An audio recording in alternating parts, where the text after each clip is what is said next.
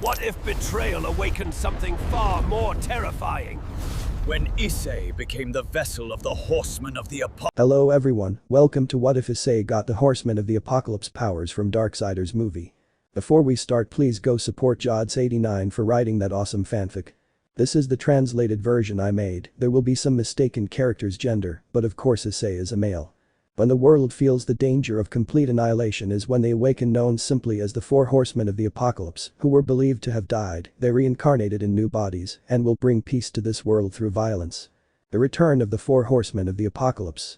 Since time immemorial there were two kingdoms that were in constant war, and those kingdoms were the celestial heaven. Who inhabited that kingdom were the celestial angels. And hell. Who inhabited that kingdom were the ancestral demons.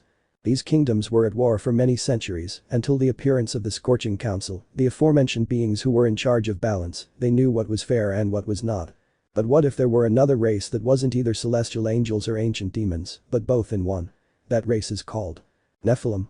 The Nephilim were a very powerful and feared race of warriors. At the same time, they killed everything that crossed their path and therefore affected the balance, but there were four of them who cared about the balance, and they were War, Death, Fight and Fury. The four of them made a decision, and that decision was to join the Scorching Council.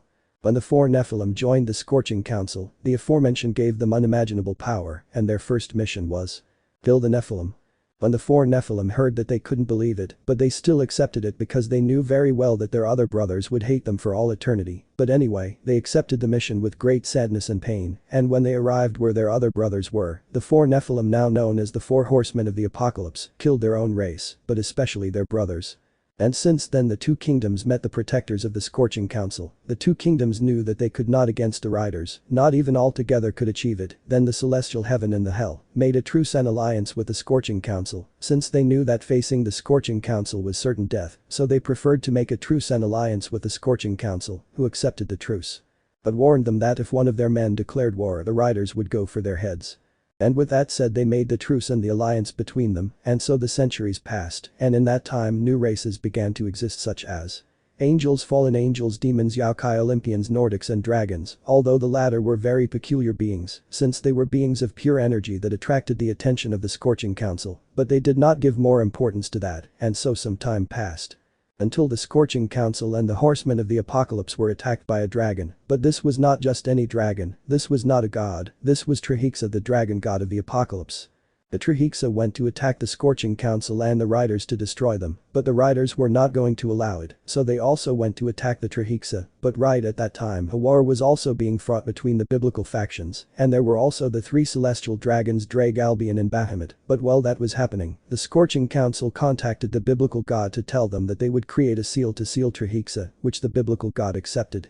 The biblical god knew about the Scorching Council and their intentions, that there be no more unnecessary wars, and that pleased him, so he accepted the help of the Scorching Council to seal the Trihexa. Well, they did that. The riders fought against the Trihexa, who was badly injured, but still continued fighting, although the riders were also badly injured, but still continued fighting with everything they had. In that battle only blows and magical attacks are heard exploding, and that the riders receive a call from the Scorching Council, who told them to hold back the Trihexa a little longer, since the seal was almost ready. With that said, the riders continued fighting until the seal is ready. A few minutes passed and the seal was ready, and that the biblical god takes the seal and flew away towards the Trihexa, but if not before the Scorching Council told him of the risk of what he was going to do. But still the biblical god went to where the riders were, and the Trihexa, when the biblical god arrived where the riders were, he told them to move away, which they did, and then the biblical god went towards the Trihexa to put the seal on him. And that the Trihexa seized the biblical god, who had the seal in his hands, and when the Trihexa was going to dodge it, it was too late. The biblical god put the seal on the Trihexa. Before the Trihexa was sealed, the aforementioned charged a powerful attack with all the power it had left, and then launched it at the biblical god, who the aforementioned received it fully, and as a consequence of the powerful attack of the Trihexa, the biblical god died. When the riders saw that, they got angry and gathered all their power to then create a powerful attack and launch it at the Trihexa to leave it much more injured than it already was. The Trihexa received the powerful attack completely and then was finally sealed. When finally sealed, the Trihexa was sealed, the riders fell to their knees from exhaustion and energy drain, but they could not rest for long, since they were surrounded by several demons and fallen angels. The riders knew they were going to die, but they would die fighting, and so the riders charged at their opponents. While that was happening, the Scorching Council knew that the horsemen would die, so they gathered all their remaining power and vitality and cast a spell on the horsemen, who were on the verge of death, since they knew that in the future they would need the help of the horsemen, and that spell was for the souls of the 4 horsemen of the apocalypse to be in new bodies. And after casting that spell on the horsemen, the Scorching Council with their last strength contacted the leaders of heaven and hell, so that when the day comes when the souls of the 4 horsemen of the apocalypse find their bearers, they would help them control their heavenly angel and ancient demon powers. The leaders accepted, since the horsemen had helped them many times in the past, and with that said, the souls of the horsemen went to wait for their new bearers who are worthy of their powers. They must have noble souls, willing to defend their own and be unbreakable with an inhuman will. They would be the new horsemen of the apocalypse. That's how the day passed. Bluch's soul went to the womb of a pregnant woman, entering the body of a brown-haired baby. Fury's soul went to the womb of another woman, entering the body of a red-haired baby. The soul of death went to the body of a black-haired baby. Then Guerra's soul entered the womb of a brown-haired woman and, entering her womb, caused the baby's hair to turn from brown to white. With the Haidu family. The woman can be seen on a hospital gurney screaming in pain as she is about to give birth. "Doctor? Come on ma'am, can you push? Push," he said desperately due to the woman's screams. "Mickey. And what do you think I'm doing, damn you?" The woman shouted with great anger and pain. "Gore, you damn bastard, I swear that when I get out of here I'll castrate you," the woman said, scaring the older brown-haired boy who was at her side. "My little baby, get out AI," as she screamed, and at that moment the doctors finally took out the child. But when they saw him they were shocked because the boy had white hair unlike his parents, very pale skin and blue eyes. Everyone remained silent looking at the child, but then the woman picks him up and hugs him without caring that she loved him, although some time later the doctors took him away to perform a test and determine why he developed that. But another thing that left everyone silent was knowing that the child had not cried at any time. But that was not the only birth, as in different parts of the city 3 other children were born who developed different characteristics than their parents. The 4 horsemen of the apocalypse are scattered across the world, bewildered by their sudden reincarnation. Time skips several years later. The boys, now 7 years old, were asleep, but in their dreams they found themselves in different places that would determine their destiny.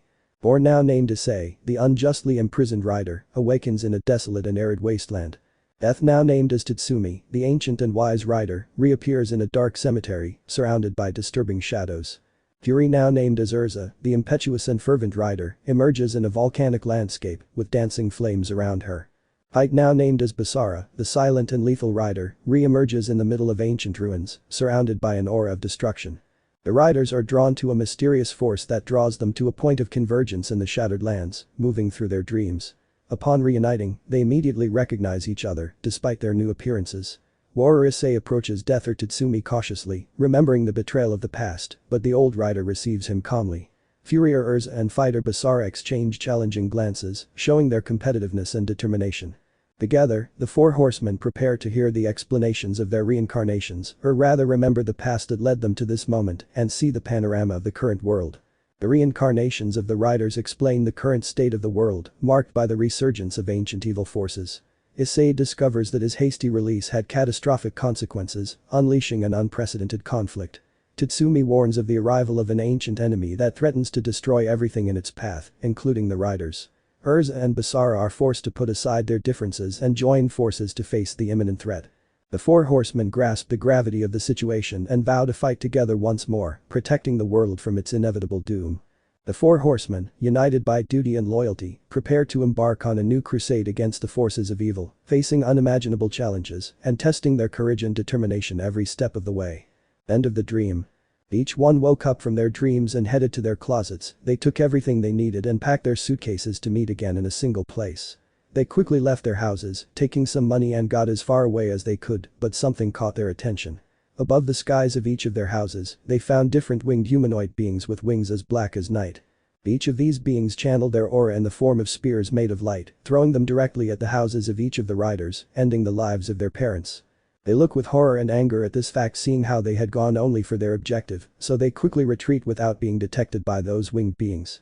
Some time later, the riders all gathered together, reuniting as brothers, and knowing the current situation, they know they must do something to bring order to this new world.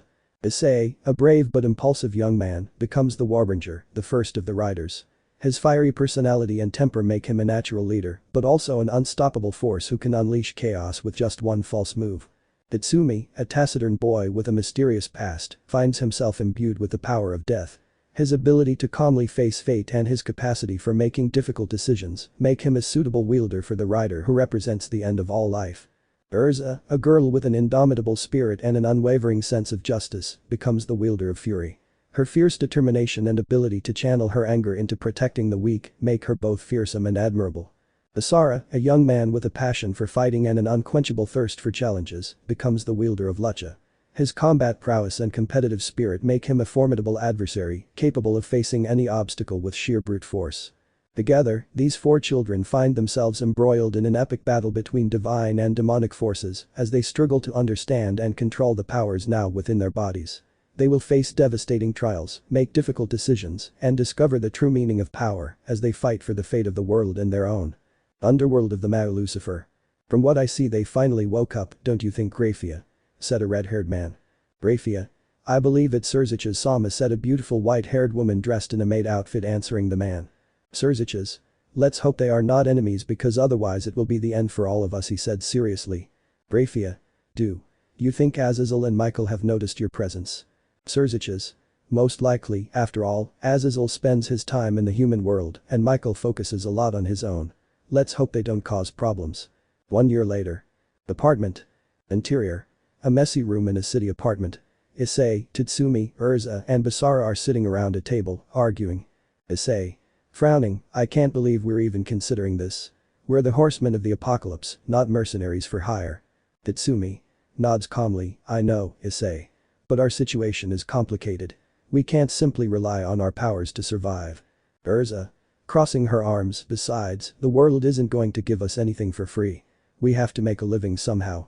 Basara. Smiling confidently, and there's no better way to do that than by making the most of our abilities. We're the riders, aren't we? Why not use our gifts to our advantage? Issei. Staggers, frustrated, but doesn't this mean we're selling our souls? Abandoning our purpose? Tatsumi. Placing a hand on Issei's shoulder, not necessarily. Accepting it doesn't mean we're giving up on our mission. We're just looking for a way to adapt to this world and survive in it. Urza. Nods determinedly, exactly. We can't let our circumstances defeat us. We have to be pragmatic. Basara. Standing up from his chair, so, are we in agreement? Are we going to become mercenaries? Issei. Takes a deep breath and nods, I guess we have no other choice, right? Tatsumi. Smiles calmly, exactly. We will adapt and overcome any challenge that comes our way, just as we always have.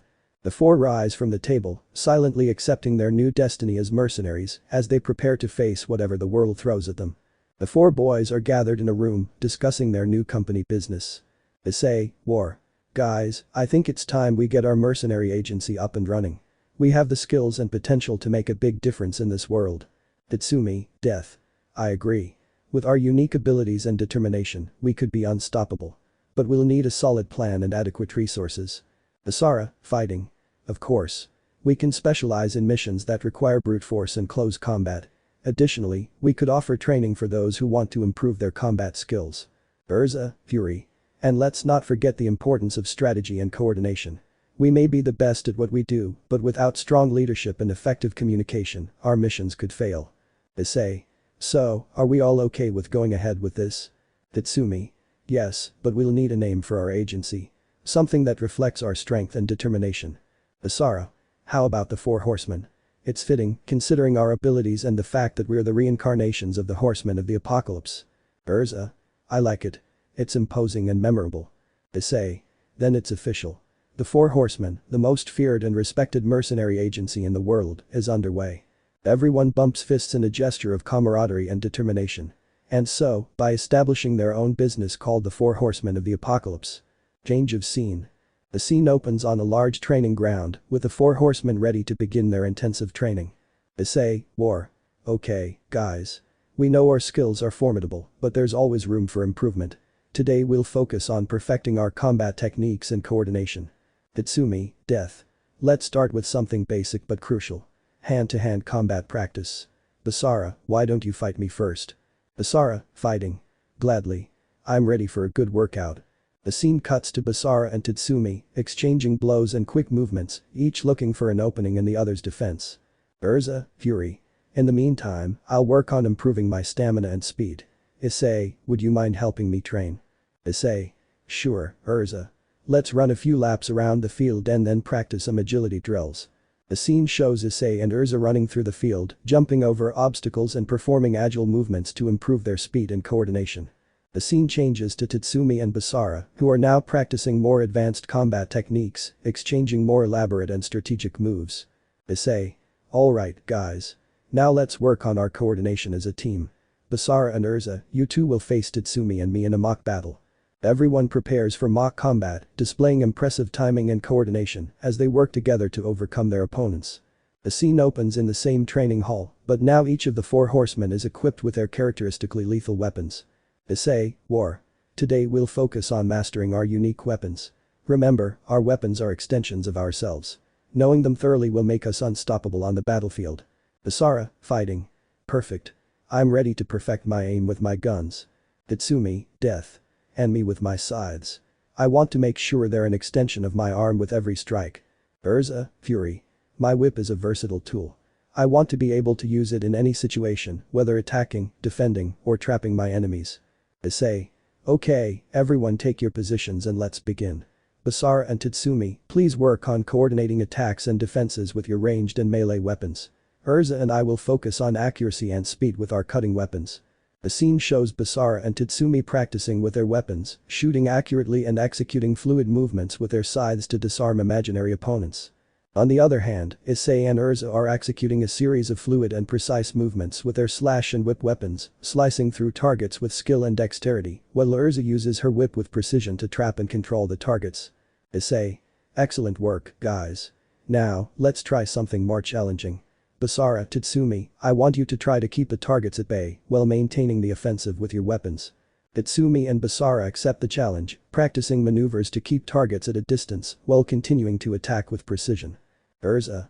And we'll try to work on our coordination as a team. Are you ready, Issei? Issei. Always, Urza. Let's demonstrate the strength and coordination of the 4 horsemen. The scene shows Issei and Urza working together, combining their skills and weapons to overcome targets with efficiency and precision. The scene ends with the 4 horsemen, sweaty but satisfied, knowing that they have significantly improved their skills and feeling more connected to their weapons, they are ready to face any challenge that comes their way on the battlefield. Rider's Day. Note. First of all, I would like to show you the appearances of each one in their human and rider forms. Basara, Fighting. Issei, War. Tatsumi, Death. Urza, Fury. Ready? Without anything else to say, let's start with the good stuff. One day in the morning. The next morning, sunlight softly filters through the half-open curtains, illuminating the room where each rider stands and retreats to the dining room to meet his brothers. Issei, Warbringer. Hey guys. Ready for another day of action? Tatsumi, Deathbringer. Always, Issei. But first, a good breakfast to get us going. Urza, Rage Wielder. Breakfast. I just hope it's not cold pizza from last night again. Basara, Fighter Bear. Hey, cold pizza has its charm too. But we could mix it up a bit today, couldn't we? The 4 horsemen laugh as they prepare breakfast and discuss their plans for the day. Issei. Okay, what's on our agenda for today? Tatsumi. I have a contract to collect some souls in the desert region. There seems to be a group of bandits causing havoc there. Urza. Interesting. I have to deal with a horde of demons in the highlands. It shouldn't take long. Basara. And I'm thinking of challenging some of the best warriors in the city. I need to stay in shape. Issei. Perfect. We'll split up and then meet back here at sunset. Let the day of the horsemen of the apocalypse begin. The 4 horsemen set off in different directions, each fulfilling their respective contracts and challenges, while maintaining harmony and camaraderie among themselves. Tatsumi. Tatsumi. Riding his trusty skeletal horse, he rides into the vast desert, the scorching sun beating down on his face. Well, it seems the bandits aren't far behind. I must find them before they cause any more trouble. After hours of searching, Tatsumi finally spots a column of smoke in the distance, indicating the presence of a bandit camp. Tatsumi. There they are. Time to do what I do best. With agility and grace, Tatsumi glides through the sand dunes, stealthily approaching the camp. He uses his stealth skills to avoid detection while he observes the situation and plans his attack. Tatsumi. To himself, I should make this quick and clean. I don't want any more bloodshed than necessary. Tatsumi lunges at the bandits with his scythe, moving with lethal speed and precision. He uses his magic to stun the enemies and capture their souls before they have a chance to react. Bandit. It's death. Run. Tatsumi continues to pursue the bandits as they attempt to escape, ensuring that none of them can cause trouble in the region again. Once his contract is fulfilled, Tatsumi collects the bandit souls and stores them in his pouch, ready to hand them out as proof of his success. Tatsumi. Mission accomplished. Now, back to the rendezvous point with the others. Tatsumi retreats from the burning camp, riding his skeletal horse as it disappears into the horizon of the burning desert. But Basara.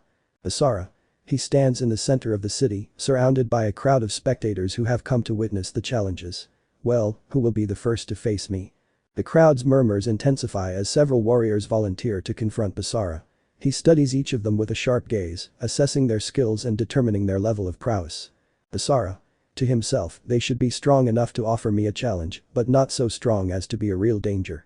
Basara selects his first opponent, a muscular warrior with a defiant expression on his face. Without hesitation, the two prepare for combat, taking up fighting stances, while the crowd cheers enthusiastically. Basara. To his opponent, let the fight begin. The sound of blows echoes through the air as Basara and his opponent clash fiercely, trading blows and swift movements. Basara displays a combination of technical skill and brute strength, outmaneuvering his opponent with cunning and determination. Crowd. Basara. After an intense battle, Basara emerges victorious, with sweat pouring down his forehead but a smile on his face. He earns the respect of the crowd and his opponents alike, proving once again why he is known as the rider of struggle. Basara. To the crowd, thanks for the challenge. Who else wants to take me on? The crowd erupts in applause and cheers as Basara prepares for his next challenge, eager to test his skills once more. But Urza. Standing atop a hill, she looks at the horizon where a dark cloud of smoke rises, indicating the presence of the demon horde. Well, looks like I'll get a good workout today. With her whip in hand and her armor gleaming, Urza descends the hill into the valley where the demons gather. Her expression is serene but determined, ready to unleash her fury on any threat that stands in her way. Urza. To herself, I must remain calm. Anger is useless if it's not controlled. Urza advances toward the demon horde with a firm stride, her whip gleaming in the sunlight. The demons roar and lunge at her ferociously, but Urza responds with swift, precise movements, whipping through their ranks with flawless dexterity. Urza. Come, demons. I am the fury that will cleanse this land. The battle is fierce and chaotic, with Urza fighting against an endless tide of enemies. Her determination and skill do not waver as she faces each challenge with bravery and determination. Demon. That woman is unstoppable. Retreat. Finally, after hours of fighting, Urza emerges victorious from the remnants of the demon horde. She is covered in sweat and dust, but her spirit is intact, fueled by the fury burning within her. Urza. To the defeated demons, let this be a reminder to those who dare to defy the fury. Now return to the hell from which you came. Urza retreats from the battlefield, her heart filled with satisfaction at having fulfilled her duty as protector of the highlands. But she knows that the next time fury comes knocking at her door, she'll be ready to answer.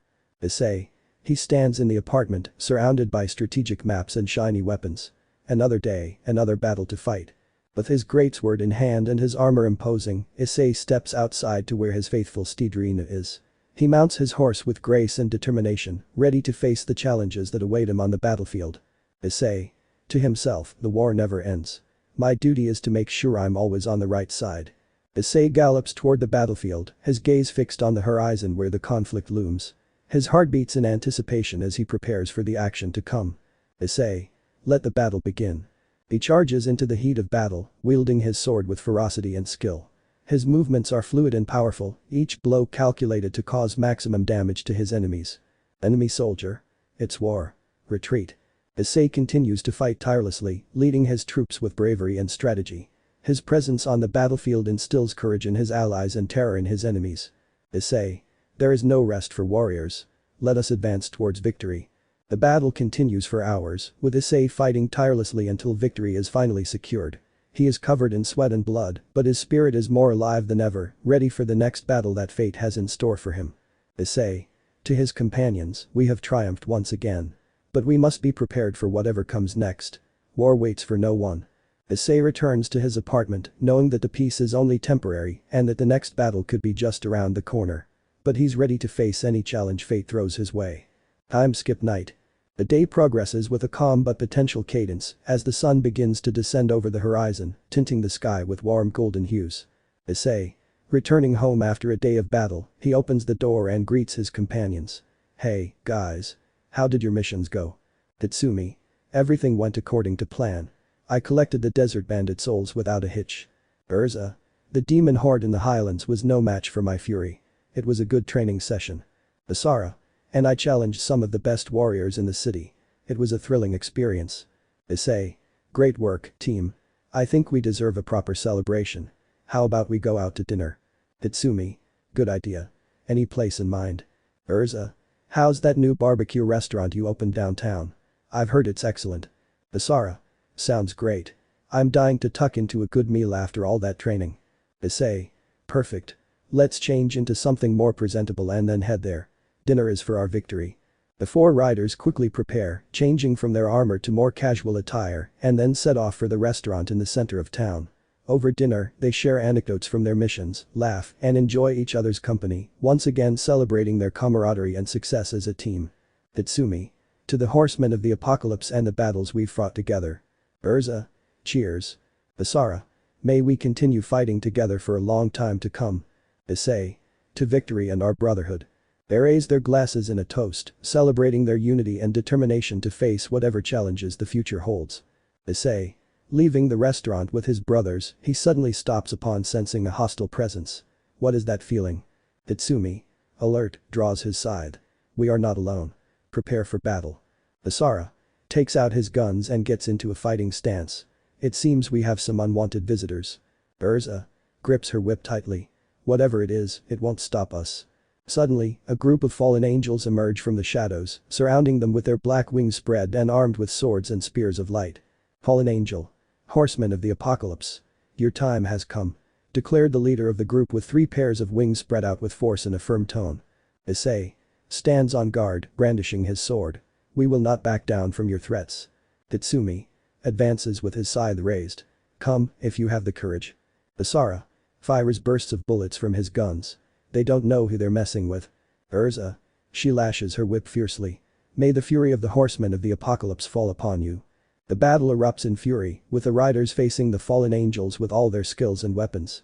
Issei slashes through his enemies with his sword, Hitsumi tears through the ranks with his scythe, Basara shoots accurately with his pistols, and Urza lashes out at the angels with her whip, sending them flying. Fallen angel. Damned mortals. You'll regret having faced us. The leader declared furiously.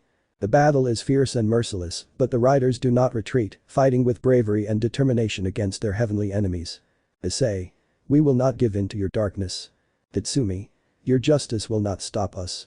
Basara. We are the horsemen of the apocalypse, and we fear no being, be it heavenly or hellish. Urza. Let all who stand in our way fall. After a long and hard battle, the riders emerge victorious, with the fallen angels defeated and scattered. Issei. Breathing heavily, looks at his brothers. Everyone okay? Hitsumi. Nodding with a smile. Everyone rise. That was good training. Basara. Putting away his weapons. These fallen angels didn't know what they were getting into. Urza. Wiping the dust off her whip. We've proven once again that together we are unstoppable. The 4 horsemen shake hands in a gesture of camaraderie, but what they didn't know was that a fallen angel managed to survive. The wounded fallen angel staggers through the shadows, his body aching but his spirit intact. Finally, he reaches a safe place where he can communicate with his leader. Fallen angel. Kneeling before his boss, he reports with a trembling voice. My lord Kakabiel-sama, the horsemen of the apocalypse have defeated our forces.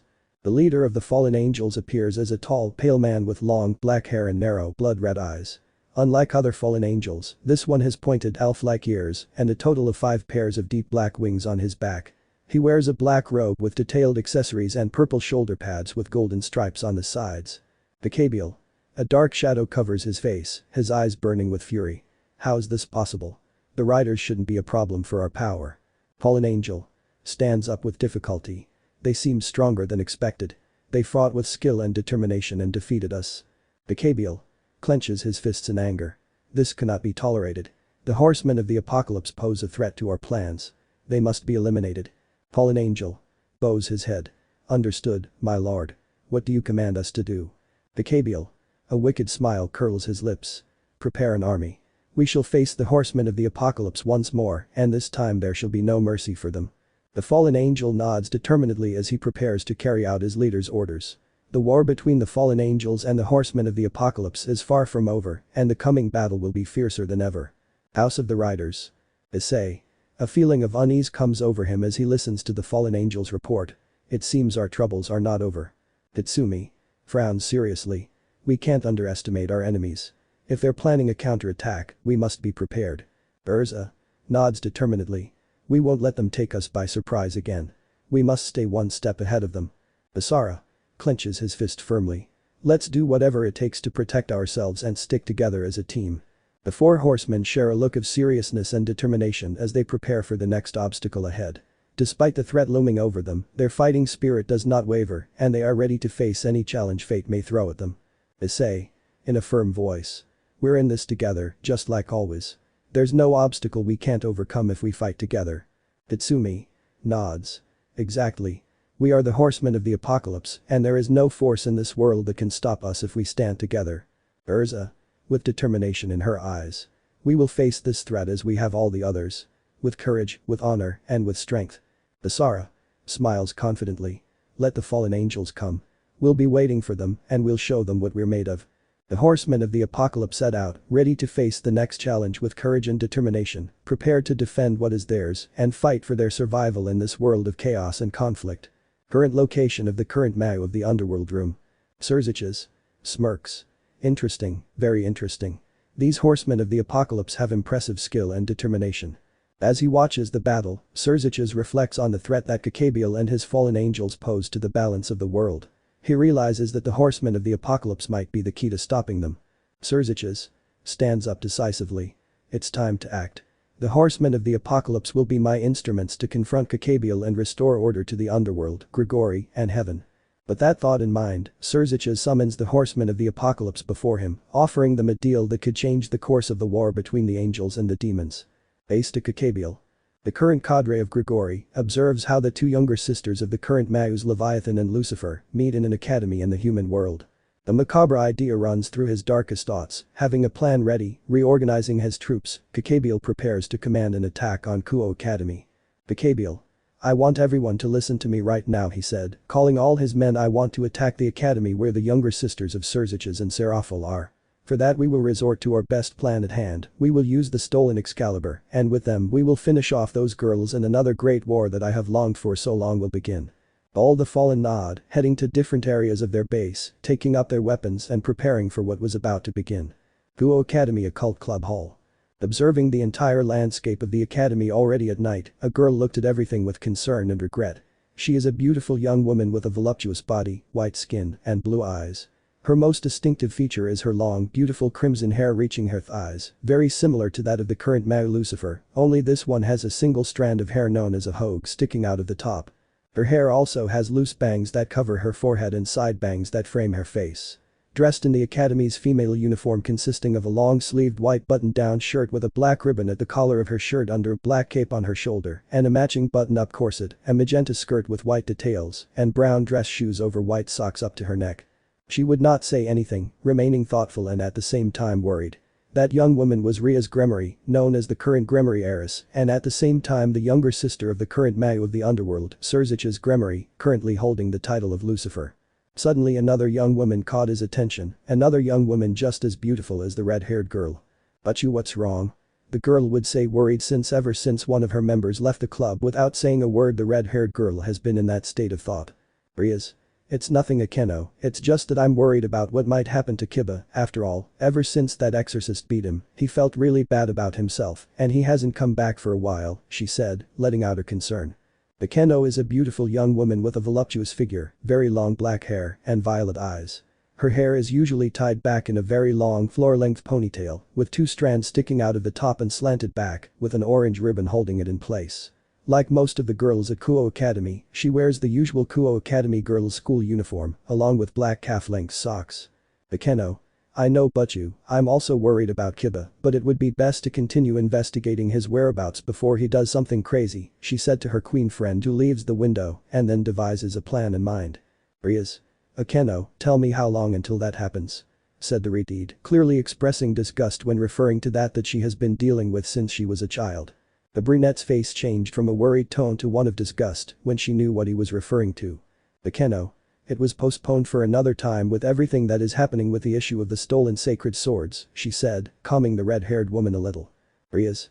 That's good news for me, but now first things first, we must help Kiba contact Kaneko, and I will tell her to track his location. Akeno. Okay, she said, leaving the room, leaving the red-haired girl thoughtful. Riders vs Kakabiel. Kuo Academy night location. Rias Gremory, the leader of the Occult Research Club, was in the Academy's operations room with Akeno, Kiba, and Asia. The tension in the air was palpable as they discussed how to prepare for Kakabiel's impending attack. They knew Kakabiel wasn't interested in the students, but rather in the Academy itself and what it stood for. Therefore, their primary goal was to protect the Academy grounds and buildings, as well as any important information or artifacts that might be within them. Rias had meticulously organized the Academy's defense. They reviewed the building plans, identifying possible entry and defense points. They placed magical barriers around the perimeter to protect against any intrusion. Akeno and Kiba were assigned to patrol the grounds, ensuring there were no weak points in the defenses. They were prepared to confront any invaders who tried to enter the Academy. Asia, with her ability to detect evil energies, was tasked with monitoring any suspicious activity in the surrounding area. She was ready to alert the group of any imminent threats. Meanwhile, Rias prepared to confront Kakabiel directly if necessary. She knew it was her responsibility to protect the Academy and everything it stood for. She armed herself with determination and leadership, ready to defend her home against any enemy. With everything in place, the Occult Research Club was ready to face Kakabiel's attack and protect the Academy itself. They knew the battle would be difficult, but they were united in their determination to preserve what they valued most. Their home, their school, and their legacy. At that moment, the entire Academy was enveloped in a dome of energy, causing the Academy to be moved to another location, while the sky turned a purple hue. Rias. Everyone, prepare yourselves. Kakabiel is attacking the Academy. We don't know why, but we must protect the Academy at all costs. Akeno. This is unexpected. What could Kakabiel be looking for at the Academy? Kiba. I don't know, but we have to stop him before he causes harm to our school. Asia. We have to make sure the Academy is safe. The Occult Research Club members gather in Ria's operating room. Rias. Looking at the Academy map on the screen, it seems Kakabiel is attacking from multiple fronts. Akeno, Kiba, you lead the first line of defense in the east and west. Kiba. Understood, Rias-senpai. Akeno. Come on, Kiba. Rias turns to Asia. Rias. Asia, I need you to reinforce the defenses around the main building. Make sure no evil creatures get in. Asia. Yes, Rias-senpai. I'll do my best to protect the Academy. The battle begins as the Occult Research Club members fight against Kakabiel's servants. Akeno. These Kakabiel servants are persistent. Kiba. Let's hold our ground. We can't let them reach the main building. Elsewhere, Asia is reinforcing the defenses around the main building. Asia. Please don't let them in. I must protect the Academy at all costs. The battle continues fiercely as the Occult Research Club members fight Kakabiel's servants on multiple fronts. Rias. Hold the line, guys. We can't let Kakabiel destroy our Academy. Akeno. We will not back down. Kiba. Follow me. Finally, after an intense battle, the Occult Research Club members managed to repel Kakabiel's servants. Rias. It seems we've succeeded. But we still don't know why Kakabiel attacked the Academy. Kiba. Maybe he's looking for something specific within the Academy. Asia. I hope it doesn't attack again. We must be prepared for any eventuality. The group gathers in the operations room, exhausted but relieved that they successfully protected the Academy. But from the heavens descends the fallen angel and cadre Kakabiel, who is accompanied by Fred the crazy exorcist and Balbin the bastard priest and creator of the Holy Sword Project. Kakabiel. Well. I see my servants have caused quite a stir here. But allow me to explain why I've come. Rias. Why are you attacking our Academy, Kakabiel? Kakabiel. Oh, Rias Gremory, it's not the Academy I seek, but what it represents. I'm here to deliver a message to your dear brother, the Demon King Serziches. Akeno. What are you up to, Kakabiel? Kakabiel. I simply want to remind Serziches that the peace we've enjoyed for so long is fragile. I'm sure he'll appreciate my gesture, don't you think? Rias. I won't allow you to use our Academy as a pawn in your games, Kakabiel. Kakabiel. Oh, Rias, always so brave. But remember, my intentions aren't against you or your friends. I just want to cause a little chaos to see how Serziches reacts. Kiba. What do you intend to achieve with this? Kakabiel. Isn't it obvious? I want to see a new war in the demon world, and I think a small trigger like this could be just what's needed to start it. Asia. We won't let that happen. Rias. Kakabiel, we'll stop you before you can cause any more trouble. Our Academy and our world won't be your pawns. Kakabiel smiles maliciously as he prepares for battle. Kakabiel. Alright then, let the fun begin. The battle rages fiercely as the members of the Occult Research Club face off against Kakabiel and his powerful servants. Despite the difficulties, the team displays great determination and courage in fighting the enemy. Rias. We can't let Kakabiel win. Let's stand firm. The battle continues for hours, with the Occult Research Club fighting valiantly against Kakabiel and his forces. The battle reaches its climax as Kakabiel and his forces appear to be gaining ground against the Occult Research Club. Suddenly, a familiar figure appears on the battlefield. Zenobia. Never fear, friends. Zenobia has arrived to aid in the fight. The blue-haired woman declared, removing her cloak and then taking a sacred sword sheathed on her back. Rias. Zenobia. What a great time for you to arrive.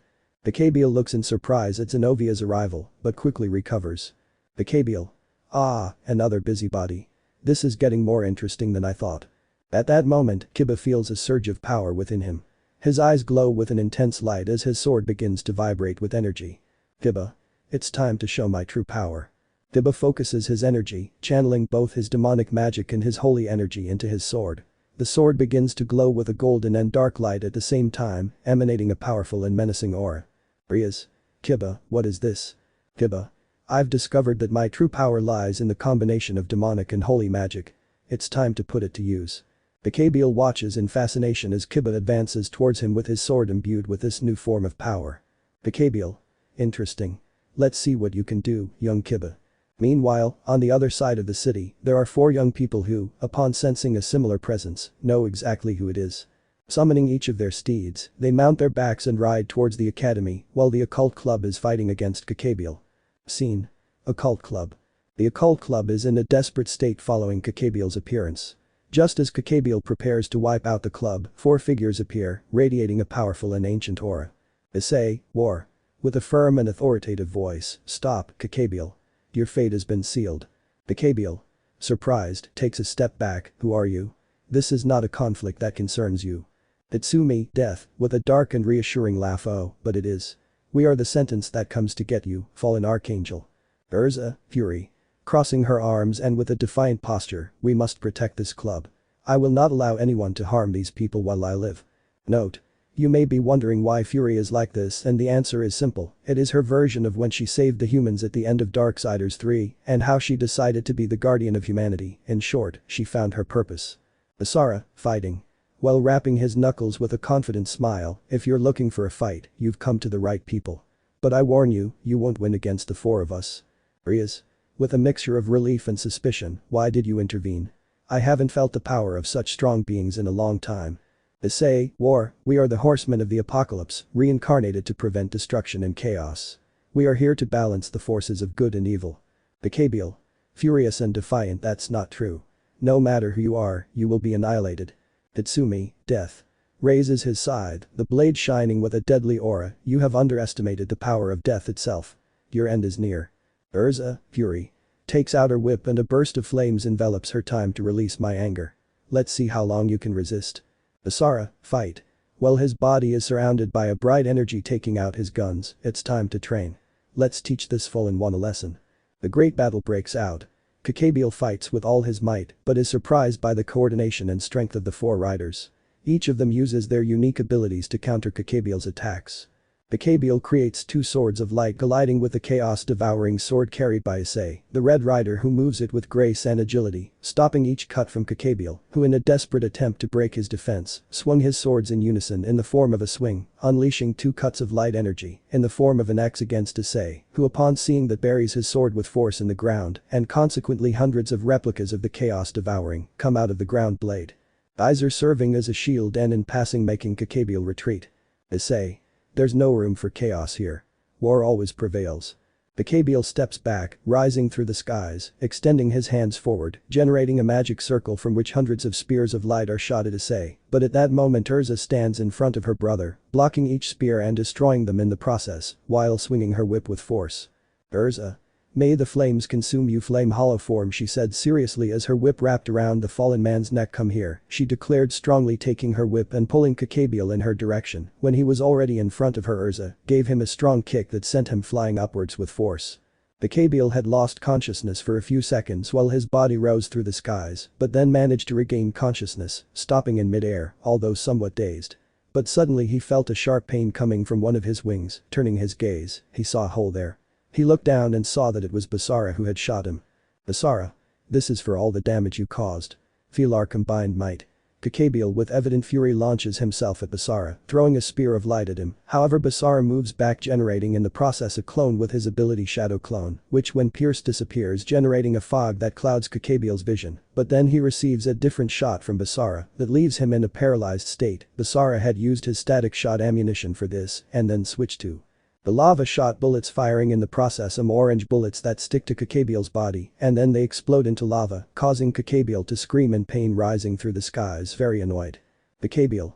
I'm tired, he said, seriously accumulating all his power, generating an immense spear of light with this attack. I will send all of you straight to hell, he declared, letting out all his madness, preparing to throw it, but Tatsumi. Your soul will be my reward, declared the black-haired man with a cold tone, while Kakabiel felt a huge chill at such words.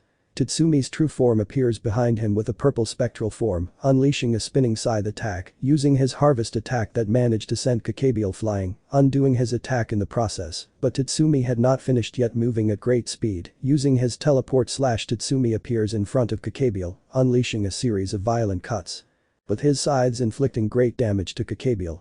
And finally Tatsumi activates his ability Unstoppable, unleashing his true supernatural strength, and with an agile movement, he cuts through space, creating an opening for a final attack, ending with a last movement that pierces Kakabiel's chest with his scythe. The fallen angel spits out an immense amount of blood before Tatsumi sends him to the ground where Issei is waiting, raising his sword ready to cut him in half. But in that crash, the barrier covering the academy broke into thousands of pieces like broken glass and then revealed the cause of it all, a figure wrapped in white armor with multiple gems spread throughout the armor, along with two powerful blue energy wings. Their wings look like those of a dirty crow, said the person inside the armor, while with incredible speed, he tore off two more of Kakabiel's wings. Azazel's are much darker like the eternal night. Kakabiel, how or why are you here, vanishing dragon? He said with difficulty.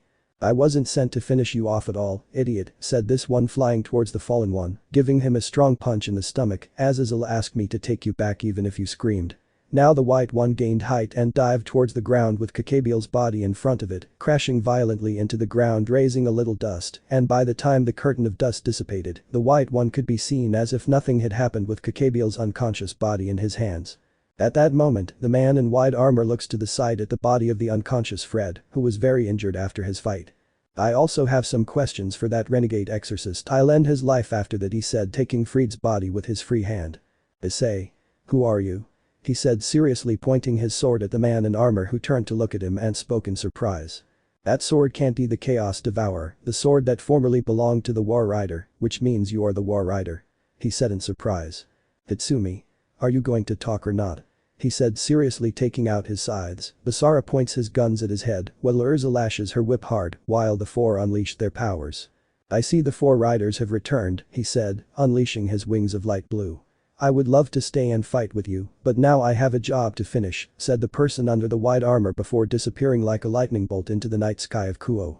The four riders, seeing that there was no more danger, put away their weapons and prepared to leave, but were approached by a figure unknown to them who emerged from a magic circle. Surziches.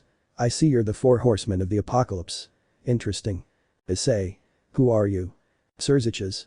I am Surziches Gremory, Ria's older brother and the current Mao Lucifer of the underworld. The red-haired man said with a smile as he was accompanied by several soldiers and his queen Grafiya. Tatsumi. Surziches Gremory. What do you want from us? Surziches. I've been observing the situation in the city and I'm surprised to see the four horsemen of the apocalypse involved in this conflict. I have a proposition to make to them. Basara. What kind of proposal? Surziches. I propose an alliance. I know you may be valuable in the future and I have information that may be of interest to you. Urza. What are you talking about? Surziches. All will be revealed in due time. But for now, I ask that you consider my offer. We can meet somewhere safe to discuss the details. The four horsemen of the apocalypse exchange glances with each other, contemplating Surziches' proposal. Issei. Very well, Surziches Gremory. We accept your offer. Take us to that safe place and we will talk. With that, the four horsemen of the apocalypse follow Surziches to safety as the city sinks into calm after the battle. Current location of the Mao Lucifer room.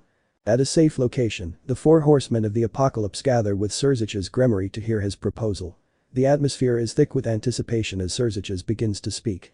Surziches. Welcome, four horsemen of the apocalypse. As I mentioned before, I have a proposition for you. But first, let me explain the current situation. The four horsemen of the apocalypse listen intently as Serziches tells them about his sister Ria's arranged marriage and how he wants them to break off their engagement by defeating him in battle. They exchange looks of surprise and confusion at this revelation. Issei. A battle to break a marriage engagement. Hitsumi. That sounds like something out of an epic story. Asara. But why do you need our help for this? Urza. And more importantly, why should we help with something like this? Serziches. I understand your questions and doubts. But Rias is in a difficult situation and she needs your help. However, there is one condition. To participate in this battle, you must become a student of Kuo Academy. Urza frowns at this condition. Urza. Students of a human academy? I don't like the idea of spending time with weak humans. I was made to fight on battlefields, not to sit around listening to wise old men while time passes so slowly. Serziches. I understand, Urza. But Kuo Academy is where the battle will take place and you need to be there to participate. Besides, I can offer you compensation for your time and effort. The four horsemen of the apocalypse look at each other, considering Serziches' offer. Issei. What kind of compensation are you offering? Serziches. A generous amount of money, enough to ensure their comfort and safety while at the academy. Hitsumi. That sounds tempting. Asara. We could use that money to fund our own goals. Urza thinks for a moment before nodding decisively. Urza. Very well, we accept your offer, Serziches Gremory. We will become students of Kuo Academy and participate in the battle to break Ria's engagement. Serziches. Excellent decision. I assure you, you won't regret it. Now, let's settle the details of your admission to the academy and your battle training. With that, the four horsemen of the apocalypse and Serziches begin planning their next action, with the promise of a tempting reward and the determination to help Rias in her plight. What adventures await them at Kuo's school? Will they spend all the money on stupid things? Will that idiot Serziches still be a stalker to his sister? Normal life and hidden talents. A week later, the four horsemen of the apocalypse find themselves in a luxurious mansion, courtesy of a generous payment from Serziches Gremory. The mansion is impressive, with expansive gardens, a shimmering pool, and imposing architecture that reflects the wealth and power of its new inhabitants. Inside the mansion, the rooms are elegantly decorated, with luxurious furnishings and modern amenities. Issei.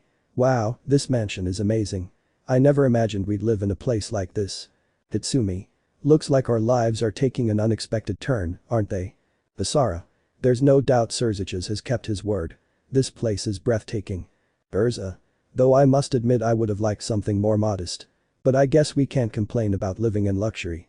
Despite the luxury surrounding them, the four horsemen of the apocalypse remain focused on their mission.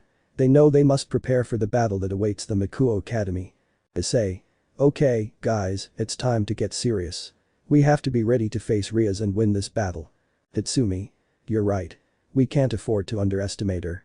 Asara. Also, we need to get used to our new identities as students of Kuo Academy. Urza. Very well, then. Let's start preparing. We have a week before the battle begins and we must make the most of every day.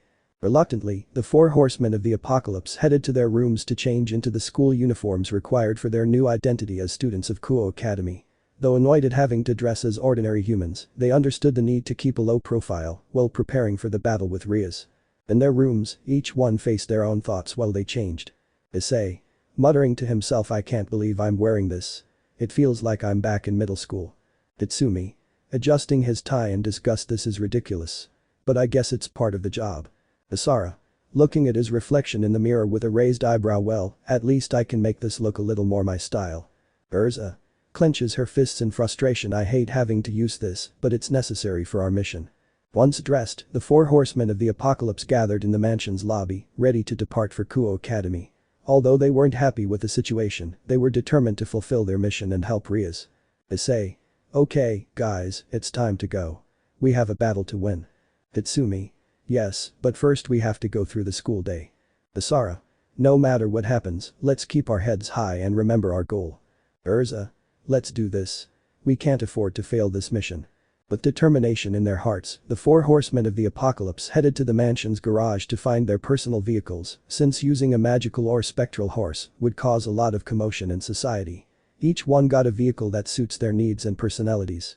Hitsumi approached his vehicle, a ferocious Harley Davidson. The man is into classic looks, and let's face it, he adds an even more badass touch to the whole Grim Reaper thing, if that were possible, but in a classy and hexy way. Basara approached his motorcycle, although unlike his brother, he prefers sporty flashy two-wheelers. Above all, he prefers machines that roar like hell and run at lightning speeds. A Yamaha Ninja suits him perfectly, allowing him to perform incredible maneuvers. Urza's vehicle can be described as hexy and powerful. Those are the words that best describe both her and her mode of transportation. She prefers four wheels and, above all, snapping the necks of everyone who passes her by. She's not one to shy away from sophistication, which is why she has a BMW i8 and it matches her hair. She's always proud to boast about two things: her fabulous sports car and her strength. Finally, Issei came up with his own, the toughest and most powerful machine on the market. The most robust and adaptable to any possible situation. A Scarlet Jeep Wrangler JL Rubicon with large all-terrain wheels, plus the ability to play his music for the moment and always arrive in style. Each one mounted their vehicles and left the mansion they now call home, which by the way is located on the outskirts of the city. Each one used their void portals to open portals, reaching different remote areas of the city so as not to attract anyone's attention and cause a stir, deciding to follow their destiny of reaching the city, although unfortunately for them, they were the center of attention and everything. Kuo Academy. The four horsemen of the apocalypse arrived at Kuo Academy in their customized vehicles, each a masterpiece of engineering and design. As they pulled up in front of the main entrance, passing students stopped to admire the vehicles and their striking occupants.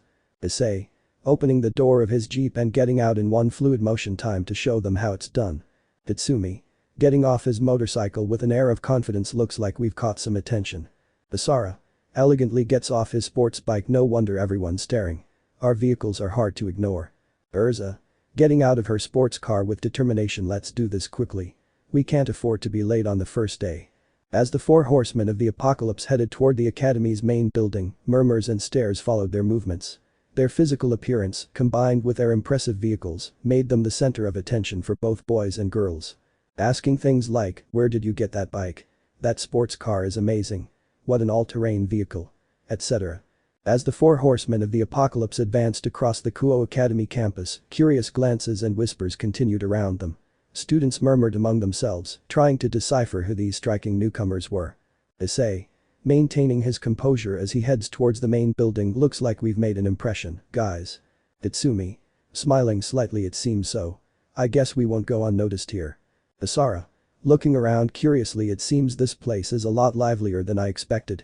Urza. With determination in her gaze. It doesn't matter. We're here for a reason and we won't let anything distract us. As they approached the main building, they were approached by a group of curious students who approached excitedly. Student 1. Hey, guys. Are you new here? Issei. Yes, that's right. We just arrived. Student 2. Those vehicles are amazing. Are they yours? Tatsumi. Yes, they are. They're part of our personal collection. Student 3. What are you doing here? Are you some kind of celebrity? Basara. Something like that. We have important matters to attend to here at the academy. Scene. The four young men, trying to remain inconspicuous, approach the academy staff for guidance. They enter a hallway where they find Sona Citri, an authoritarian and respected figure among the students. Issei.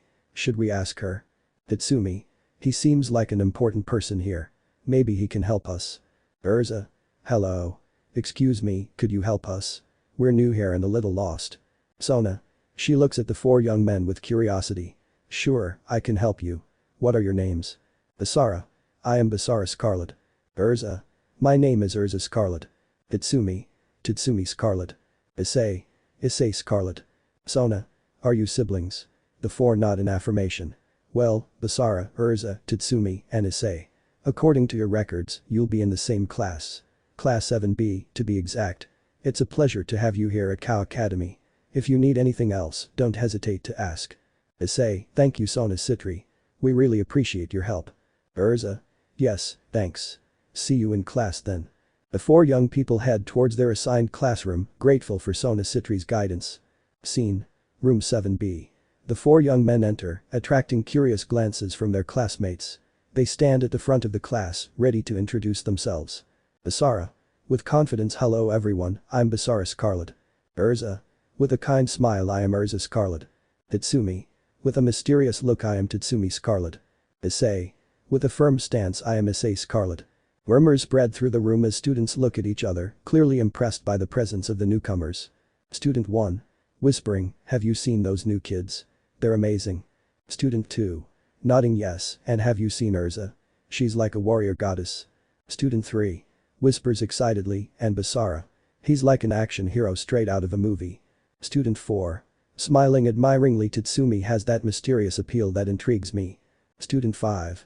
Whispers to her friends, girls, look at Issei. He's so handsome and has such a commanding presence. Urza, being the center of attention with her beauty and charisma, receives admiring glances from the boys, while Basara, Tatsumi and Issei also capture the attention of the girls with their imposing and attractive presence. Basara. Noticing the commotion, it seems we've made quite the impression. Urza. Yes, but we can't let that distract us from our purpose here. Tatsumi. We have to stay focused on our studies and our goal of adapting to this academy. Issei. I agree.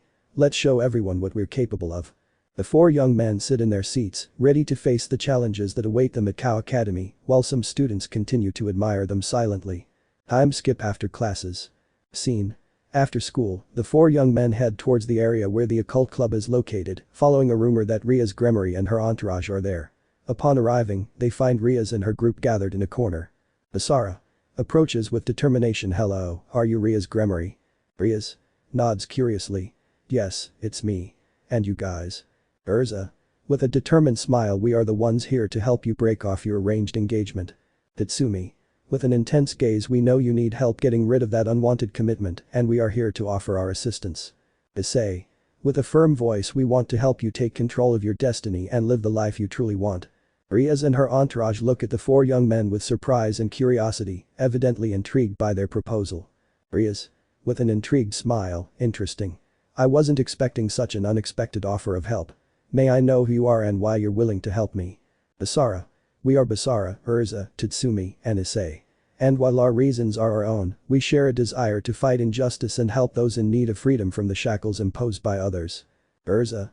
Also, we've been hired by someone very close to you to make sure you achieve the freedom you so deserve. Tatsumi. The four of us are strong and willing to fight for what we believe is right. If you choose to accept our help, we promise to do everything in our power to help you achieve your freedom. Issei. The decision is yours, Rias. But if you allow us, we promise we won't let you down. Rias Gremory ponders for a moment, evaluating the four young men and their proposal. Rias. Finally, with determination. Very well. I accept your help. But we must be careful and plan carefully. This won't be an easy challenge to overcome, but I'm ready to face it with you by my side. The four young men nod determinedly, prepared to face whatever it takes to help Rias free herself from her unwanted engagement and reclaim her freedom. Time skip break with Tatsumi and Basara. Scene. During a break, Tatsumi and Basara walk bored through the halls of the academy, looking for something to do to pass the time. Tatsumi. Sighs. What do we do now, Basara? I'm bored of wandering around here aimlessly. Basara. Nod same here, Tatsumi. Seems like there's not much to do right now. Tatsumi and Basara continue walking until they reach the music club. Upon entering, they find an acoustic guitar placed in a corner of the room. Tatsumi. Look, Basara, a guitar. Can you play? Basara. A little. I'm no expert, but I can hold my own. Tatsumi approaches the guitar and begins to skillfully play in the fingerstyle style, producing a smooth and captivating melody that fills the room with its music. Basara. Impressed. Wow, Tatsumi. I didn't know you had that talent. Sounds amazing. Tatsumi smiles modestly as he continues to play the guitar. Suddenly, Basara feels the urge to join in the music. He approaches the microphone available in the room and begins to sing, leaving everyone present amazed by his powerful and expressive voice. Basara. Singing with passion. Hey, in this world of shadows and light, K. Hey, we seek the truth without ceasing. K. Hey, through pain and struggle, K. Hey, we will find our way. K. The other students in the music club stop to listen, captivated by Basara's performance. As the song ends, the room erupts in applause and cheers. Student 1. Wow, Basara. That was an amazing performance. Student 2. You have an amazing voice. You should consider pursuing music. Tatsumi smiles, proud of his brother, while Basara shyly thanks the praise. Tatsumi. Smiling, that was great, Basara. I didn't know you had that hidden talent. Basara. Smile. Thanks Tatsumi. And thanks everyone for listening.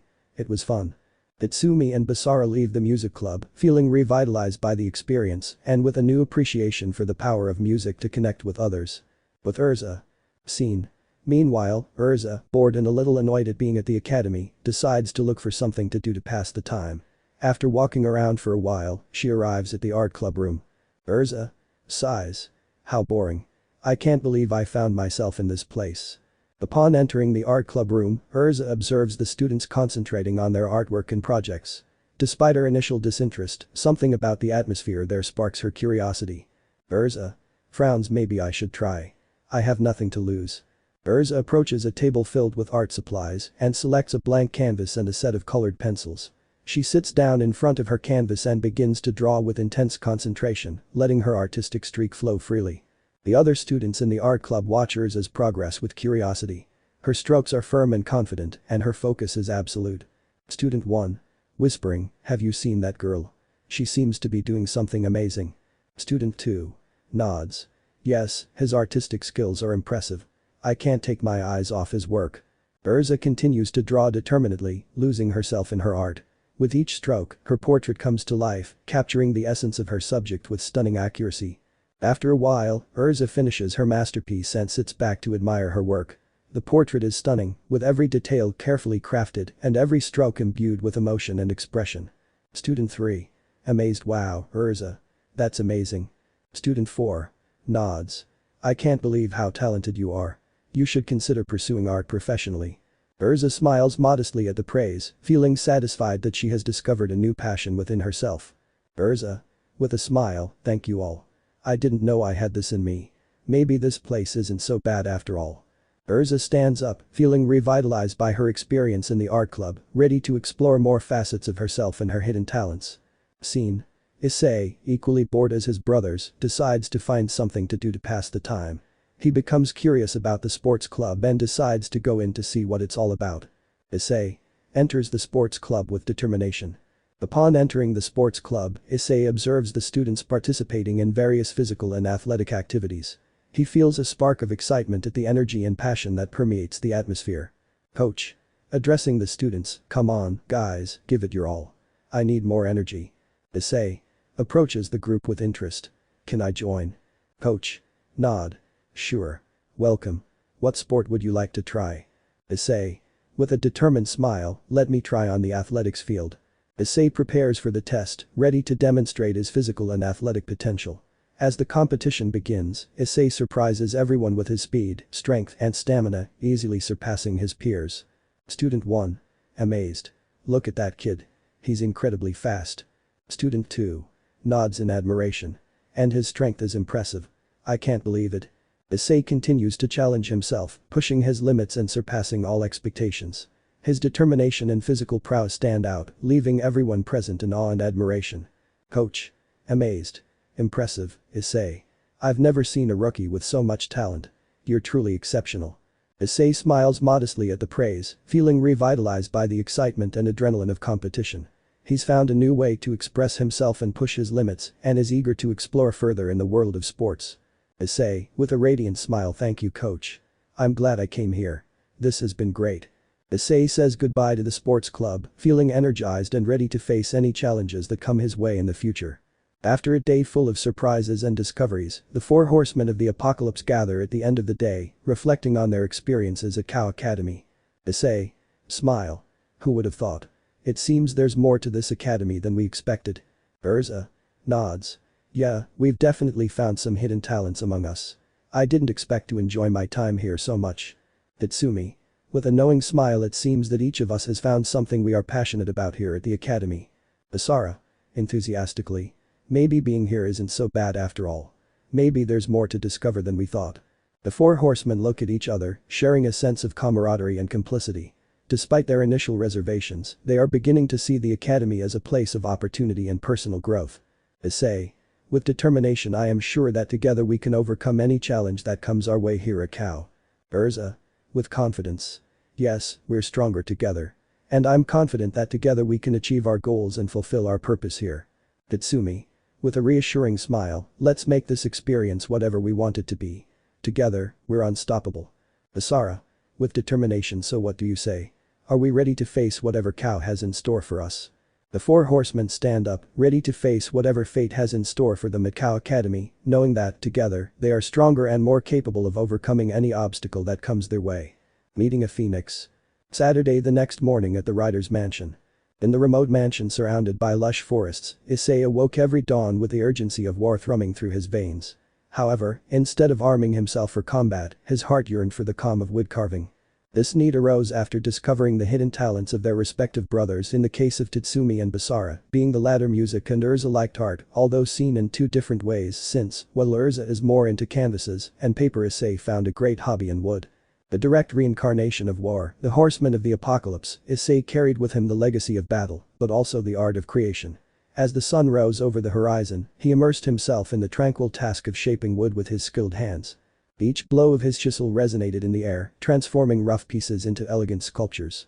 In his works, he captured the duality of his being. The relentless strength of a warrior and the delicacy of an artist. The few people who knew of his talent marveled at how this young man, passionate about woodcarving, transformed simple logs into masterpieces, each one telling a unique story. Issei found in his hobby a way to channel his energy, to find balance between the fury of his being and the serenity of his soul. Thus, day after day, Issei honored both Guerra's memory and his own spirit, carving his path through life with the same determination with which his ancestors had ridden into battle. Finally, after working for a few hours, the now white-haired man proudly observes his finished work using a very rare red wood. Issei had in mind to create something for each of his brothers. With dedication and meticulous care, Issei sculpted a series of statues honoring his blood and destiny brothers. For Tatsumi, the personification of death, Issei carved an imposing yet serene figure, with an expression that reflected the solemnity and inevitability of the passage of time. Every detail of the statue captured the essence of his brother, from the flowing cape to the intertwined symbols of life and death. For Urza, the embodiment of fury, Issei created a spirited and powerful sculpture, with angular lines and a defiant stance. The statue seemed ready for battle, its muscles tense and its eyes burning with determination, reflecting the passion and fire that burned within his sister's heart.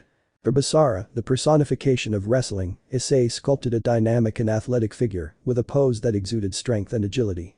Every muscle was carefully delineated, and the statue's face radiated an indomitable spirit, recalling his brother's perseverance and courage in the constant pursuit of victory. With each statue, Issei not only celebrated the existence of his brothers and having them by his side, but he also paid tribute to the complexity of his own lineage and the connection they shared. No matter their bodies or how much time passed, they would always be together. Moments later. With his work done, the young man sat down to rest, but then felt like something to drink, so he went to a machine and made himself a cup of coffee. Each of the brothers, in addition to their unique talents and skills, had a particular taste for coffee, reflecting their personality and lifestyle.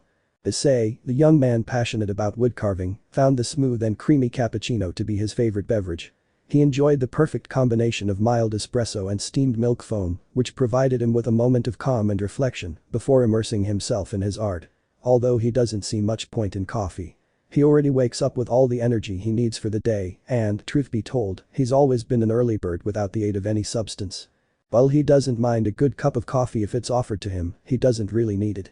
He's not very fussy and drinks whatever is offered to him. Secretly, he loves hot chocolate the most. Sometimes, he personally prefers cappuccino, believing it to be elegant and with a pleasant flavor and texture.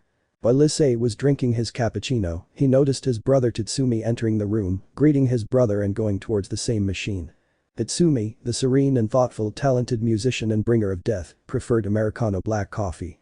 For him, nothing surpassed the simplicity and intensity of a good black coffee, without embellishments or distractions, which gave him the energy necessary to face the day's challenges with determination and serenity. Definitely a black Americano, strong, without anything else, and hotter than the bowels of hell. He loves the smell of coffee and believes that sweetener only takes away from the original flavor, which is as it should be. He's never been a fan of sweet things, but adding sugar to coffee, for him, is something of a sacrilege. The original flavor is fine as is. It doesn't need anything else. Issei and Tatsumi started talking about unimportant topics while enjoying the coffee until the door was opened, revealing Urza, who went to the machine. Urza, the furious and energetic embodiment of fury, possessing a strong artistic streak, found her drive in the intense and concentrated espresso. For her, there was no time to waste, and espresso provided her with the instant energy boost she needed to face every challenge with passion and determination, without hesitation or delay. Urza doesn't mess around. Coffee has its purpose, and that's why she drinks it. Not for pleasure or hobby, but for the desired effect. That's why she prefers espresso. A small but strong cup that can be downed in a single sip and then on to the task. Urza doesn't waste time in the mornings. With the coffee in her hands, Urza drank it all in one go and left the kitchen ready for a mission, leaving her brothers alone who were still talking. Until the last of them arrived, Basara, the fearless warrior with a passion for battle and a beautiful voice and singing talent, had a fondness for Irish coffee. He liked to combine the strength of black coffee with the smoothness of Irish whiskey and the sweetness of whipped cream, creating a drink that reflected his bold and adventurous spirit. Basara is a huge fan of Irish coffee. He likes to combine coffee and whiskey, and he likes to top it with lots and lots of whipped cream. Unlike Tatsumi, he's a big fan of sweets. The added alcohol just gives it a unique touch.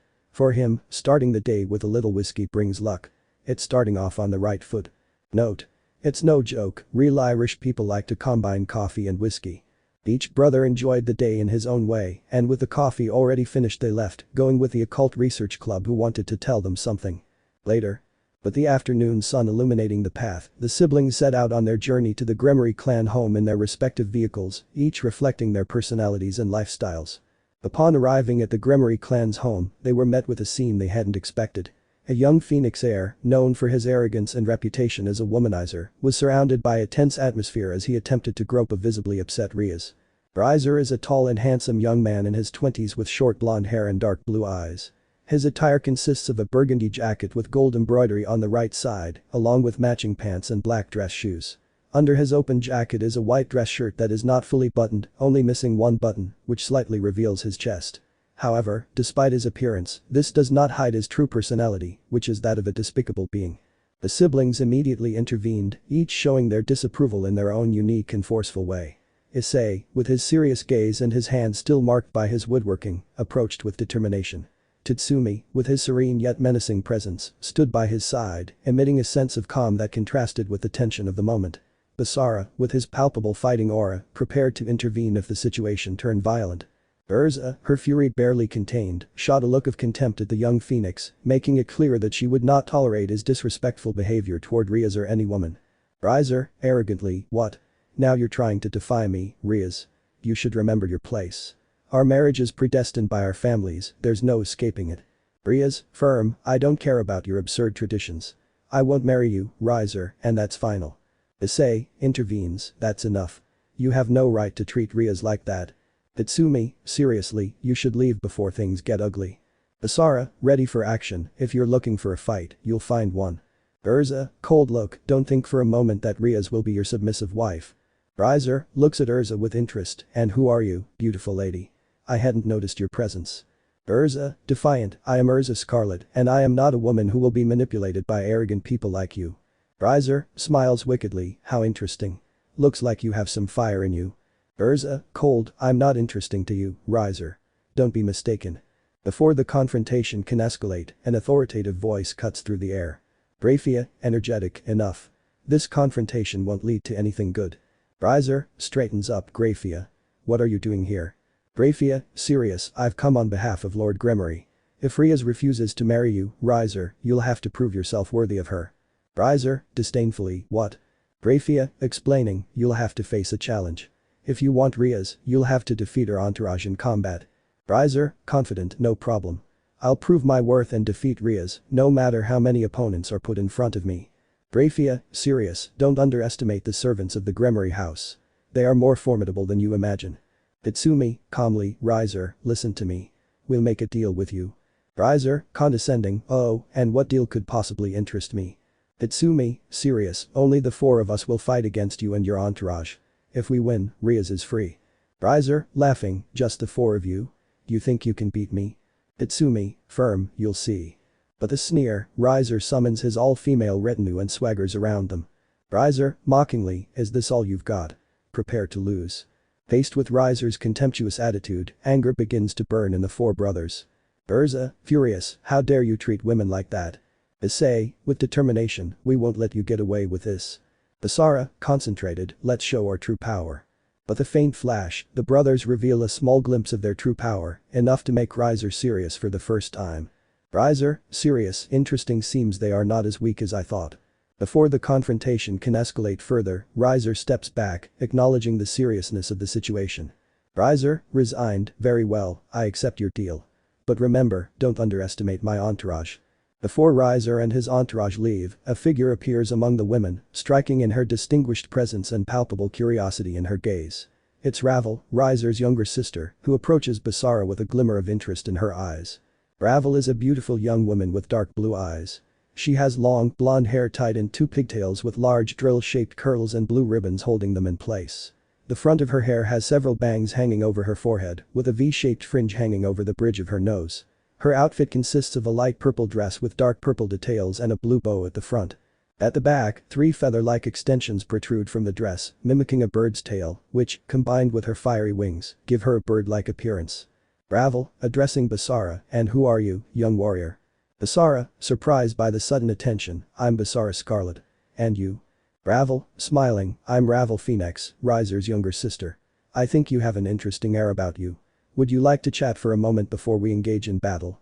Basara, nodding, of course, I'd be happy to talk to you, Ravel. Ravel and Basara step back from the group, deep in conversation that seems to capture both of their attention. As they talk, Riser watches with some curiosity, recognizing Basara's potential beyond the impending confrontation. Riser, to himself, with a smile, interesting, it seems my sister has found something of interest in that young man. Perhaps the situation isn't entirely unfavorable.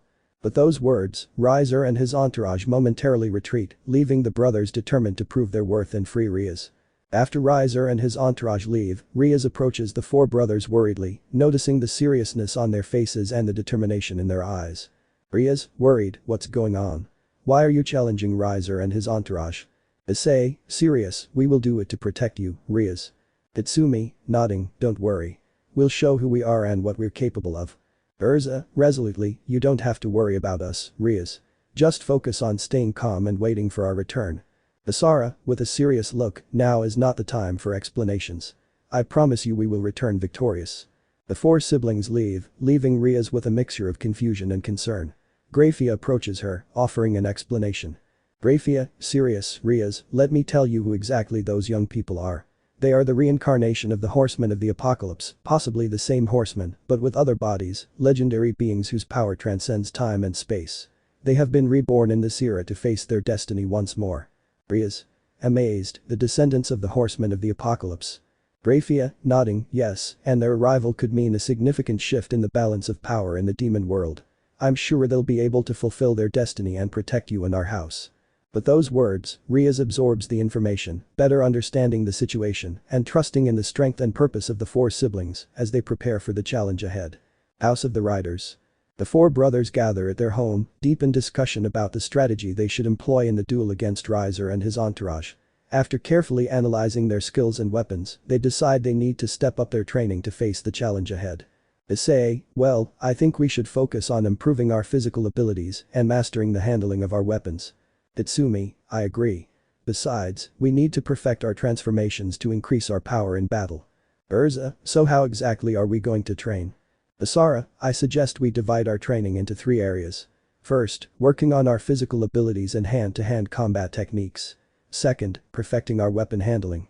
And third, practicing our transformations to fully master our demonic powers.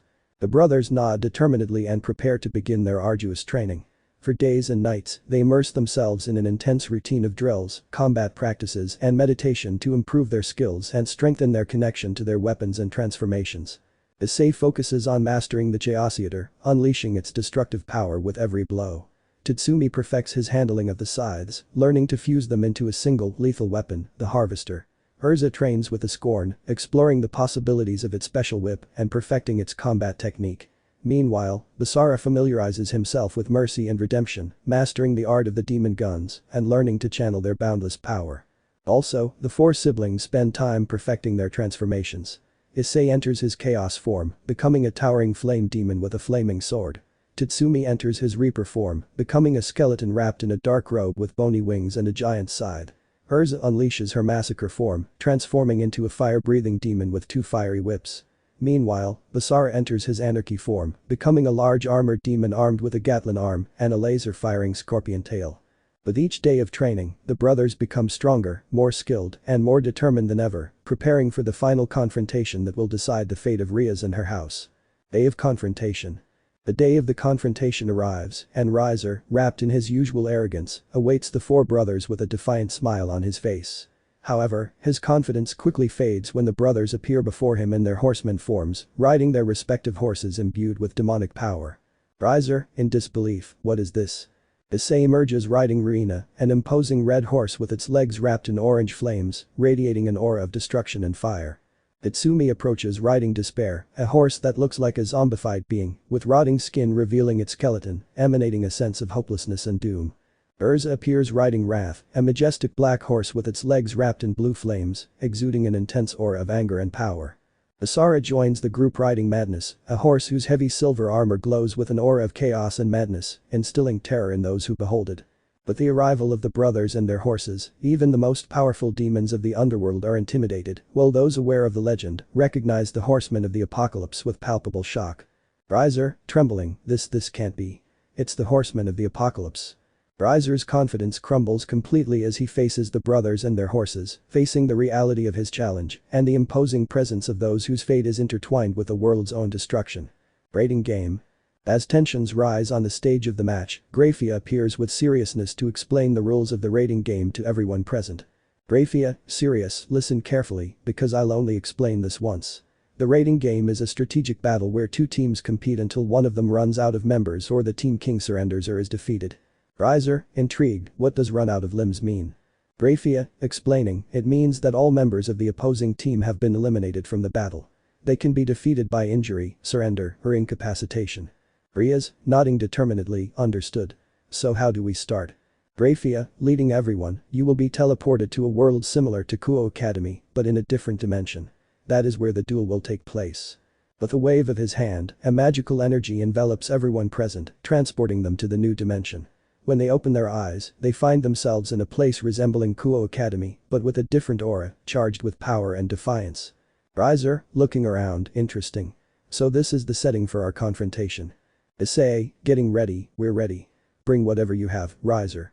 With determination in their hearts, the two teams prepare for the duel that will decide the fate of Rias and her house. The rating game is about to begin, and every move will be crucial in this strategic battle for demon supremacy. The riders chose to split up, with Issei pairing up with Basara and Urza pairing up with Tatsumi. Issei and Basara advanced toward the designated arena for the match, a gym, prepared for the challenge ahead.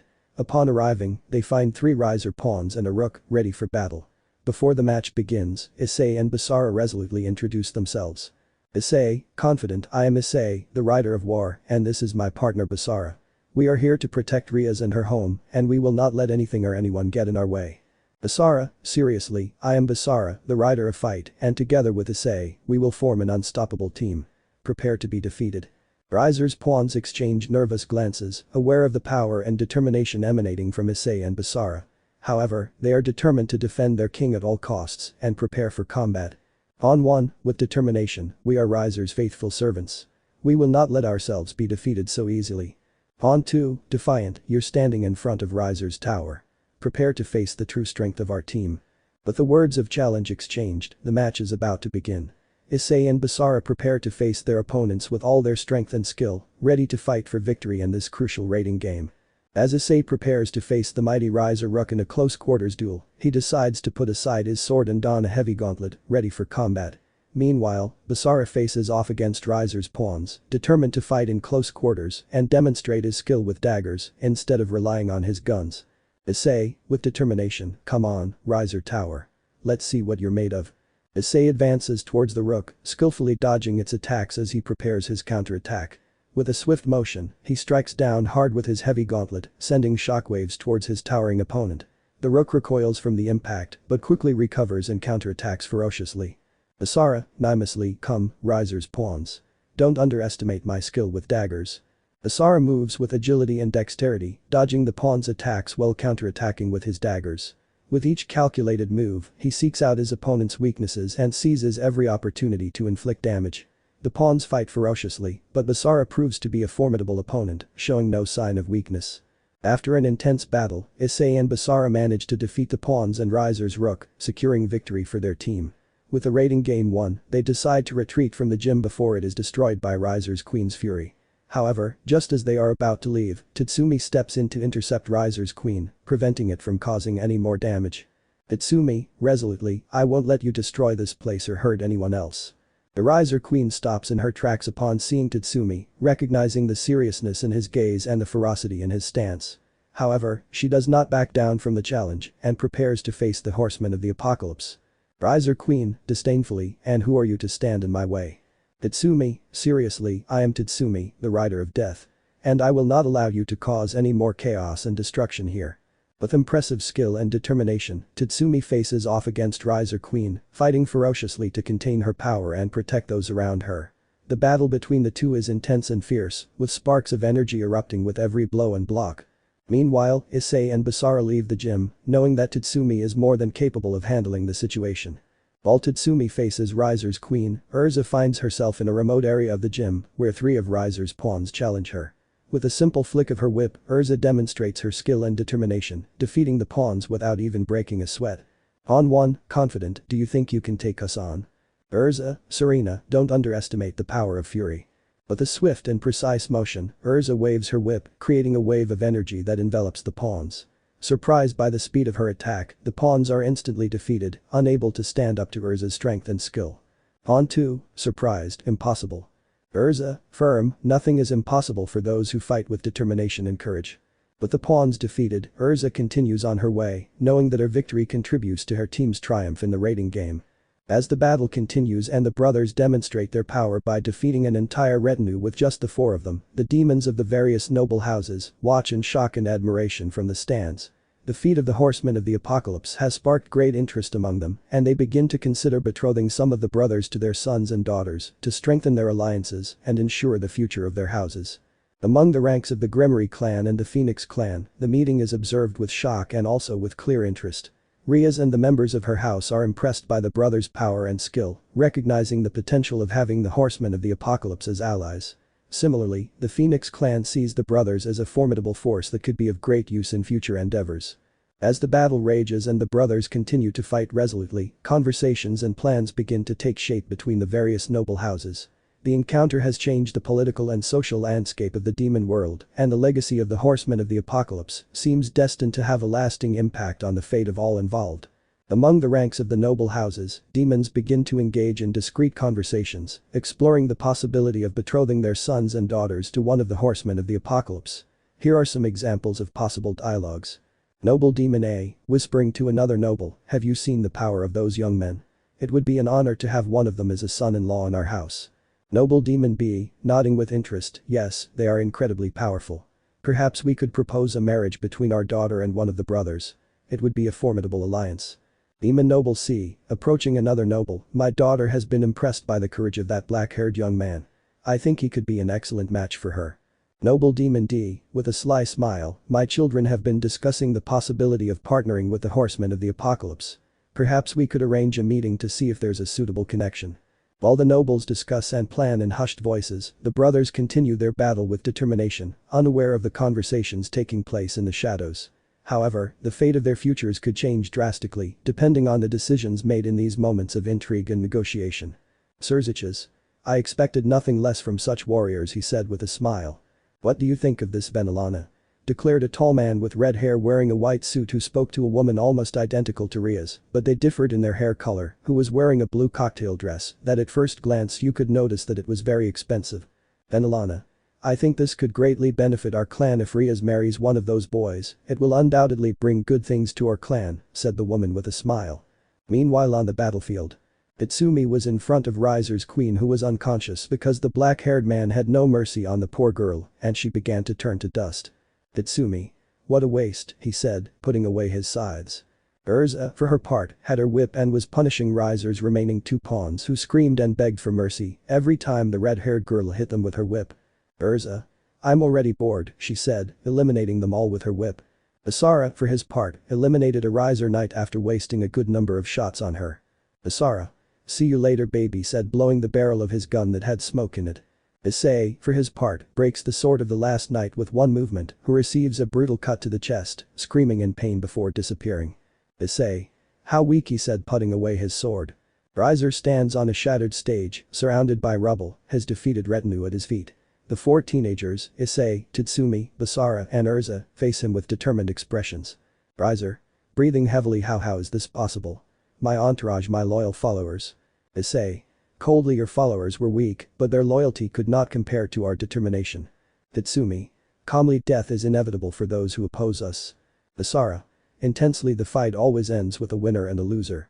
Today, you're the loser. Urza. With suppressed fury, your actions have caused our wrath to awaken. Now, face the consequences. Riser. Trembling in fear, it can't be. You're the horseman of the apocalypse. Issei. With a sinister smile, that's right. We are the embodiment of war, death, struggle, and fury. And now, your reign of tyranny comes to an end. Riser steps back, feeling the weight of his defeat as the four young men prepare for their final showdown. Urza takes a step forward, her burning gaze fixed on Riser, who smiles confidently at the sight. Riser. Arrogantly, oh. Do you think you can take me on alone, little girl? How adorable. Urza. Calmly, don't underestimate the power of pent-up rage, Riser.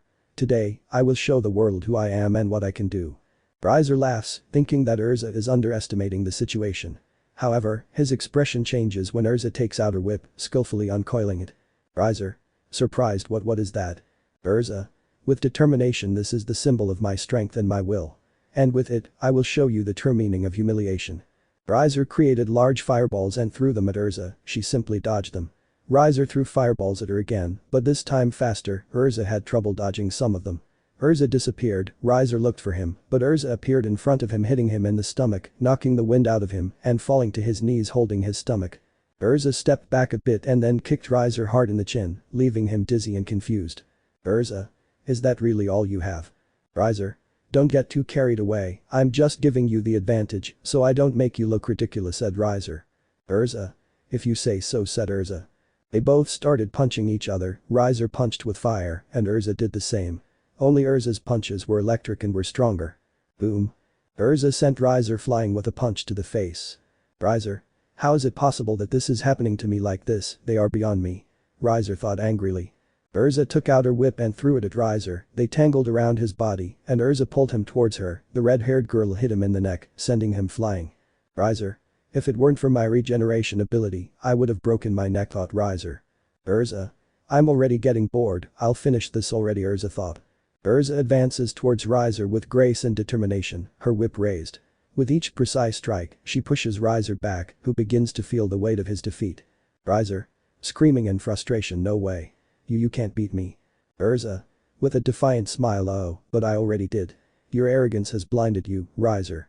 Now, accept your fate. Riser got up and went to attack Urza, but she dodged it in palm. He gave him a tremendous kick in his jaw, Riser was very dizzy and confused, he fell to his knees and palm. Urza gave him another kick making him fall, Riser began to get up little by little, while Urza surrounded his left leg in electricity, and he stepped back a little, Riser was trying to stand up, but it was hard for him. With one last crack of her whip, Urza brings Riser to his knees, humiliated in front of the entire underworld. His entourage watches in awe as Urza stands as the undisputed victor. But there is no end. Urza ran to where he was and jumped high and ban. Urza buried Riser's face against the ground with her leg that had electricity. The impact was so great that it created a gigantic crater in the ground and left Riser unconscious. After Urza's victory over Riser, her brothers, Issei, Tatsumi, and Basara, approach her with admiration and pride. Issei, Urza, that was amazing. I've never seen anyone humiliate someone like that. Tatsumi, yes, you've demonstrated impressive strength and skill. We're truly impressed, sister. Basara, that was a performance worthy of a true warrior. I'm proud of you, Urza. Urza smiles modestly, but then shakes her head. Urza, it was nothing, guys. I just did what I had to do. I'm sure any of you would have done the same thing in my place. Issei, no, Urza, you were the one who faced him and defeated him, showing him that he wasn't superior, and on top of that, the entire underworld saw it. That deserves all our respect and admiration. Tatsumi, we're here to support you every step of the way, sister. You're a true leader. Basara, exactly, Urza. Don't underestimate your strength and skill. Today, you proved yourself worthy of leading the four horsemen of the apocalypse. Urza nods, grateful for her brother's words. Urza, thanks, guys. It means a lot to me to have your support. Together, we're invincible. Rias approaches the group of horsemen of the apocalypse with an expression of gratitude and relief on her face. Rias, guys, I can't express how grateful I am to you. Thank you for saving me from that arranged engagement with Riser. Issei, smiling, you don't have to thank us, Rias. We're here to help you at all times. Tatsumi, exactly. We won't let anyone hurt you, Rias. Basara, we're in this together. Urza nods determinedly. Today, we prove that we stand on the side of justice. And that includes protecting those important to us. Rias smiles, with tears of gratitude in her eyes. Rias, thank you, guys. You're true allies. I'm grateful to have you by my side. Ria's parents and brother approach the group of horsemen of the apocalypse with expressions of relief and gratitude. Zeodicus, we are eternally grateful to you for saving our daughter from such an unfortunate fate. We realized too late what kind of person Riser truly was. We don't know how we can ever thank you enough. Venelana, yes, you are true heroes to us. You will always be welcome in our home. Surziches, thank you for returning our sister to us safe and sound. I can't imagine what would have happened if you hadn't intervened. Issei, we're happy to help, but remember, we're always here if you need us again. Don't hesitate to contact us if you run into any problems. Itsumi, we will be happy to help with whatever is needed. Asara, yes, don't hesitate. We'll be just a phone call away. Urza, but remember, Rias is a strong, independent woman. She must be the one to make decisions about her future, including her marriage. Zeodicus, with a smile. I understand. But let me say that it would be an honor for our family to have any of you as a part of it. If any of you would be interested, we would be happy to consider you. Venelana, yes, it would be wonderful to have someone so brave and honorable as part of our family. Issei, we appreciate it very much, but as I said before, the decision of who to marry is something Rias must make for herself. Itsumi, yes, and we are sure that she will make the best decision for her future. Asara, exactly. Our friendship and support for Rias are not dependent on any marriage. Urza, that's right. We trust Rias will know what's best for her.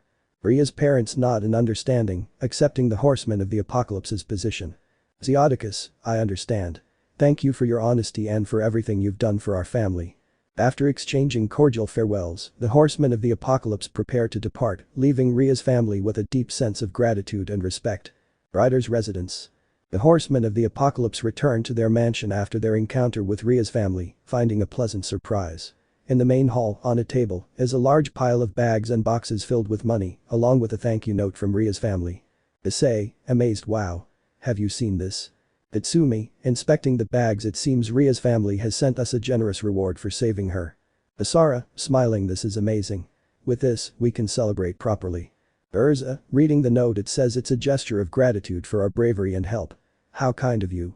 Issei, well then I guess there's no better way to show our gratitude than to celebrate in style. Itsumi, I agree. After all, we've been through a lot lately. We deserve some fun. Asara, so what are we waiting for? Let's celebrate. The four horsemen of the apocalypse begin planning an extravagant party. They decide to invite their closest friends and those who have supported their cause. The mansion fills with laughter, music and joy as everyone celebrates victory and friendship. Amid laughter and toasts, the horsemen of the apocalypse reminisce about the adventure they just experienced and the importance of sticking together in difficult times. Grateful for the generosity of Ria's family, they enjoy every moment of the celebration, knowing they've made a difference in the world and have friends and allies they can rely on. Surprise.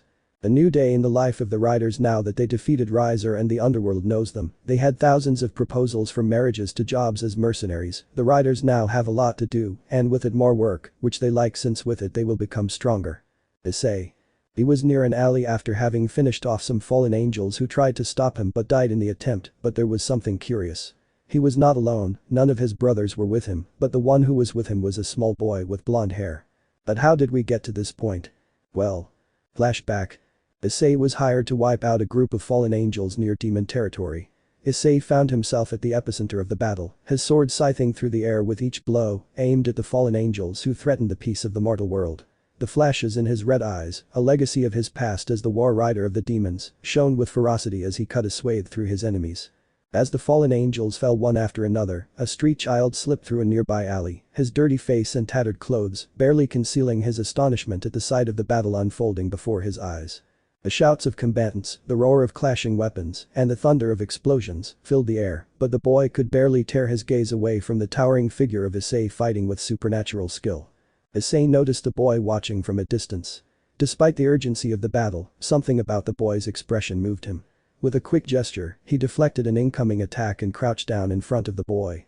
Issei. Are you alright, little one? Issei asked, his voice resonating calmly despite the surrounding chaos.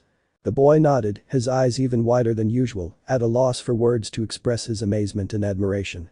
Issei offered him a comforting smile before getting back to his feet and continuing his fight. Although he was a warrior born to battle, he couldn't help but feel a flicker of hope at the innocent wonder in the boy's eyes. In that moment, he remembered that the fight for peace and justice was worth it, not only for himself, but also for future generations who would look upon his sacrifice with admiration and gratitude. The boy, now inspired by Issei's bravery, watched with renewed determination as the battle raged before him, knowing that although he was small and insignificant compared to the battling titans, his heart burned with the desire to make the world a better place. And so, amidst the chaos and destruction, the seed of hope was planted in a boy's heart thanks to the bravery of a legendary warrior. Issei. After the battle with the fallen angels, he walks through the streets, exhausted but satisfied. Suddenly, he sees a boy huddled in a dark corner, hungry and cold. "Hey, are you okay?" Boy. Looking up with tired and sad eyes, "No, I'm not." Issei. Approaches the boy and extends his hand, "Do you want to come with me? I'll take you to a nearby cafe. I'll treat you to something hot to eat." Boy. Looking at Issei in surprise, "Really? I don't have money to pay." Issei. "Don't worry about it." Smiles warmly, "I'll be your guest today. Besides, it's not good for someone young like you to go hungry on these streets." Boy. Still in disbelief, but with a glimmer of hope in his eyes, thank you very much." Issei. Places a comforting hand on the boy's shoulder, "You're welcome. We all need a helping hand from time to time. Come on, the cafeteria is right here." At the restaurant. Now we see the duo at the table with Hiroki eating a hamburger very quickly and then eating some fries, while Issei just watched as Hiroki ate so fast. Issei was surprised to see how he ate so fast, as if he hadn't eaten in years. Issei. "I see you were very hungry," he said, watching as the little blonde finished his plate and his fourth plate completely. "Child. I didn't get much food on the streets, so to speak," said the little boy, wiping his mouth with a napkin, somewhat excessively. Issei. "I see, could you tell me your name?" Boy. "My name is Hiroki, just my name is Hiroki," said the boy. Note. I was going to use the image of when the poor guy got beaten, but I'm not going to eat all that shit again. My eyes need a psychologist. End of note. Issei. "I see. By the way, Hiroki. Why do you live on the streets?" the writer asked the little boy. "What happened to you to make you live like this?" Hiroki. "Well," said the little one, "I used to live with my family. Mori was my last name. My mother was Mori, Kanako Mori, I had my childhood friend named Ayumu, and I had a girlfriend named Nao. My father had passed away a long time ago, and I made a promise to myself that I would become strong to protect all the people I loved, but one day at school a student with a name change Kakujin appeared, who is black skin, that is, afro." Issei. "Okay, but what happened next?" Hiroki. "He always had a kind of masculinity and manliness air about him. When we first met, I confronted him, but he beat me up. He kept hitting me like I was an object or a punching bag. But no, I was having hex with that bastard behind my back, even though I gave him all my love and affection, she went with that bastard just because he had a bigger hick." Issei, hearing that, made a face of disgust and thought. Issei. "Did you really have that brat in your twisted head? Was that the only reason you were with that idiot? Just for pure pleasure? That girl was definitely crazy." Hiroki. "But she wasn't the only one. My mother, my own sister, also had relations with that black piece of shit." The blonde stopped holding back tears, remembering how the woman who gave birth to him slept with her bully, and his sister also begged for more of that black guy. By this point, Issei felt a lump in his throat and his mind stopped to process the information. His mother and sister were sleeping with their brother's son, their bully. Issei. Her own mother and sister were sleeping with her son's bully, her brother's bully. What the hell was wrong with that woman? As a mother she should protect her son, but that woman dishonored that mantle. The same with the sister, she as a sister should protect and support him, but she didn't sleep with the bully. Hiroki. "I received more blows from Kakujin as his punching bag, and there was no lack of my own mother and sister denigrating me, insulting me or even hitting me. Even so, I tried to become strong. I tried to get my ex-friend Ayumu to teach me since she was from the karate club. But that black guy wanted to continue screwing my life up, and Ayumu had relations with him, leaving me to my fate," said the blonde, sobbing. "In the end, my mother began to hit me and kick me out of the house, and I spent living on the streets as I could. Even when all this was before you appeared, I would do anything to survive." Me. "Shit, I don't have the stomach for this anymore." Issei had no words or comments to say about it. His mother, his sister, his best friend, they left him for the pure pleasure of a black guy with delusions of grandeur, and what the hell was wrong with them? He just wanted to protect them, be strong to defend them. As for his ex-girlfriend, he already wanted to completely massacre her for playing with Hiroki's feelings, even though he sincerely loved her, that bitch only wanted sexual pleasure.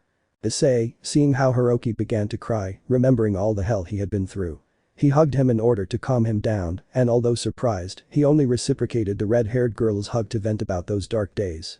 The white-haired man, although it is true that he fought in many battlefields making use of his title as a war rider and having shed a lot of blood with his sword and even almost killing his sister when he let himself be possessed by the power of the devouring chaos, he knew that this moment was different. He knew that he also had feelings. Maybe it changed when Abaddon blamed him in his past life, maybe it changed when his brother Tatsumi, formerly known as Death, cut off his arm to make him see reason, or maybe this new body, this new life with his work as a defender, his life as a student, or perhaps being back with his brothers in a more peaceful life, had made him understand that he still had feelings, even if they were scarce, he still had some feelings.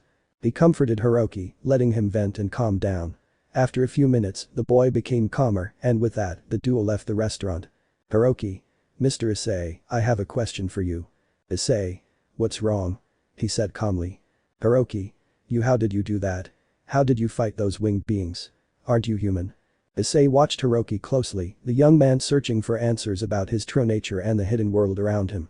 With a mixture of determination and compassion, he decided to share his story with him. Issei. You know, Hiroki, Issei began, his voice calm but full of meaning, our world is far more complex than many believe. There are forces beyond what most can imagine, and you, my friend, are a part of that. Hiroki looked up, his eyes a mixture of astonishment and confusion. Issei continued. Issei. Long ago, before you were born into this life, I was a different being. We were the brothers Death, Fury, and Strife, guardians of an ancient balance. We were protectors of humanity against the shadows that lurked in the darkness. Hiroki frowned, trying to understand. How is this possible? Issei. Issei smiled sadly. Life is an endless cycle of death and rebirth, Hiroki. Our spirits are bound to a greater purpose that transcends time and space. When humanity needs our guidance once more, we are reborn to fulfill our duty. Hiroki absorbed every word intently, his own experiences echoing Issei's revelations. Hiroki. And how come you have this form? He asked, pointing at the luminous auras surrounding Issei.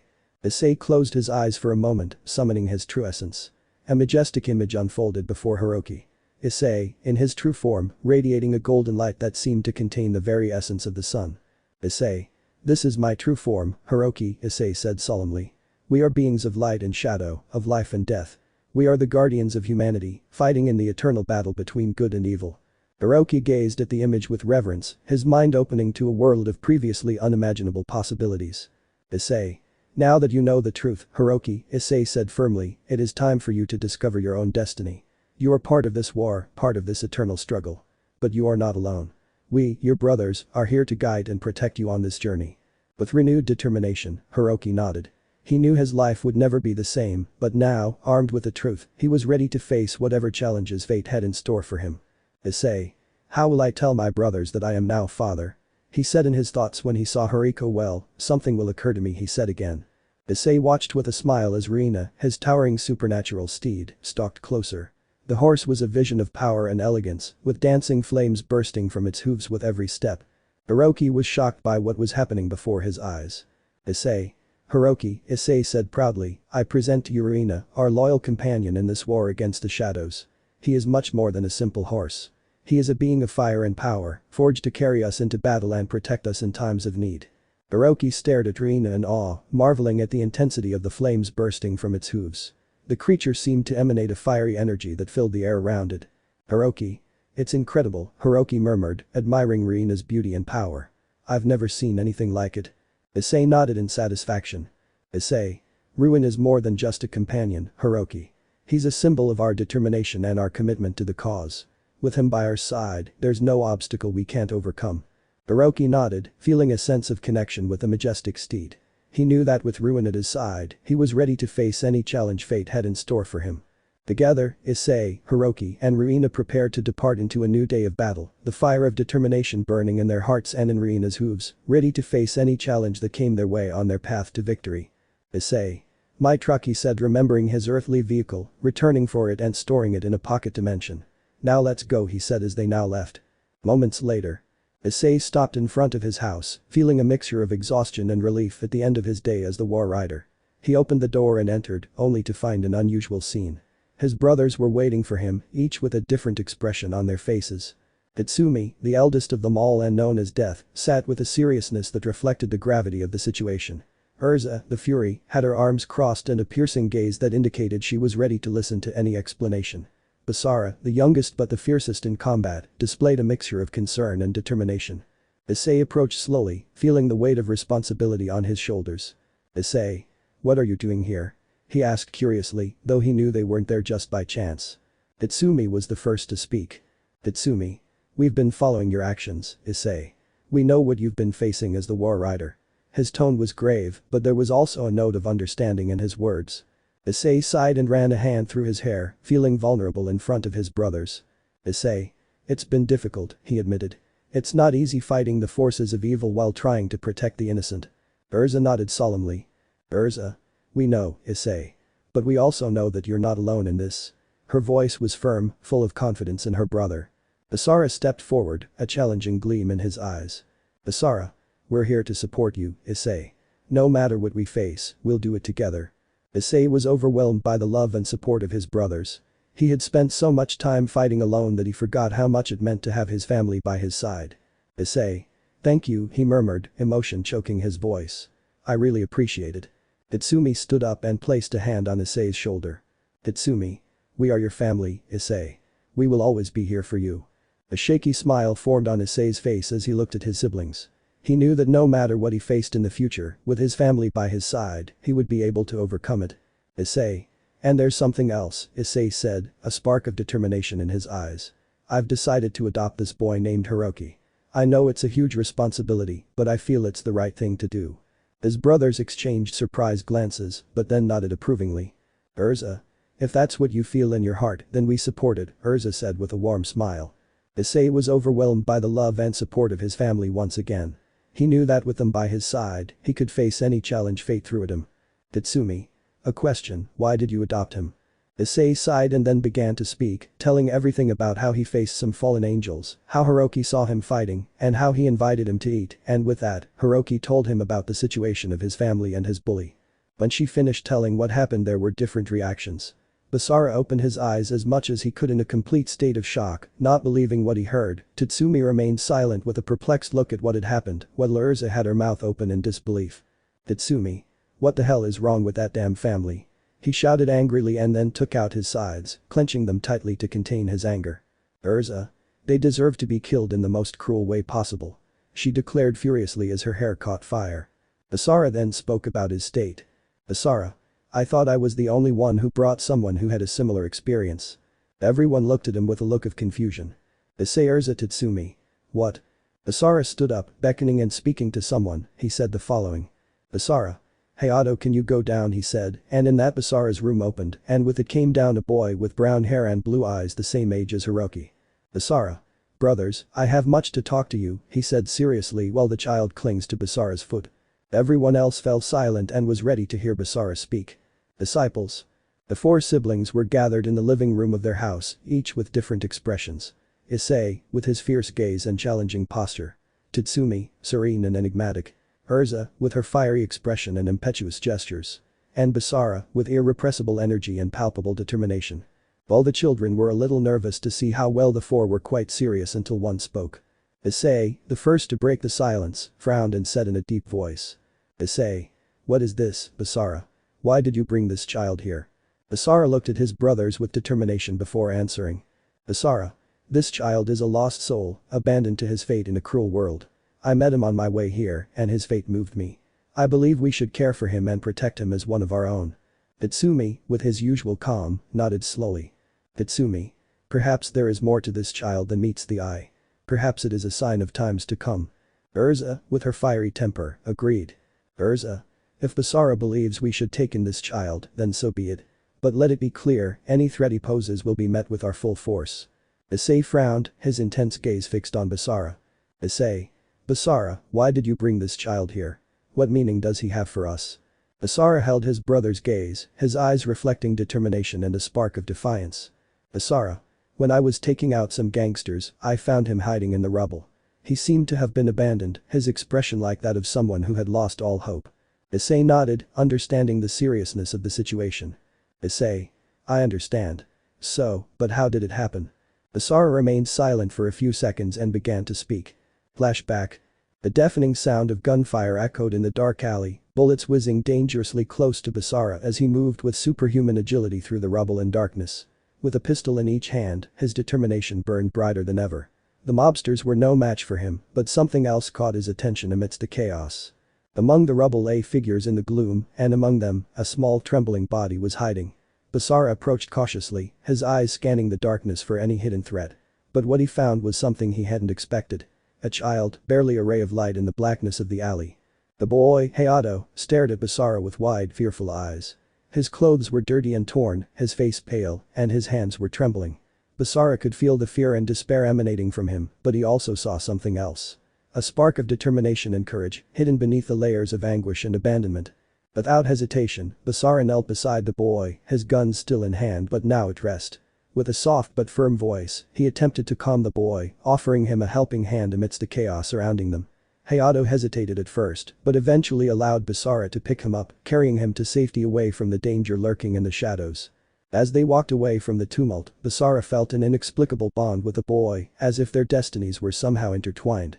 In that moment, he decided he would protect Hayato with his life, that he would care for him as if he were his own brother. And so, amid the roar of battle and the darkness of the night, a new connection was born, a bond that transcended time and space. The union of Basara and Hayato, destined to walk together on the path to their final destiny. Note: I like to exaggerate the dialogue sometimes. As Basara walked away with Hayato in his arms, a tense silence fell over the alley. But suddenly, from the shadows, an imposing figure emerged. The leader of the gangsters, an unscrupulous man whose eyes glittered with malice. With a sinister smile, he strode toward Basara and the boy, his intention clear in his twisted mind. "Mafia boss. Stop right there, asshole," roared the mob leader, his voice resonant with authority and threat. "That kid belongs to us now. It took us a lot of effort to find a piece as valuable as him, and we're not going to let you take him just like that." He said the last part in a tone filled with lust and desire while devouring the child with his eyes, who, terrified, hid behind Basara. Basara gritted his teeth, his jaw clenched with suppressed fury. He knew the gangster leader would stop at nothing to get what he wanted, and that included endangering the life of an innocent child. With Hayato clutched against his chest, he prepared to face the enemy before him. "Basara. This child has nothing to do with you anymore," Basara declared in a firm voice, his eyes burning with fierce determination. "I found him first, and I won't allow you to use him for your twisted purposes." The gangster leader let out a contemptuous laugh, his expression hardening even further. "Mob boss. Oh, worthy of a hero, always so noble and brave. But I assure you, I won't let you stand in our way. This child is worth a lot to us, and we won't hesitate to do whatever it takes to get him." Without warning, the gangster leader lunged at Basara, his henchmen following close behind. But Basara didn't back down, undeterred by the threats of those unscrupulous men. With a swift and precise movement, he drew his pistols and prepared to fight, ready to protect Hayato with his life if necessary. Basara started shooting at each member of the mafia who fell one after another, while Hayato hid in an alley which was noticed by the boss who made a sign, and some hidden men appeared and took him away while Basara was busy shooting, but then he saw out of the corner of his eye how they were taking him away while the boss took cover. Basara. "Hey, you guys. What the hell do you think you're doing?" Mobster 1. "Who is this idiot?" Mobster 2. "I don't know, but he seems to want to get into trouble." Basara. "I don't care who they are. What they're doing is disgusting." Mobster 3. "Oh, and what are you going to do about it, brat?" Basara. "Whatever it takes to stop them." Mobster 1. "Do you really think you can stop us by yourself?" Basara. "I just know I won't let them hurt that kid." Mobster 2. "That brat's yours, huh? Well, maybe we can have a little fun before we hurt him." Basara. "They're not going to touch it." Mobster 3. "And what are you going to do about it?" Basara takes out his guns and points them at the gangsters. Basara. "This." Mobster 1. "Oh shit. Those are real guns." Basara. "I know. And I'm willing to use them if necessary." Mobster 2. Okay, calm down. We don't want any trouble." Basara. "Then let him go and get out of here." Mobster 3. Alright. It's not worth messing with a crazy guy like you." The mobsters slowly retreat. Basara. "That's what I thought." The gangsters leave, leaving the boy with Basara, who approaches him, but. Mobster 4. "You believed it. Attack, I order." The mobsters pull out their guns. Basara. "That's what I thought." Basara takes out his guns and the fight begins. The firefight breaks out between Basara and the gangsters. Basara is agile, dodging the bullets and returning fire with precision. Basara. While shooting, they don't know who they're messing with. Mobster 3. Stand down, guys. This guy's a demon with those guns. The mobsters try to flee, but Basara chases them, firing to stop their escape. Basara. Never lay a finger on someone defenseless again. Eventually, the gangsters manage to escape, but Basara makes sure the boy is safe. Child. That was amazing, sir. Basara. I just did what I had to do. Now, let's go before they come back with reinforcements. Child. Are you an angel? Basara. No, just someone who can't ignore injustice when he sees it. Are you okay? Child. Yes, thank you. Basara. Let's get out of here before they come back. Basara takes the boy by the hand and they walk away. Mob boss. Look who we have here. Looks like you're in trouble, gun boy. Basara. I don't regret anything. Mob boss. Well, now you're in real trouble. We brought reinforcements. Basara. No matter how many there are, they won't stop me. The confrontation intensifies as Basara fights the reinforcements, masterfully utilizing his skills and weapons. Mafia boss. Stop him. Basara. While fighting, I won't stop. Not until you stop your despicable actions. Basara finally manages to defeat the gangsters, but the boss stands there, glaring at him. Mob boss. Who the hell are you really? Basara. Takes a deep breath. My name is Basara, but that doesn't matter. What you need to know is that I'm the reincarnation of one of the 4 horsemen of the apocalypse. The horsemen of struggle. Mafia boss. What are you saying? Basara. My brothers and I have been reborn in new bodies to fulfill our purpose. I represent the struggle, the battle against injustice and oppression. And now, I am here to stop your evil deeds. Mob boss. This is crazy. Basara. It may be for you, but for me, it's my destiny.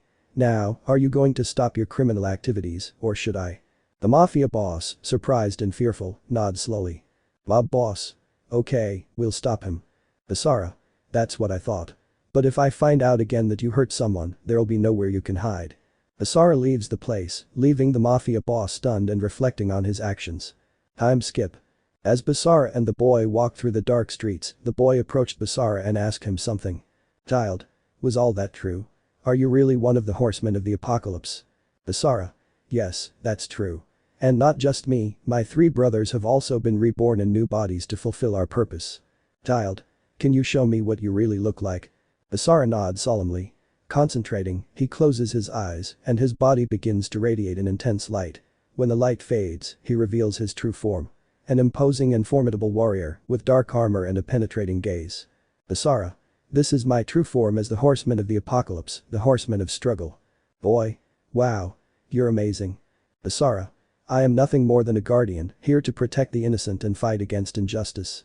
Basara returns to his human form. Basara. And now, child, I promise that I will be with you to protect you. No one will harm you while I am here. Kid. Really? Even if those guys come back? Basara. Even if they come back, nothing will stop them from hurting you, as long as I'm on your side. Kid. Thanks Basara. You're the best. Basara. No need to express my gratitude. It is my duty and honor to protect you. Basara. By the way, what's your name? Boy. My name is Hayato. Basara. Well, Hayato, it's a pleasure to meet you. Now, get ready. We're going somewhere safe. Basara closes his eyes and concentrates his energy. Suddenly, a bright light appears before them and materializes in the form of a huge black horse with gleaming armor and fiery eyes, while its breathing is heavy and deadly. Basara. This is madness, my faithful steed. He'll take us wherever we need to go, no matter what dangers we face along the way. Hayato. Wow. That's amazing. Basara. Hop on. Together, we'll make sure you're safe. Basara helps Hayato onto Madness, then he rides behind him. With a mighty neigh, Madness charges forward, carrying them away from danger and toward a safer future. End of flashback. Basara. And that was all that happened, he finished telling, leaving his brothers in silence until Urza spoke. Urza. Okay, but I have a question, why did they love the child so much? Upon hearing that from the red-haired girl, the boy said nothing, making everyone not want to ask more questions, since it was clear that he didn't want to talk anymore. A couple of hours later.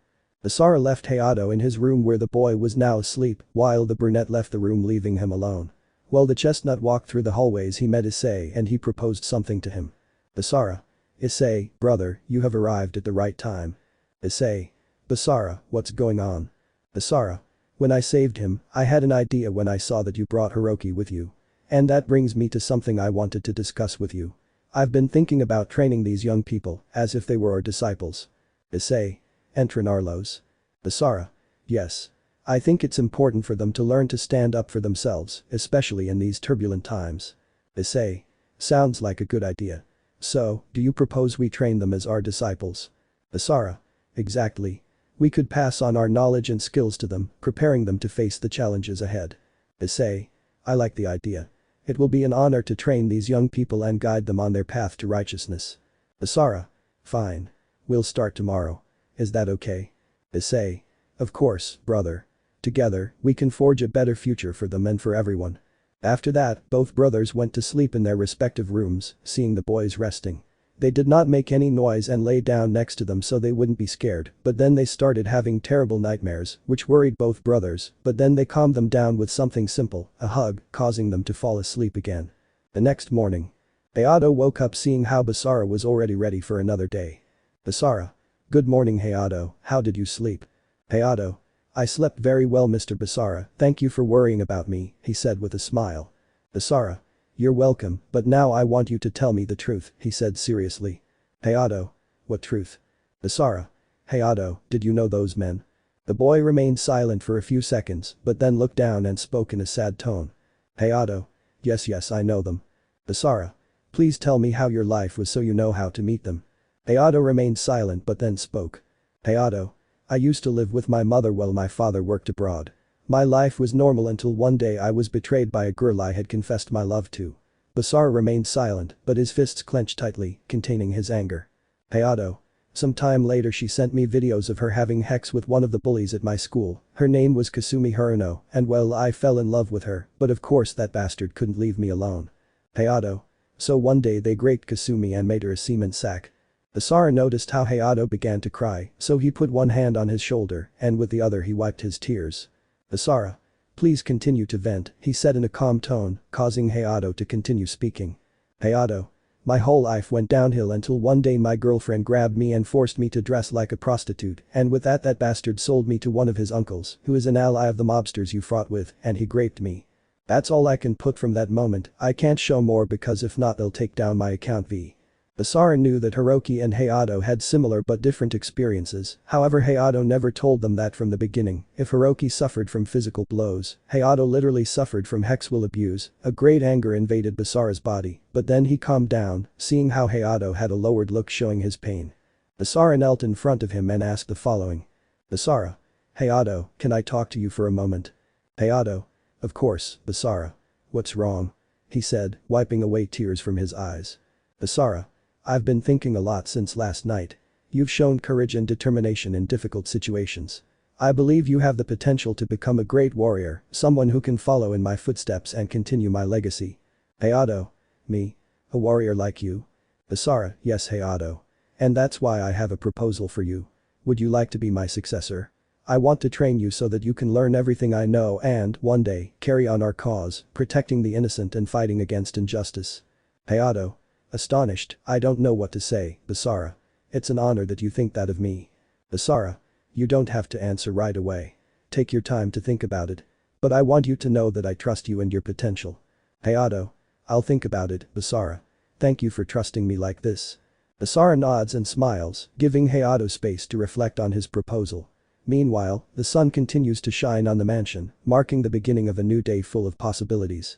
But while Basara is talking to Hayato, Issei approaches Hiroki, who is watching the conversation closely. Issei. Hiroki, can I talk to you for a moment? Hiroki. Sure, Issei. What's up? Issei. I've been observing your actions since you arrived here. You've shown determination and courage, qualities that are essential for a warrior. Hiroki. Me? I'm not as brave as Basara or Hayato. Issei. We all start somewhere. And I believe you have the potential to become a great warrior. Just as my brother Basara wants to train Hayato, I'd like to offer you the same opportunity. Hiroki. Train me? Issei. Yes. I want to train you so you can learn everything I know and, one day, continue my legacy. It would be an honor to guide you on your path to justice and the protection of the innocent. Hiroki. Excited, I can't believe it, Issei. It's an honor that you think that of me. Issei. Take your time to think about it. But I want you to know that I trust you and your potential. Hiroki nods gratefully, processing Issei's proposal as he watches Basara and Hayato converse. A little while later. After having reflected on Basara and Issei's proposals, both Hayato and Hiroki arrive at an area prepared by the two brothers for their training. It is a wide and open space, with designated areas for combat practice, meditation, and skill development. Basara. Welcome, everyone. This will be the place where we'll train together so you can become warriors capable of defending the defenseless and fighting injustice. Issei. Here you will learn combat techniques, develop your strength and agility, and cultivate your mind and spirit. It will be a difficult path, but I'm sure you are ready for the challenge. Hayato. Determined, I'm ready to start, Basara. I want to be as brave and strong as you. Hiroki. Determined, I'm ready too, Issei. I want to learn everything I can and do justice like you do. Basara. Then let's not waste any more time. Let's begin. But that determination in their hearts, Basara and Issei begin training Hayato and Hiroki. With the sun shining brightly upon them and hope in their minds, the four embark on a journey of self-discovery, growth, and preparation for whatever challenges the future may bring. Training. Basara. Okay, everyone, before we dive into more advanced combat techniques, we need to make sure you're in good physical shape. We'll start with some basic tests to assess your stamina and strength. Issei. Exactly. We want them to be in the best possible shape to face any challenge that comes their way. Basara and Issei guide Hayato and Hiroki to a designated section of the training area. Basara. First, we'll begin with a drag race. You must run around this track until you can't go any further. Drag is crucial on the battlefield. Issei. Next, we'll do strength exercises. Push-ups, sit-ups, squats. All the basics to strengthen your muscles and improve your endurance. Hayato and Hiroki nod determinedly, ready to begin the challenging training. Hayato. I'm ready to test my limits, Basara. Hiroki. Me too, Issei. I want to be the best I can be. Basara. That's what we want to hear. Come on, guys, show your determination. With that, the intense physical training begins, with Basara and Issei guiding Hayato and Hiroki through a series of challenges designed to improve their stamina and strength. As the sun shines down upon them, the four continue their journey toward becoming stronger and more skilled warriors. A while later. Basara. Alright, guys, you've completed the first phase of physical training. Now it's time to test your agility and coordination. Issei. Let's start with agility exercises. We need you to be able to move quickly and accurately on the battlefield. Basara and Issei place a series of obstacles in the training area. Basara. Your goal is to get through these obstacles as quickly as possible, avoiding any obstacles that get in your way. Issei. Agility is essential to dodging attacks and responding quickly to changing situations. Hayato and Hiroki prepare themselves and begin to face the obstacles, moving quickly and skillfully under the watchful eyes of Basara and Issei. Hayato. While jumping over an obstacle, this is exciting, Basara. I feel like a real warrior. Hiroki. While dodging an obstacle, yes, Issei. I'm learning a lot and improving with every step. Basara. You're doing very well, guys. Now, we'll move on to the next phase of training. Issei. Correct. Now we'll test your mental toughness. We'll give you a series of challenges that will test your concentration and determination. Basara and Issei prepare a series of mental challenges for Hayato and Hiroki, challenging them to stay focused and motivated. Basara. Remember, physical strength is important, but mental strength is equally crucial on the battlefield. Issei. Come on, guys, show us you've got what it takes. With that, the training continues, with Hayato and Hiroki facing the mental challenges with determination and perseverance. As they advance, ever closer to becoming complete warriors, the sun shines down upon them, lighting their path to greatness. A little while later. Basara. Excellent work, guys. You've demonstrated impressive physical and mental resilience in this phase of training. Issei. But there's still more to do. Now we'll focus on improving your hand-to-hand combat skills. Basara and Issei place sandbags and training equipment in the designated area. Basara. We'll start with striking techniques. You must learn to throw precise and powerful blows without compromising your position. Issei. Next, we'll focus on blocking and dodging techniques. It's important that you can effectively defend against your opponent's attacks. Hayato and Hiroki prepare themselves, ready to absorb everything Basara and Issei teach them. Hayato. With determination, I'm ready to learn, Basara. I want to be able to protect others like you do. Hiroki. With determination, and me too, Issei. I want to be able to face any challenge that comes my way. Basara. Then, let's begin. With that, Basara and Issei begin to instruct Hayato and Hiroki in a variety of combat techniques, from basic strikes to more advanced defense and counterattack moves. The four immerse themselves in training, honing their skills as the sun continues to shine upon them, marking the passage of time in their pursuit of excellence. A little while later. Basara. Okay, guys, you've made a lot of progress in your hand-to-hand combat training. Now, we'll move on to more advanced techniques. Issei. Exactly. We're going to work on weapons techniques. It's important that you know how to handle weapons with skill and precision. Basara and Issei bring a variety of training weapons, from swords to spears and bows. Basara. Each weapon has its own advantages and disadvantages. You must learn to use them effectively according to the situation. Issei. But remember, true power lies not in weapons, but in yourselves. Weapons are merely tools. Your true strength comes from your skill and determination. Hayato and Hiroki nod, ready to learn the new weapon combat techniques. Hayato. Enthusiastically, I'm excited to learn how to handle these weapons, Basara. I want to be as skilled as you. Hiroki. With determination, and me too, Issei. I want to be able to face any enemy that crosses my path. Basara. Then, without further ado, let's begin. With that, Basara and Issei begin teaching Hayato and Hiroki the basic techniques of weapon handling, such as proper grip, swinging, and blocking. The four of them immerse themselves in training, honing their skills as the sun continues to shine upon them, illuminating their path to mastery in the art of combat. Basara. Alright, everyone, now it's time for you to begin training with our weapons. These weapons were created exclusively for us, and now we trust you to carry on their legacy. Issei. Hiroki, I will give you the Chaos Devourer sword. It is a powerful weapon that represents destruction on the battlefield. Treat it with respect and use it wisely. Issei solemnly hands the Chaos Devouring sword to Hiroki, who receives it with reverence. Hiroki. With determination, I understand, Issei. I will do my best to honor your legacy and use this sword with honor. Basara. And Hayato, these are the Mercy and Redemption pistols. They're weapons that represent justice and redemption. Use them to protect the innocent and fight against oppression. Basara hands the Mercy and Redemption pistols to Hayato, who takes them carefully. Hayato. With determination, I will, Basara. I will use these guns to defend those who cannot defend themselves. Issei. Now, begin familiarizing yourselves with your weapons. Practice handling them and perfect your skill in using them. Hayato and Hiroki nod, then begin training with weapons, following Basara and Issei's instructions. They focus on perfecting their handling and developing their combat prowess with their master's weapons. A little while later. Basara. Alright, guys. You've done an excellent job familiarizing yourselves with the weapons.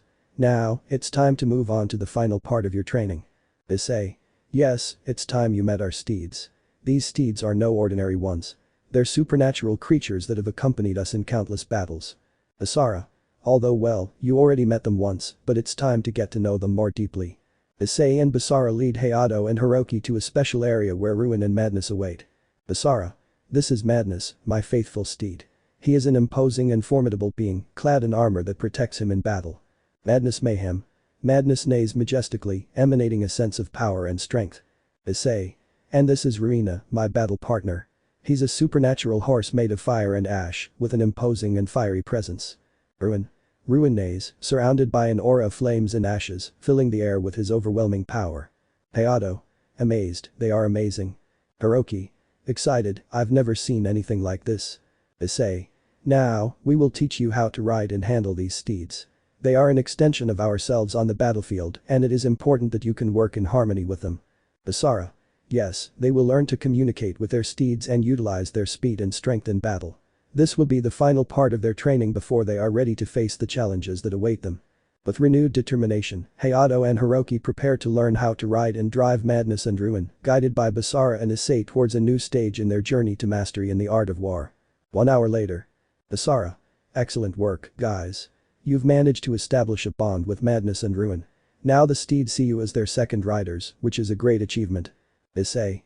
Yes, they have demonstrated skill, patience, and determination in their relationship with these powerful steeds. This connection will prove invaluable on the battlefield. Madness and ruin neigh softly, showing their acceptance and respect towards Hayato and Hiroki. Hayato. Smiling, I'm honored to be considered Madness's second rider. That's an impressive horse. Hiroki. Excited, and I'm Ruin's second rider. I never imagined I'd have the chance to ride such a powerful steed. Basara. Now that you've established this connection, you're one step closer to becoming complete warriors. The training has been arduous, but you're proving worthy of your legacy as our disciples. Issei. Yes, you've shown courage, skill, and determination at every stage of your training.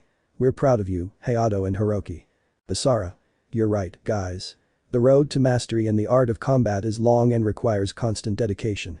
Although you've made great progress, there's still more to learn and improve. Issei. Training never ends. Every day is an opportunity to grow and strengthen, both physically and mentally. Hayato. Determined, so what's next, Basara? Hiroki. Determined, I'm ready to keep training, Issei. I want to be the best I can be. Basara. Alright, guys. We'll continue with intensive training, both in hand-to-hand combat and weapons. We'll also work on battle tactics and strategy. Issei. Additionally, we will explore ways to improve your stamina and agility, as well as your ability to think clearly and make quick decisions in the heat of the moment. With renewed enthusiasm, Hayato and Hiroki prepare to continue their training. They know the road ahead will be difficult, but they are determined to overcome any challenge that comes their way. Hayato. With determination, I'm ready for whatever it takes, Basara. I want to become a true warrior. Hiroki. With determination, and me too, Issei. I won't stop until I achieve greatness. A debt to society later. Basara. It's been a day of intense training, guys. You've worked hard and made a lot of progress. Now it's time to rest and recharge. Issei.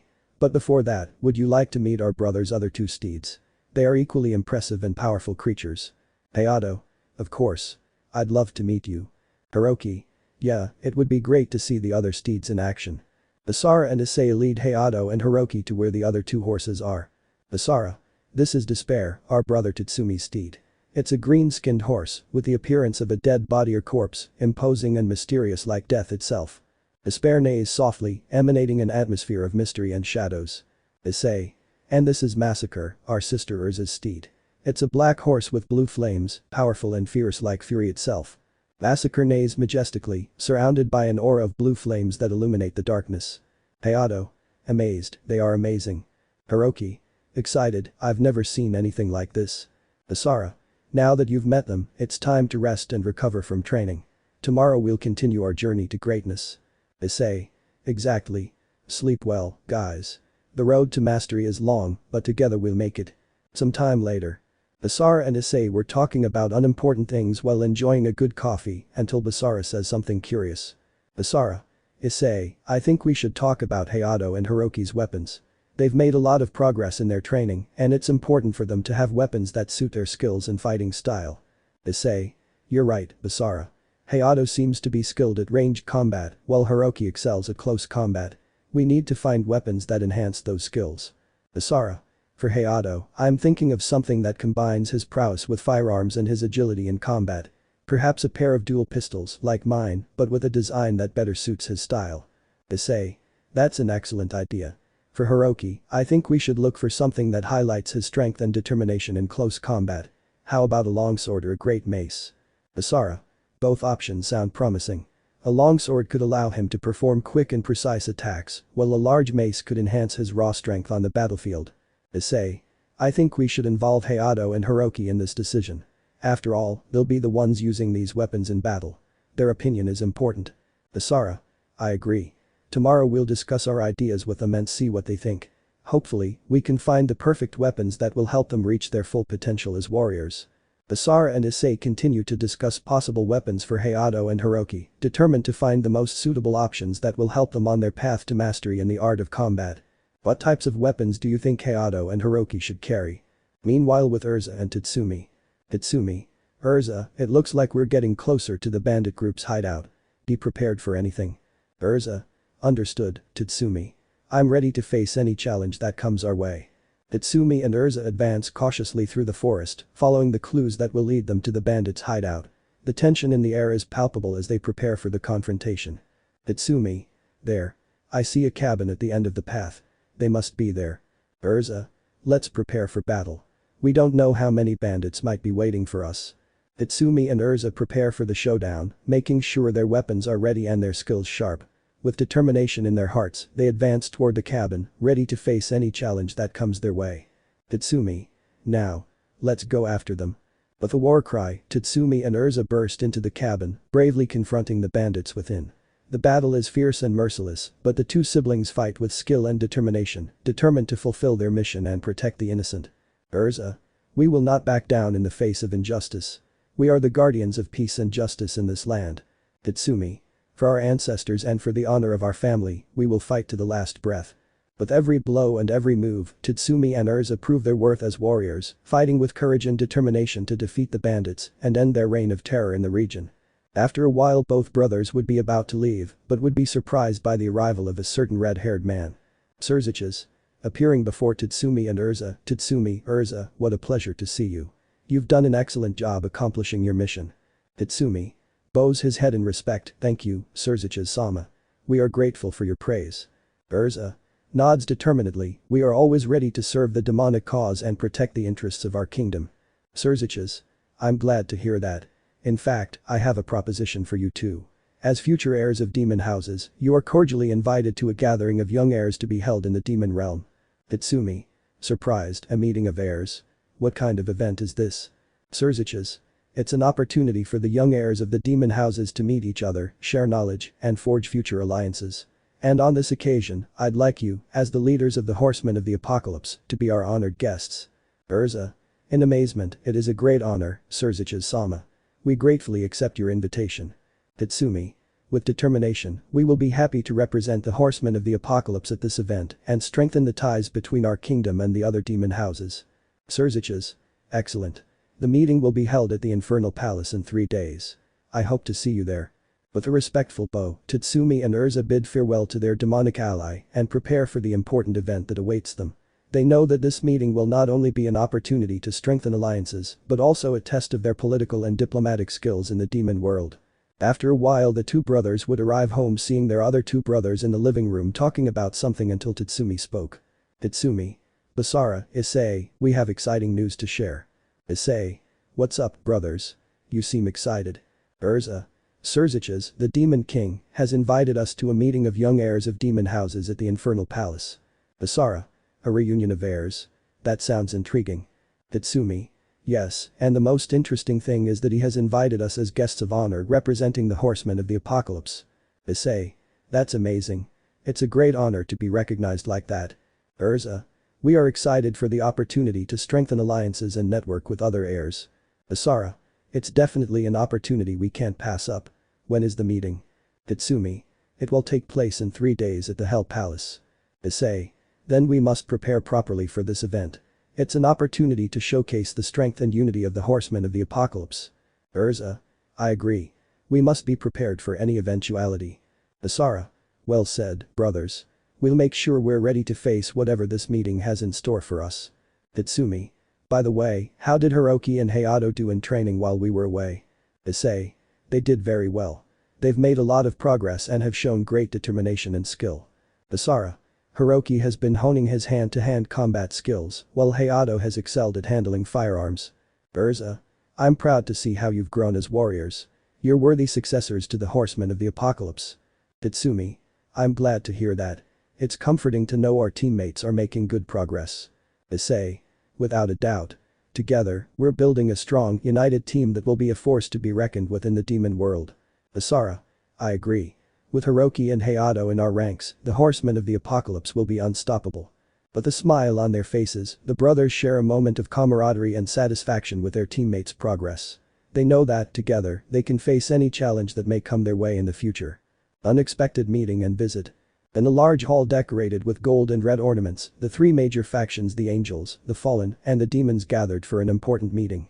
Representatives from the Angel, Demon, and Celestial factions sat at tables arranged in a semicircle, discussing in whispers as they awaited the arrival of the members of the Nordic faction. The air was thick with anticipation and a slight sense of tension. Expectations were high for the meeting, as the young heirs of each faction were scheduled to discuss matters of great importance to the balance between the worlds. At one end of the room, Azazel, leader of the Fallen Angel faction, leaned casually against a wall, his eyes shining with a mischievous glint. On the other side, Surziches Lucifer, the Mayu of the Devils, maintained a serene yet alert expression, his commanding presence filling the room with his mere presence. In the center of the room, Seraph, a prominent member of the Michael faction, moved gracefully while conversing with other members of his faction, his face lit with a gentle yet determined smile. Some young heirs discussed unimportant topics, while others were boasting of their titles and powers to others, while some remained exempt, and very few treated badly the low-class demons who only wanted to do their job, which caused some different demons to get upset with them, especially a young woman with black hair, who we all know as Sona Citri, heir to the Citri clan, a muscular young man with black hair being the Bale heir, and a blonde-haired girl with glasses being the Aguirre's heir. Suddenly, the doors swung wide open, and members of the Norse faction strode confidently in. Thor, the god of thunder, led the group with his hammer Mjolnir clutched firmly in one hand, followed closely by Odin, the wise ruler of Asgard, and a very pretty woman with long white hair dressed in an elegant gown. The conversations in the room ceased momentarily as members of the Nordic faction joined the semicircle, exchanging greetings with representatives of the other factions. Surziches. Welcome, brothers and sisters of Asgard. Surziches greeted, extending an arm in a gesture of welcome. It is an honor to have you with us for this crucial meeting. Thor nodded solemnly, his gaze scanning the room with determination. Thor. We are here to discuss the future of our worlds and the fate of our young heirs, he declared in a powerful voice. Odin nodded solemnly. Odin. We appreciate the invitation and are here to discuss any matter that may benefit all of our factions. Cooperation between us is crucial in these turbulent times. Surziches. That's true, Surziches continued in a deep but calm voice. We have extended a special invitation to the heirs of the Horsemen of the Apocalypse to join us for this important meeting. Surziches' announcement left everyone in the room in an expectant silence. Gazes turned toward him, while murmurs of surprise and speculation filled the air. Eyes turned toward the chamber doors, awaiting the arrival of these unusual guests. The anticipation was palpable as time passed and the tension mounted. Finally, the doors opened again, and 4 imposing figures entered, each emanating a unique and powerful aura. They were the heirs of the Horsemen of the Apocalypse. Death, war, fury, and strife. Itsumi walked with majestic strides, his presence both imposing and serene. Issei, with his gleaming armor and fierce gaze, followed close behind. Urza, with her wild countenance and boundless energy, and Basara, with his firm and determined stance, completed the group. The room fell into a reverential silence as the heirs of the Horsemen of the Apocalypse approached the main table, where the leaders and heirs of the other factions awaited them. Surziches stood up to greet these special guests. Surziches. It is an honor to have the heirs of the Horsemen of the Apocalypse among us, he said sincerely. Your presence here today is a testament to the importance of this meeting and our shared determination to work together for the common good. The heirs of the Horsemen of the Apocalypse nodded solemnly, acknowledging the gesture of respect and welcome. They sat in their designated places, ready to participate in the discussions that would follow. With the arrival of these unexpected guests, the meeting took an even more significant and profound turn. While the leaders discussed strategies and policies, the heirs of the Horsemen of the Apocalypse were among the other heirs present in the room. Soon, they found themselves engaged in conversations with some of them. Itsumi, with his serene yet imposing demeanor, found himself conversing with the heir of a noble demon house. However, he soon noticed that the young demon seemed more interested in bragging about his family's accomplishments than engaging in meaningful conversation. Despite his courteous nature, Tatsumi found the young man's arrogance irritating and decided to discreetly withdraw. Issei, with his sharp and determined gaze, found himself talking to the heir of a family of fallen angels. But he soon realized that the young fallen angel seemed more interested in proving his superiority than in engaging in constructive dialogue. Issei, accustomed to the battlefield where actions speak louder than empty words, decided to divert the conversation to more practical topics. Urza, with her boundless energy and fiery temper, found herself face to face with the heir to a noble house of angels. However, the young angel seemed more concerned with belittling the abilities of the Horsemen of the Apocalypse than establishing a productive relationship. Urza, barely containing her frustration, decided to remain composed and not fall for provocations. Basara, with his unwavering determination and pragmatic approach, found himself conversing with the heir of a lesser-known family of supernatural beings. Despite the family's lack of renown, the young heir showed respect and a genuine interest in learning from Basara's experiences. This greatly impressed the writer, who decided to share some advice and knowledge with him. As the interactions continued, the heirs of the Horsemen of the Apocalypse realized that while there were some arrogant and vain individuals among those present, there were also those willing to listen and learn. With this observation in mind, they decided to continue their conversations, seeking to establish meaningful connections with those who showed true respect and openness toward them. On that, Urza, with a cold and challenging gaze. What do you think you're doing, demon? Don't you dare underestimate me. Heir. You should be careful with your words, Rider. You are not above us all. Urza. My actions speak for themselves. Do you want to prove me wrong? Heir. You and I know you wouldn't be able to. Urza. Are you willing to risk it? Heir. Awkward silence. Urza. With rage unleashed, she advances towards the demonic heir, ready to impart her justice. Demonic heir, he attempts to fight back, but is quickly overcome by Urza's fury. Issei intervenes, grabbing Urza by the arm. Stop, sister. This won't solve anything. Urza, she struggles, trying to break free. He asked for it. No one can challenge me with impunity. Tatsumi, with an icy stare. Your thirst for revenge blinds you, sister. Calm your anger before it's too late. Basara joins Issei, helping to restrain fury. We have more important matters to attend to. Let the heir bleed out in his own time. Urza, she takes a deep breath, controlling her anger. So be it. But let her know that her insolence will not go unpunished. Basara, after the tense incident, he leaves the crowd and meets Ravel, a young blonde with a lively look. Basara. Ravel, how nice to see you here. How have you been? Ravel, for his part, smiles, illuminating the room with his presence. Ravel. Basara. It's been so long. I've been fine, busy with the underworld and the Phoenix house, you know how it is. Basara. And tell me, what about your idiot brother Riser? Ravel. Haha, well, after the beating they gave him, let's just say that now he's traumatized mainly by your sister, and now he can't see the color red without getting scared. Basara. It seems like he's never been told no in his entire life. Ravel. That's true. Basara nods knowingly. I understand. You're always at the center of the action. But tell me, what's new? It seems the world is more hectic than usual lately. Ravel, he lowers his voice, sharing confidences. Oh, you're right. There are rumors of unusual movements among the factions. It seems something big is brewing in the underworld. Basara, he frowns thoughtfully. Interesting. We'll have to be careful then. We can't allow the balance to be compromised. Ravel nods seriously. Exactly. And you, how have you been? Any new challenges along the way? Basara, he smiles confidently. There are always challenges, aren't there? But none I can't overcome. I'm ready for whatever comes. Ravel, she gives him an admiring look. You are truly admirable, Basara. You've always been a beacon of strength and determination. Basara bows his head in thanks. Thank you, Ravel. Your words mean a lot to me. Now, tell me more about these rumors. We need to stay ahead of the curve in these uncertain times. While Ravel and Basara are having their secret conversation, Tatsumi moves through the crowd of people just in time to stop an impending confrontation between two heirs. Tatsumi. What's going on here? Heir 1, with a defiant expression. This fool is questioning my authority. Heir 2, with fire in his eyes. He doesn't have the right to tell me what I can or can't do. Tatsumi, in a deep, authoritative voice. Enough. This is neither the place nor the time to resolve your disputes. Back off before the situation worsens. Heir 1, staring at Tatsumi but slowly backing away. As you command, Lord Death. He said fearfully. Heir 2, mollified but resentful. Okay, but this isn't over. Tatsumi, he looks at both of them sternly before noticing the imposing figure approaching. Excuse me, it seems I need to attend to another matter. See you later. He approaches with a confident stride, noticing Tatsumi's intervention. That was an impressive intervention, Lord Death.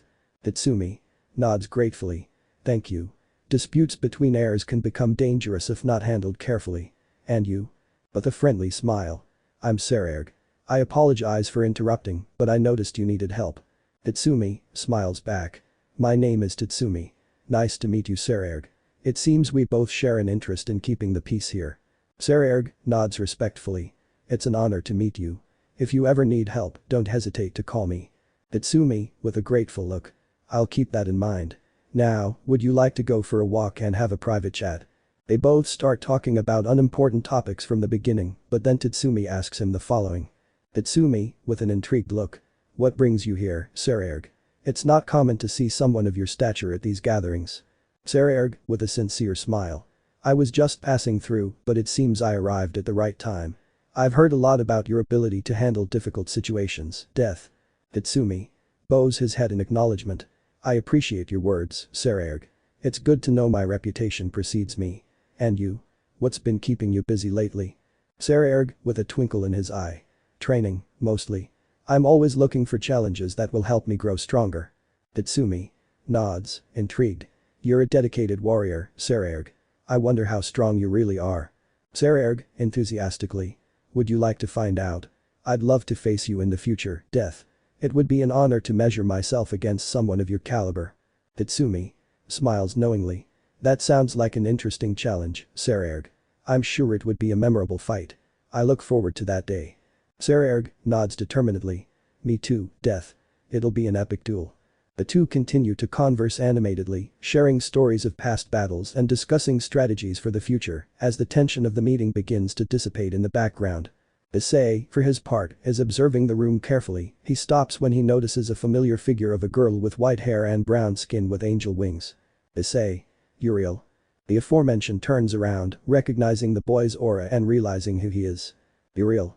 Long time no see, Ryder, he said seriously. I didn't expect to find you here. Issei, a subtle smile curls his lips, times of war bring old rivals together, don't they? Be real, with a serious expression, what are you doing here? Are you connected to the rising tensions in the north? Issei raises eyebrows, my duties have brought me to this meeting. But don't worry, my interests are broader than any regional conflict. Be real, frowns, I don't believe you. You've always been lurking, looking for opportunities to wreak havoc and destruction. Issei sighs, people always see what they want to see. But circumstances have changed since our last confrontation. Be real, cautiously, what are you up to, war? Issei takes a step closer, I'm just fulfilling my purpose, just like you. But our agendas may not be as different as you think. Uriel raises an eyebrow, I don't trust you, war.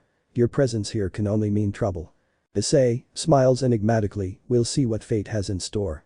But remember, Uriel, war isn't always what it seems at first glance. Before they both left, Issei continued speaking. Issei, looking at Uriel seriously, what brings you to this meeting, Uriel? You know that the affairs of angels don't usually coincide with ours. Uriel, crossing his arms, my duties demand that I be here. And you, what excuse do you have for your presence? Issei, smiling sideways, let's just say I have a vested interest in maintaining balance among all factions. Pointless war benefits no one. Uriel, with a skeptical look, since when do you care about balance? Your actions have always been driven by chaos and destruction. It's not for nothing that your main weapon is called Chaos Eater. Issei, nodding slowly, it's true that our philosophies differ, but that doesn't mean we can't work together when necessary. Uriel, frowning, I don't trust your words, war. You've always been astute in your motivations. Issei, shrugging, maybe. But even enemies can find common ground when the situation calls for it. Uriel, sighing, even if we disagree, we must recognize our responsibilities as guardians of our world. Guerra, nodding solemnly, that's right. Even if our methods differ, at least we can respect each other's roles. The two regard each other with a mixture of distrust and respect, aware that, despite their differences, their destinies are intertwined in the struggle for balance between the supernatural factions. Meanwhile, the argument between the leaders continues, oblivious to the palpable tension between two powerful forces. Issei, for his part, continues to watch the leaders closely while his attention shifts to the newcomers. Issei. Hayato, Hiroki. What are you doing here? Hayato, with a nervous expression, sorry Tio. Hiroki and I got into trouble. Hiroki, nodding sheepishly, yes, it was a mistake. We ran into some nobles who provoked us, and things got out of hand. Basara. Frowning, what kind of trouble did they cause? Hayato, looking down, they insulted us and belittled us just for being human, even calling us weak. We couldn't just stand idly by. Hiroki, clenching his fists, we couldn't let them look down on us like that. Issei. Sighing, I understand your impulse to defend yourself, but you can't make impulsive decisions that jeopardize the peace of this meeting. Basara. Nodding in agreement, they should have sought a peaceful solution instead of resorting to violence. Hayato, bowing his head in regret, I'm sorry father. It was an error in judgment. Hiroki, looking down, embarrassed, sorry Uncle Basara. We didn't mean to cause trouble. Issei, placing a hand on the shoulder of the man he saw as his son, let's learn from this mistake. True strength lies in the ability to control our emotions and make wise decisions in times of conflict. Basara, supporting Hayato on his shoulder, no matter how provoked we feel, we must always remember that our actions have consequences. Issei, addressing the leaders, I deeply regret the behavior of my heir and son. I will do everything possible to rectify the situation and ensure it does not happen again. Basara, nodding solemnly, I agree with my brother. We will take the necessary measures to ensure that this incident does not affect the peace and stability of our factions. The leaders nod approvingly at War and Strife's words, acknowledging their commitment to maintaining order and harmony among the factions. Meanwhile, Hayato and Hiroki reflect on their actions, aware of the impact they may have on their parent-teacher relationship. At that time, when the peace treaty between the three major factions and the Nordics of Asgard was about to be signed, someone arrived at the meeting upset with the situation. Odin. Loki, what are you doing here? Loki. Isn't it obvious? He said with a smile.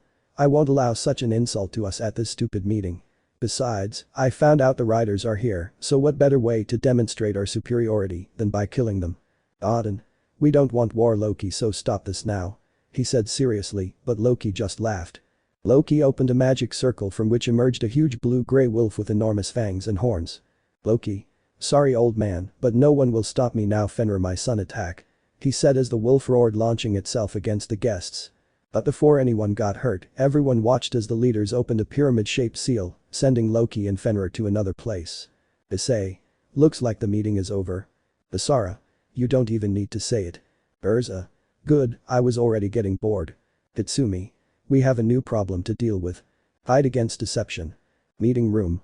After the god of deception interrupted the meeting of young demonic heirs, the leaders of the newly formed alliance with the Norse decided to hold an emergency meeting to address the issue of Loki being a possible new threat to the alliance. With that, everyone arrived at the meeting. Michael, with his commanding presence and serene countenance, arrived at the meeting hall in heaven, surrounded by a celestial light that radiated tranquility and determination. His white wings, spread out behind him, displayed his position as leader of the angels and his commitment to justice and order. Azazel, with his tall, slender figure, arrived with an air of caution and cunning. His dark wings moved elegantly as he moved forward, recalling his fall from heaven and his newfound allegiance to the cause of redemption and freedom. Surzich's Lucifer, with his aura of authority and power, appeared in the meeting hall of the underworld, surrounded by profound darkness. His commanding presence and piercing gaze reflected his position as leader of the demons and his commitment to balance and stability in the demon world. Odin, with his imposing figure and single eye shining with wisdom, arrived at the meeting accompanied by an entourage of brave warriors and mythical Norse creatures. His majestic bearing and serious expression showed his authority as king of the Norse gods and his determination to protect his people and preserve order in the divine realms. Michael. Very well, as you may know, we have been summoned here to address the serious threat we face. Loki has been imprisoned in a pocket dimension, but his malignant influence still lingers. Azazel. We can't underestimate the danger he poses. Loki is cunning and dangerous. We need a solid plan to stop him before he causes more chaos. Surziches. I agree with Azazel. We can't allow Loki to escape from that dimension and wreak havoc on our world. Odin. If I may interrupt, brothers and sisters, I have a suggestion. How about we send in the 4 horsemen of the apocalypse? Everyone, surprised. The 4 horsemen. Odin. Yes, they are the very embodiment of power and destruction. Together, they might stand a chance against Loki. Michael. It's a bold idea, but do you think they'll agree to take on Loki? Odin. War, death, fury, and strife. The 4 horsemen of the apocalypse are formidable warriors who fear nothing and no one. They maintain the very order of the world and it's abundantly clear that they would accept it. Azazel. It's a risky proposition, but if anyone can stop Loki, it's them. Surziches. Then it's settled. We'll send the 4 horsemen of the apocalypse to confront Loki and end this threat once and for all. Odin. So be it. May the gods grant us luck in this endeavor. Michael. Issei, Tatsumi, Urza, Basara, thank you for attending our meeting. Your presence is crucial in these dark times. Issei, why have you summoned us, Michael? Our duty is to maintain balance, not to interfere in the affairs of the kingdoms. Azazel. We understand your duty, but a new threat has emerged. Loki has escaped, and his influence threatens to destabilize the delicate balance you so closely guard. Tatsumi. What importance does that have to us? Our task is the end of all things, not the salvation of the kingdoms. Surziches. Loki represents a threat beyond the boundaries of our realms. His release could unleash chaos that would jeopardize even your work. Urza. And what do you expect us to do? Odin. We ask you to join us on this quest. Your ability to maintain balance is essential to stopping Loki and restoring peace. Basara. Why should we intervene? Our duty is independent of the whims of the gods. Michael. Because if Loki isn't stopped, the balance itself will be in danger. Your intervention is necessary to preserve order in the realms. Issei. Balance is essential. A breach in it could have catastrophic consequences. Tatsumi. If balance is at stake, then our intervention is necessary. Urza. Okay, we accept. But only for the sake of balance. Basara. We will be there, but remember that we do not serve the gods, but balance itself. Azazel. We understand. We appreciate your help, horsemen of the apocalypse. Together, we will restore balance and stop Loki. A while later. Issei. It's time to go. Loki won't wait for us. Tatsumi. I'm ready. My scythes and I have a date with destiny. Urza. Anger will be our ally in this battle. Basara. Let's do this. My weapons are ready for combat. Azazel.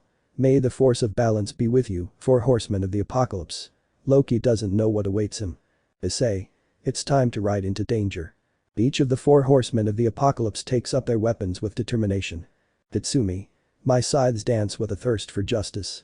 Urza. My whip yearns to crush injustice. Basara. My weapons are ready to pierce any evil that crosses our path. Azazel. May the light of balance illuminate your path and guide your hand. Issei. Towards battle. The four horsemen of the apocalypse depart, their weapons blazing with power and determination as they head toward the confrontation with Loki, each ready to fulfill their duty and maintain balance in the realms. Akat's eyes. Issei. We've arrived, Loki. The time has come for you to face the consequences of your actions. Loki. Smiling maliciously, the four horsemen of the apocalypse. What is such an illustrious group like yourselves doing in my modest abode? Itsumi.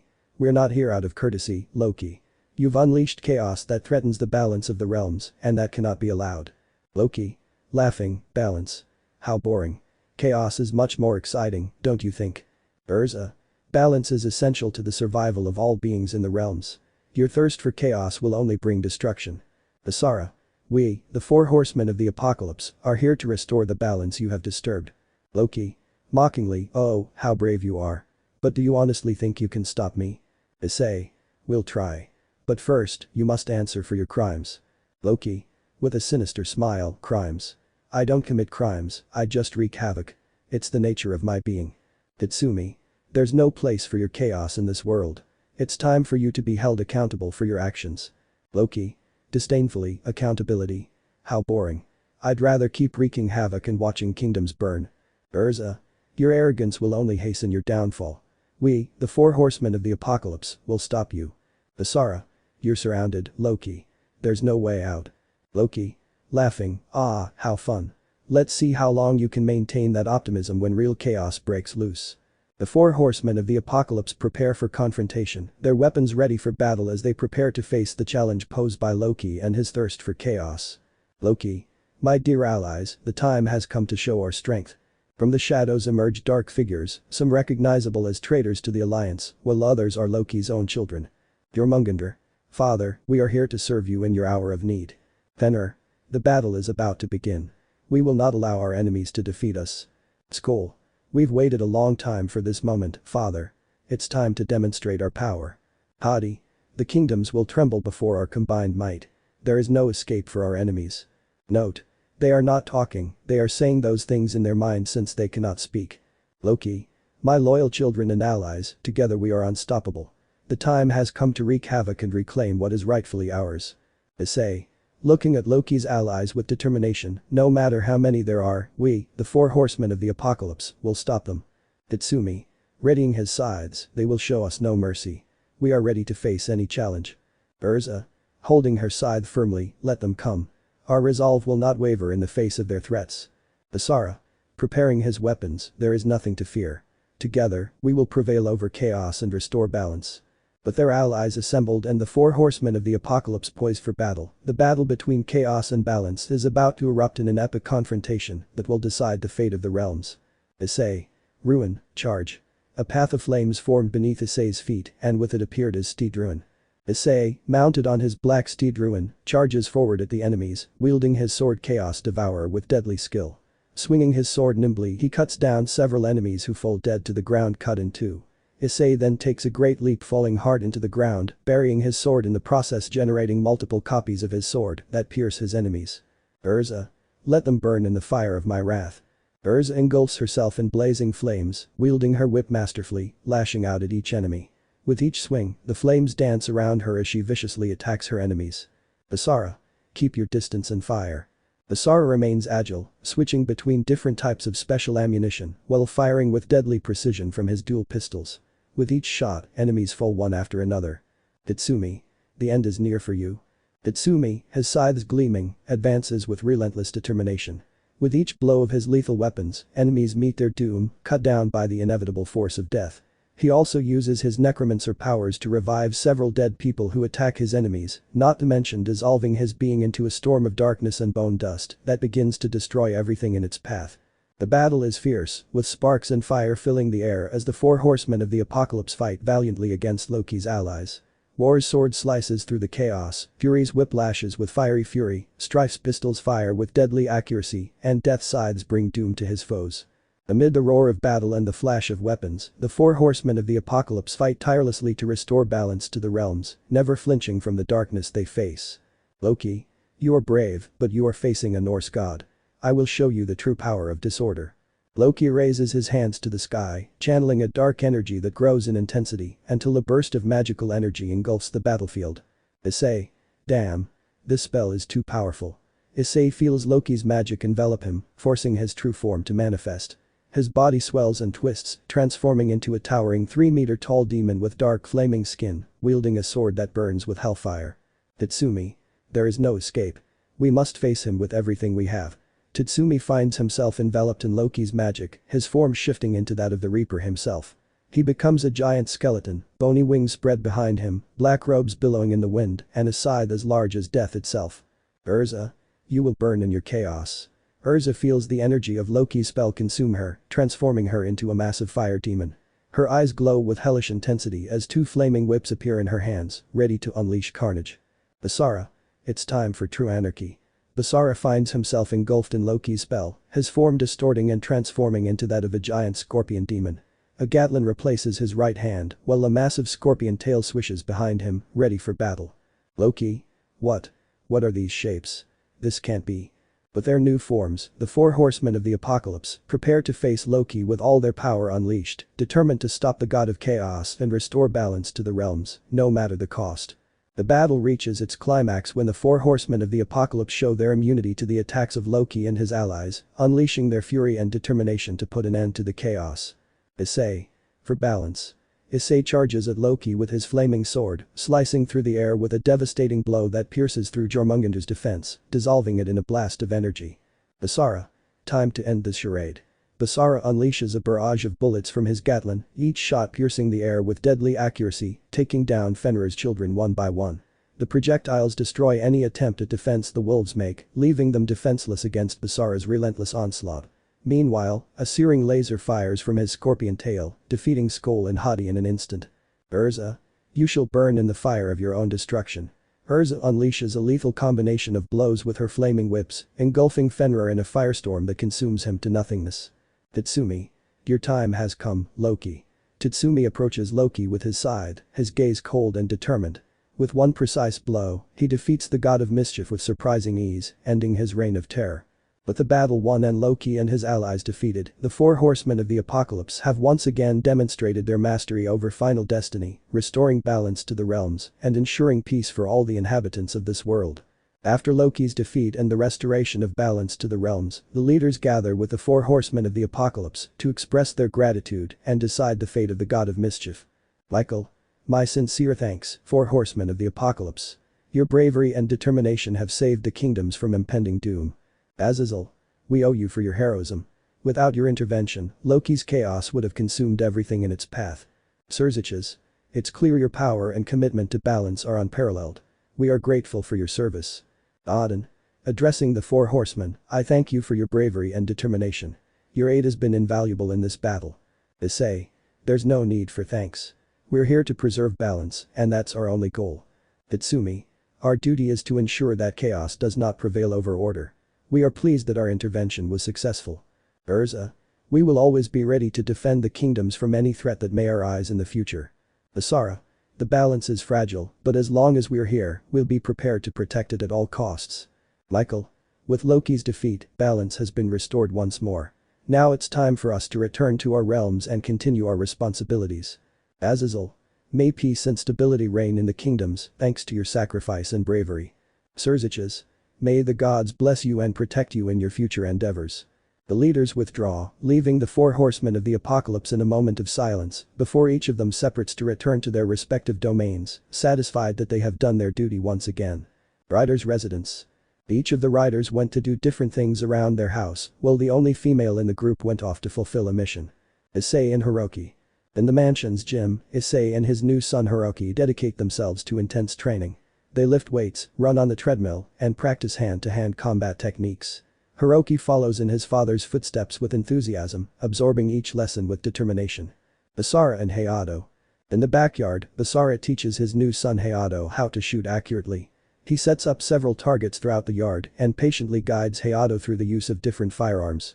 The two share laughs and bonding moments as they practice together. Urza, with her characteristic determination, has set out on a new mission, ready to face any challenge that comes her way. Her indomitable spirit drives her forward, ready to uphold justice and protect the innocent. Tatsumi. Meanwhile, in the mansion's kitchen, Tatsumi is busy preparing a special cake. With expert skill, he molds pasteurized sugar to create tiny skeletons as decorations for the cake. Imagine his siblings' expressions when they taste his creation. Finally, when the cake is ready, Tatsumi carefully places it on the dining table, waiting for his siblings to arrive so they can enjoy the sweet result of his efforts together. Tatsumi's mind. Tatsumi. Brothers, I need to talk to you. Issei. What's wrong, brother? Is there a problem? Tatsumi. Not exactly a problem, Issei. More of a reflection. I've realized that, over the years, our disputes and duties have kept us apart more than they've brought us together. Basara. That's true. Our responsibility to the kingdoms has been our priority, often sacrificing time together for the sake of balance. Urza. But that doesn't mean we don't value our bond as siblings. We've always been there for each other in times of need. Tatsumi. I know, Urza. And that's precisely what I want to change. I've decided to do something special for us, something that will allow us to enjoy those moments together that we've lost. Issei. What's on your mind, Tatsumi? Tatsumi. A cake. A cake I've made with my own hands, each pasteurized sugar skeleton molded with love and care. I want us to have a moment for ourselves, to share laughter and joy like we did when we were younger. Basara. That sounds wonderful, Tatsumi. That's a very touching gesture on your part. Urza. I agree. It's time to put our differences aside and enjoy the company of our family. Tatsumi. Thank you, brothers. I hope this cake is the first of many moments we share together in the future. Out of Tatsumi's mind. Tatsumi.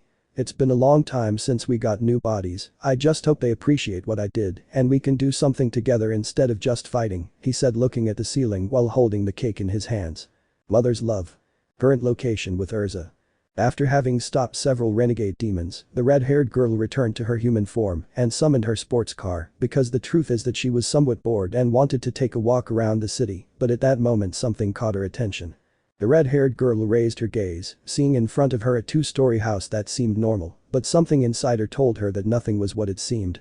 She heads to the house and to her surprise it was unlocked. Urza opened the door and immediately covered her nose as a rotten smell reached her, as well as a surprising blast of heat. Urza tried to turn on the lights, but it wouldn't work, realizing that the power was cut off. Was there someone living here? She then notices several bags of garbage around her, as well as a lot of dirty clothes, realizing that if there was someone there or that it was abandoned. Urza. But what's wrong with this place? Who could live like this? Was what she said, but then she heard the same sobs upstairs. She carefully climbed the stairs, being somewhat careful due to the large amount of garbage scattered about, seeing a half-open door and a light on in it, but weak. Urza carefully looked out and saw a scene that tore her soul apart. There was a blonde boy with brown eyes completely naked lying on a bed on his knees while he was masturbating, although the little boy hurt her, because every time he did that the boy sobbed his body was very thin and pale, implying the clear lack of food and water in the little one. The boy watched a laptop computer and as it continued doing that he said something multiple times. Child. Mom, forgive me, he said between sobs until suddenly the computer turned off. The boy couldn't stand it anymore, he stopped doing that and suddenly fell back on the bed, feeling his strength leaving him, falling unconscious, shedding tears. View from above. On the threshold of a dilapidated house forgotten by time, Urza, her amber eyes filled with determination, found a small boy. He was alone, helpless, staring into that computer as if he'd been abandoned by the entire world. His dirty face was marked by traces of tears, and his threadbare clothes barely protected him from the night's chill. Urza knelt before him, her heart pounding. She gently extended her hand, trying to convey calm and reassurance. Urza. Hello. She whispered gently, as if each syllable were a caress for the boy's soul. The boy looked up, his glassy eyes meeting Urza's, filled with a glimmer of hope, as if at that moment he had found a ray of light in the darkness. With a gentle gesture, Urza wrapped the child in her warm, protective embrace. She tenderly held him in her arms, as if he were the most fragile and precious thing in the world. Urza. Don't be afraid, she murmured softly, cradling him lovingly. I'm here to watch over you, to protect you. You're not alone. With careful steps, Urza carried the boy away from that desolate place, wrapped in her cloak of determination and compassion. With each step, the boy found a little more confidence in the world, because now he had Urza by his side, a light in the darkness, a hope in the despair. Urza, without the boy knowing, took the computer he used for those acts and put it away. She knew that that thing had information about what was happening to the little boy, and with that she had to help him. And together, they walked towards a new dawn, where Urza's love and kindness would light the way to a future full of possibilities and hope for the abandoned child. Urza left that abandoned place with the little one still in her hands, opening the door of her sports car and gently placing the boy in the passenger seat and closing the door softly so as not to alert him. She then goes to the driver's seat starting her vehicle and with all that they both left. As Urza drove she noticed how the little one was slowly waking up. Urza approached carefully, extending a friendly hand towards him. "Urza? Are you okay?" she asked softly, trying not to scare him further. The boy looked up, surprised by the presence of this strange girl. However, something in her eyes gave him a sense of security he'd forgotten. With a sigh, he nodded slightly. Urza wasted no time. With skill and tenderness, she cleaned the boy's face and wrapped him in her cloak to protect him from the night chill. She offered him some food she had brought with her, and as the boy eagerly devoured the food, she told him stories of courage and hope. Urza wasted no time. With skill and tenderness, she cleaned the boy's face and wrapped him in her cloak to protect him from the night chill. She offered him some food she had brought with her, and as the boy eagerly devoured the food, she told him stories of courage and hope. Urza watched with concern as the boy eagerly devoured the food. It was evident he was suffering from malnutrition and dehydration, and his weak body was struggling to recover. Without hesitation, Urza knew what she had to do. Gently, she held the boy's hands in her own and closed her eyes, concentrating on channeling some of her own energy into him. A warm golden light emanated from her hands, enveloping the boy in a comforting aura. The little boy began to breathe more easily, his pale cheeks took on a slight pink hue, and his pulse stabilized. However, the effort of transferring her energy was exhausting for Urza. As the boy grew stronger, she herself began to feel weak and dizzy. The fatigue accumulated from her many battles and her constant fight for justice weighed heavily on her, but she couldn't allow herself to rest until she was sure the boy was safe. Finally, when she was sure that the child was out of immediate danger, Urza remained breathing heavily in the driver's seat. The world around her went blurry and dark, and she felt her consciousness slowly fade away. She stopped her car near the shore and fainted somewhat. The boy, now with renewed strength, approached Urza with concern in his eyes. With trembling hands, he tried to wake her, calling her name in a shaky voice. But Urza had already fainted, her pale face resting in a peaceful expression. However, the seed of hope he had planted in the boy's heart still burned bright. Determined, he decided it was his turn to take care of Urza, promising to protect her and be by her side as she had done for him. A half hour passed and Urza began to wake up noticing a weight on her legs. She noticed the boy who was saved while asleep using the Retide's legs as his pillow. Urza slowly opened her eyes, still feeling weak but comforted by the gentle breeze caressing her face. The sight of the boy beside her filled her with warmth, reminding her why she was there and renewing her resolve. "Urza? Are you okay?" she asked softly as she carefully sat up, still feeling the weakness in her bones. The boy nodded shyly, his eyes shining with gratitude and admiration. "Boy. Yes, thank you, miss," he replied in a soft but sincere voice. Urza smiled, appreciating the boy's trust in her. "That's a beautiful name," she commented, feeling the connection between them strengthen with each shared word. The boy, now with a glimmer of excitement in his eyes, was quick to return the compliment. "My name is Yudo," he confessed shyly, as if revealing a hidden treasure. Urza nodded with a warm smile. "Urza? Yudo," she repeated softly, savoring the sound of the name. "It's an honor to meet you, Yudo." At that moment, a feeling of peace and serenity enveloped Urza. Despite the difficulties they faced, she had found a companion in Yudo, someone to protect and care for. Together, they would face whatever fate had in store for them, bound by the bond of friendship and compassion. Urza watched Yudo fondly as he drove through the city-lit streets. Her small hand was firmly clasped in his, and every second together strengthened the bond between them. Determined to make that moment a special memory, Urza took him to a cozy nearby restaurant.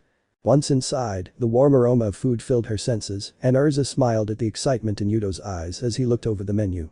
Together they chose a variety of delicious dishes, and while they waited for the food to arrive, they shared stories and laughs. Urza admired Yudo's determination and bravery, his ability to find hope even in the most difficult times.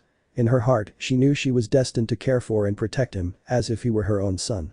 When the food finally arrived, they enjoyed every bite with gratitude and joy. Yudo seemed to have momentarily forgotten the sorrows of the past, his face illuminated by a radiant smile that filled the restaurant with light and joy. After finishing the meal, Urza looked at Yudo tenderly, feeling her heart fill with love and gratitude. "Urza? Yudo," she began in a soft but firm voice, "I want you to know that from now on, I will be like your mother. I will be here to take care of you, protect you, and love you, always." Yudo's eyes filled with tears of joy and emotion. With a shaky sigh, he nodded, feeling the weight of the world lifted from his shoulders. In Urza's arms, he found the love and security he longed for and knew he would never have to face the darkness alone again. And so, in that warm and welcoming restaurant, two lost souls found a home in each other's hearts. United by the eternal bond of maternal love, Urza and Yudo embarked on a new chapter of their lives, ready to face together whatever challenges the future held. Urza smiled as she watched Yudo grow excited as they approached the luxurious sports car parked in front of the restaurant. She opened the driver's door and helped Yudo into the passenger seat, making sure he was comfortable before getting into the car. Note: the boy didn't see the car because at first he was unconscious, and then when they got out his hunger made him look forward, concentrating more on the food. The engine roared with power as Urza started it, and the vehicle glided smoothly through the night-lit streets. With every twist and turn, Yudo's excitement grew, his eyes shining with anticipation as they headed toward the outskirts of the city. The cool wind caressed their faces as they traveled down the road, and Urza couldn't help but smile at the happiness on Yudo's face. In her heart, she knew she was taking Yudo to a place where he would be welcomed with love and warmth, a place he now considered his true home. Finally, they arrived at Urza's impressive mansion, with its towering columns and lush moonlit gardens. Yudo watched in awe as Urza parked her car in front of the main entrance next to her sibling's motorcycle and Issei's truck. Opening the vehicle door, Urza extended her hand to Yudo, who gratefully took it. Together, they walked toward the mansion's entrance, where they were greeted by the warm welcome of Urza's three brothers, who were waiting with open arms. Urza introduced Yudo to her siblings with a radiant smile, and soon, the mansion rang with laughter and joy as they shared stories and made memories together. In that moment, Urza knew that with Yudo by her side and her family around her, her home was complete. Second floor. Urza looked at Yudo seriously, feeling the importance of revealing the truth about her family. She knew it was time for him to know who they really were. Urza. Yudo, I need to tell you something about my family, Urza began, her tone serious but full of sincerity. We're not ordinary people. We're something more. Yudo's eyes widened in surprise as he listened intently to Urza's words, preparing himself for what was to come. Urza. I am Urza, but my real name is Fury, Urza continued, her gaze firm and determined. I am the rider of Fury, one of the 4 horsemen of the apocalypse. Yudo was speechless, processing the revelation as Urza continued to explain. Urza. Issei is my younger brother and he is the horseman of war. Tatsumi, our older brother, is the horseman of death. And Basara, my other older brother, is the horseman of fighting. Yudo's astonishment was evident, but Urza knew she had to follow through with the truth. She explained how they had been chosen to carry out a crucial mission to maintain balance in the world and protect it from the forces of chaos. Urza. We riders have special abilities and responsibilities, Urza said seriously. But that doesn't change who we are at our core. We're still a family, bound by the love and bond we share. Yudo nodded slowly, absorbing the information he had just received. Although the revelation was overwhelming, deep down in his heart, he knew he trusted Urza and her family. Yudo. Thank you for trusting me enough to tell me the truth, Urza, Yudo said, his voice soft but full of gratitude. No matter who you really are, I'll always be here to support you. Urza smiled tenderly, feeling a sense of relief at hearing Yudo's words. She knew that with him by her side, they could face any challenge fate had in store for them, united by the indestructible bond of love and family. But Urza took a deep breath, preparing to show Yudo her true form. With a determined gesture, she closed her eyes for a moment and focused inward. A powerful energy enveloped her, slowly transforming her before Yudo's astonished eyes. When Urza opened her eyes again, she was no longer the red-haired young woman Yudo knew. Now, a tall woman stood before him, with fiery red-purple hair that fell in waves to her waist. Her eyes glowed white, radiating power and determination. She was clad in a woman's armor, gleaming and adorned with intricate details that shimmered in the moonlight. A whip was strapped to her waist, an extension of her own will, ready to be deployed at any moment. Yudo gasped, unable to tear his gaze away from the impressive figure before him. He had never seen anything so extraordinary before, and the magnificence of Urza in her true form took his breath away. Urza extended a hand towards Yudo, her voice resonating with authority and gentleness at the same time.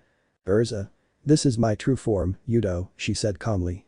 I am the rider of Fury, and I am here to protect you.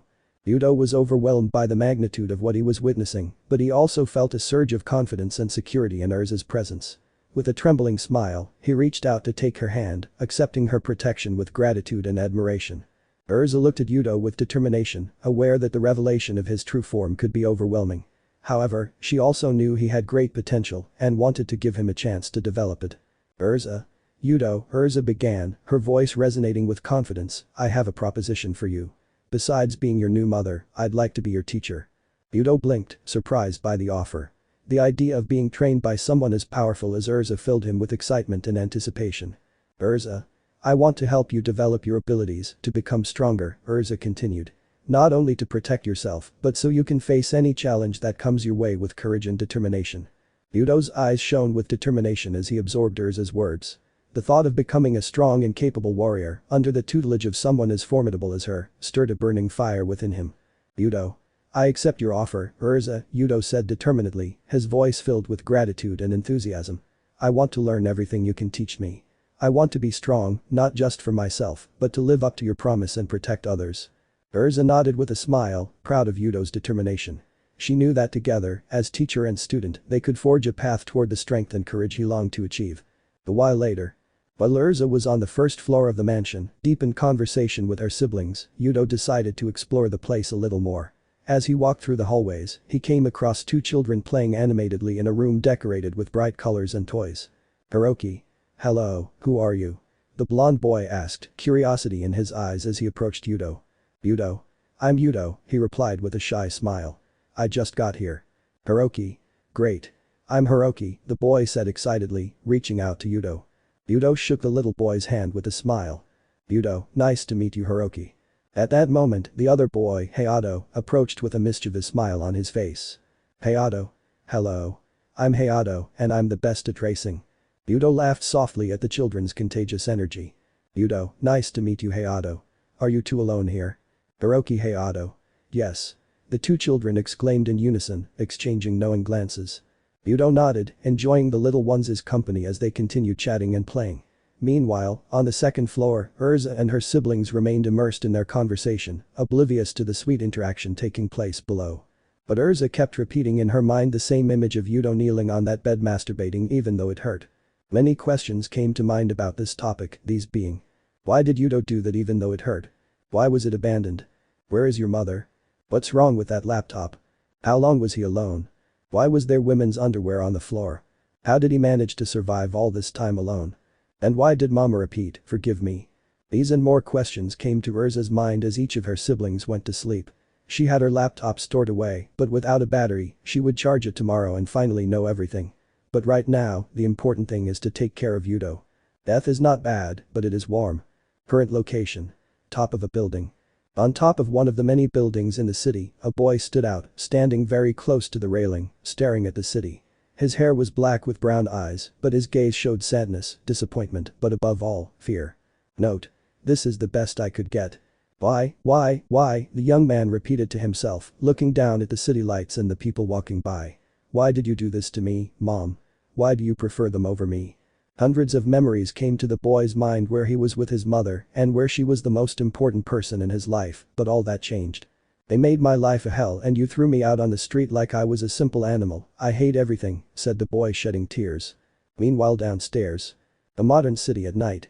Tatsumi walks through the deserted streets with a mission in mind. The full moon illuminates the scene. Tatsumi, thinking. My target is close, I can feel its dark energy. I mustn't miss. Tatsumi moves forward with determination. Suddenly, he stops and looks up at the top of a nearby building. There, he sees a young boy, about 11 years old, standing on the edge, ready to jump. Tatsumi, whispering to himself. What the hell? Tatsumi quickly teleports to the rooftop of the building, appearing right behind the boy. Tatsumi. Wait. Don't do it. Boy, surprised, turning around. Who are you?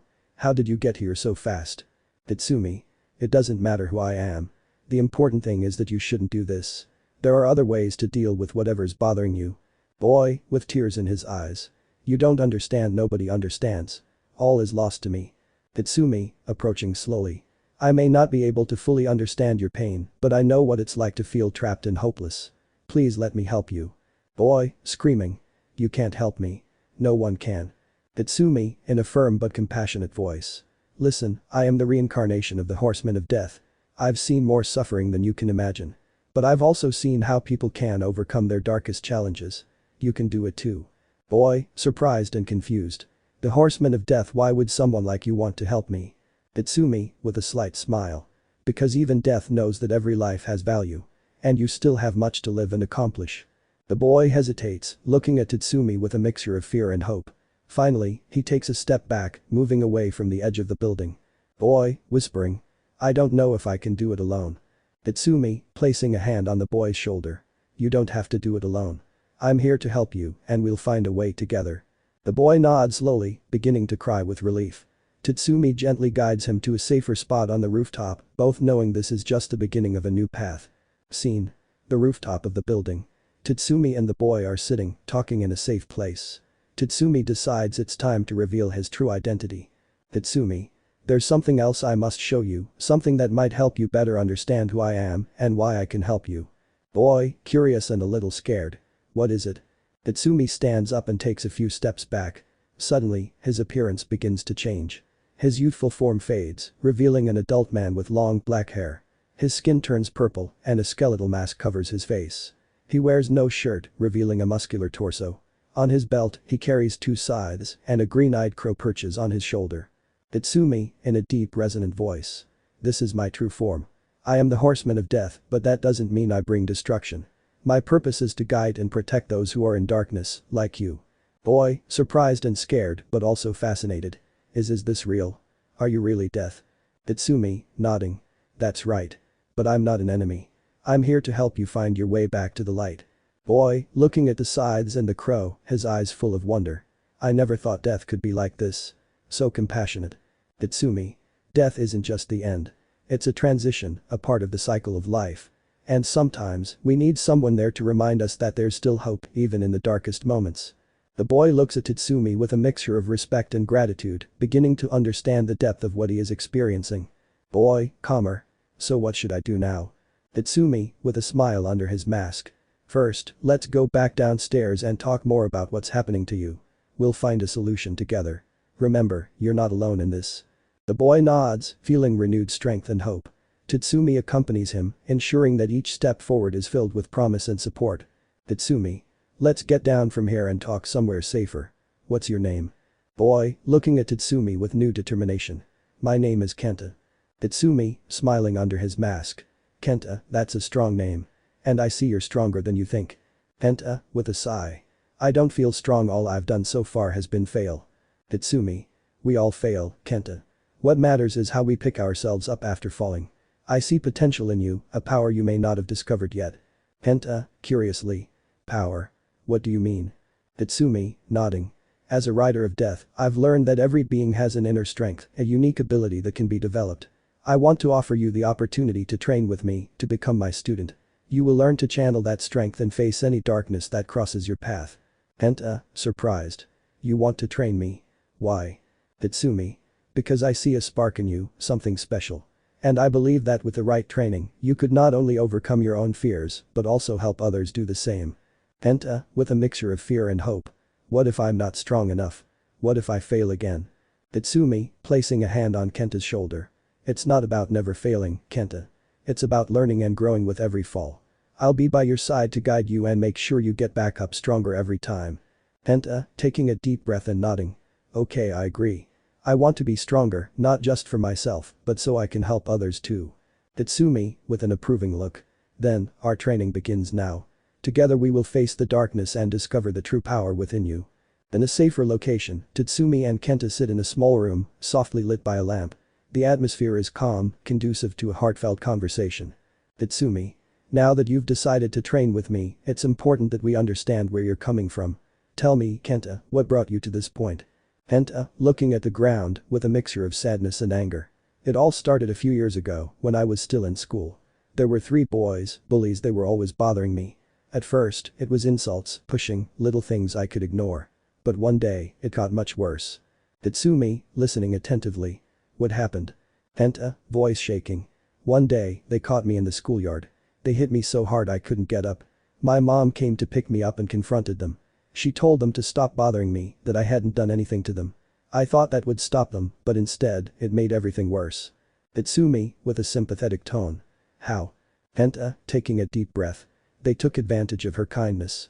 They started getting close to her, seducing her. My mother, she was always a kind person, she trusted people. At first I thought they were just being nice, but I realized they were manipulating her. She changed.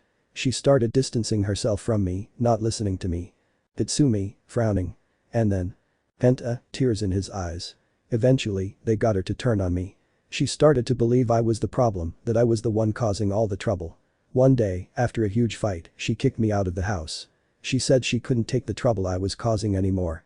I was left homeless, without a family, while she slept with my thugs, becoming their personal slave. Itsumi, with a firm, compassionate voice. I'm so sorry to hear that, Kenta. No child should have to go through something like that. But let me tell you something. The actions of those bullies and what they did to your mother don't define who you are. You have the chance to be stronger, to change your destiny. Kenta, wiping away tears. I always felt so powerless, so alone. I thought ending my life was the only way out. Itsumi. Those feelings are understandable, but they're also temporary. Now that I'm here, let's work together to overcome your past and build a better future. I want you to use that anger and pain as fuel to become stronger, not just physically, but mentally as well. Kenta, looking at Tatsumi with renewed determination. Do you think I can really do it? Tatsumi, with a smile under his mask. I know. Because you're not alone in this. Together we'll face your fears and defeat any darkness that crosses your path. The crow on Tatsumi's shoulder caws softly, as if reaffirming its master's words. Tatsumi and Kenta, now united by a shared purpose, prepare to begin their arduous training, ready to face any challenge. A few minutes later. Tatsumi. Kenta, I want you to know something important. You're not alone in this. You're not the only one who's faced hardship and darkness. I have 3 brothers who have also found and helped young people like you. Kenta, curiously. 3 brothers. Tatsumi. Yes, my younger brother, Issei, is the rider of war. He brought a boy who was facing a very similar problem to yours. He was bullied and manipulated, but Issei helped him find his inner strength and fight for his dignity. Kenta, interested. And the others? Tatsumi. My other brother, Basara, is the rider of fighting. He found a young man who was lost, caught in a spiral of violence and self-destruction. With Basara's guidance, that boy learned to channel his rage and turn it into positive power. Kenta, surprised. And your sister? Tatsumi, smiling under his mask.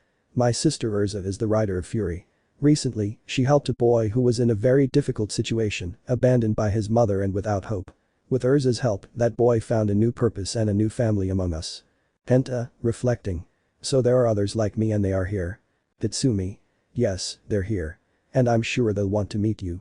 Not only will you train with me, but you'll also have the opportunity to share your experiences and learn alongside them. We form a family united by our challenges and our will to overcome them. Kenta, with a spark of hope in his eyes. I don't feel so alone knowing that. Maybe, with your help, I can find my own way and be strong like them. Tatsumi, nodding firmly. You will, Kenta. Together, we will grow stronger and face any obstacle that comes our way. You will not only be my student but also part of this family we've formed. Kenta, with renewed determination. I'm ready, Tatsumi. Ready to begin this new path and discover my true power. Tatsumi, placing a hand on Kenta's shoulder. Good. This is just the beginning. Let's join the others and begin your training. Remember, you'll always have someone by your side, supporting you. The crow on Tatsumi's shoulder croaked softly, as if approving of Kenta's decision. With renewed hope and a clear purpose, Kenta stands beside Tatsumi, ready to face any challenge with the help of his new family. After the conversation in the small room, Tatsumi and Kenta head outside, where the full moon illuminates the place. Tatsumi wants to show Kenta something special. Tatsumi. Before we join the others, I want to introduce you to someone very important to me. Each rider has their own horse, and mine is named Despair. Kenta, curious and a little nervous. Desperation. Is it safe? Tatsumi, smiling under his mask. Despair may look intimidating, but it's not as scary as its name suggests. Come, let me show you. Tatsumi waves his hand, and from the shadows, a striking horse emerges. Its skin is a pale, rotten green, with parts of its skeleton showing. The horse's eyes glow with an inner fire, and its appearance is clearly that of an undead being. Kenta, backing away, scared. It's a zombie horse. Tatsumi, calmly. Don't worry, Kenta. Despair may look terrifying, but he's a noble and loyal being. Observe. Tatsumi approaches the horse and gently strokes its muzzle. Despair whinnies softly, as if responding to its master's touch. Then, the horse approaches Kenta, its green eyes shining softly. Despair, with a soft whinny. Kenta, shaking slightly, but trying to stay firm. Are you okay? Tatsumi. Despair wants to meet you. Slowly extend your hand and let it know you're not afraid. Kenta, taking a breath and slowly extending his hand. Okay, here I go. The horse leans toward Kenta's hand, sniffing it before gently nuzzling it with his muzzle. Kenta feels an instant connection, a sense of understanding and acceptance. Kenta, surprised. It's not bad, it's different, but not bad. Tatsumi, smiling. Exactly. Despair has been through a lot, just like you. But she keeps going with strength and determination. I want you to see despair as a symbol of what you can achieve, even when all seems lost. Kenta, stroking the horse more confidently. I think I understand. Thanks Tatsumi. Tatsumi, you're welcome Kenta. Let's join the others now. Remember, there's always more than meets the eye. Despair and I are here for you, along with my brothers and the other kids. You'll never be alone. The night remains peaceful as Tatsumi and Kenta stand outside. Despair stands calmly beside them, having helped Kenta overcome some of his fear. Tatsumi. Despair, come home. See you soon. Despair whinnies softly and vanishes in a cloud of dark mist, disappearing from sight. Kenta watches, impressed and still a little amazed. Kenta. That was amazing, I've never seen anything like that. Tatsumi, smiling. There are many things you'll see and learn in your training. Now, let's go meet up with the others. We don't always use our horses in the human world. We draw too much attention. Kenta. So how do we get around here? Tatsumi, pointing to a dark corner of the alley. We have other means of transportation. Come, follow me. Tatsumi and Kenta approach a Harley-Davidson parked in the shade. It's an imposing motorcycle, with dark details and a sleek design. Tatsumi. This is my Harley-Davidson. In the human world, it's more practical and less conspicuous than riding a zombie horse through the streets. Kenta, admiringly. It's impressive, I've never seen one up close. Tatsumi, mounting the motorcycle and offering a helmet to Kenta. My brothers and I use vehicles like this when we're here. They allow us to move quickly without attracting too much attention. Kenta, taking the helmet and putting it on. Do your brothers have motorcycles too? Or what vehicles do they have? Tatsumi, starting the engine. My younger brother, Issei, drives a crimson Jeep Wrangler JL. It's sturdy and perfect for any terrain. Kenta, getting on the motorcycle. And Basara. Tatsumi. Basara prefers speed, so he rides a Yamaha Ninja. It's fast and agile, perfect for his needs. Kenta. And your sister Urza. Tatsumi, smiling under his mask. Urza has a sporty BMW i8. It's sleek and powerful, just like her. Kenta, amazed. Wow, they have very different styles. It sounds like they're ready for anything. Tatsumi. That's right. Each of us has our own approach and style, but we all work together. Now, hold on tight.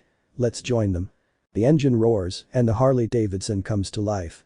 Kenta holds onto Tatsumi as the motorcycle speeds through the city streets, moving quickly but carefully so as not to attract prying eyes. Kenta, shouting to be heard over the engine noise. This is incredible. Tatsumi, answering while driving. Get ready, Kenta. This is just the beginning. Our next stop is where you'll meet up with the others and begin your real training. The motorcycle speeds on, leaving the city behind as Tatsumi and Kenta head toward the place where a new stage in Kenta's life will begin. With Tatsumi's guidance and the support of his brothers, Kenta is ready to face any challenge that comes his way. A while later. The Harley-Davidson speeds through the streets, leaving the city. Tatsumi and Kenta arrive at the outskirts, where an imposing mansion stands. The full moon illuminates the place, revealing the magnificence of the structure. Several impressive vehicles are parked at the entrance. A crimson Jeep Wrangler JL, a speedy Yamaha Ninja, and a sporty BMW i8. Kenta, wide-eyed, amazed. Wow. Is this where you live? Tatsumi, parking the motorcycle and getting off. That's right. Welcome to our home, Kenta. This is the mansion where my siblings and I reside when we're in the human world. Kenta, getting off the bike and looking at the vehicles. That's incredible, and those are your brother's vehicles, right? Tatsumi, nodding. Exactly.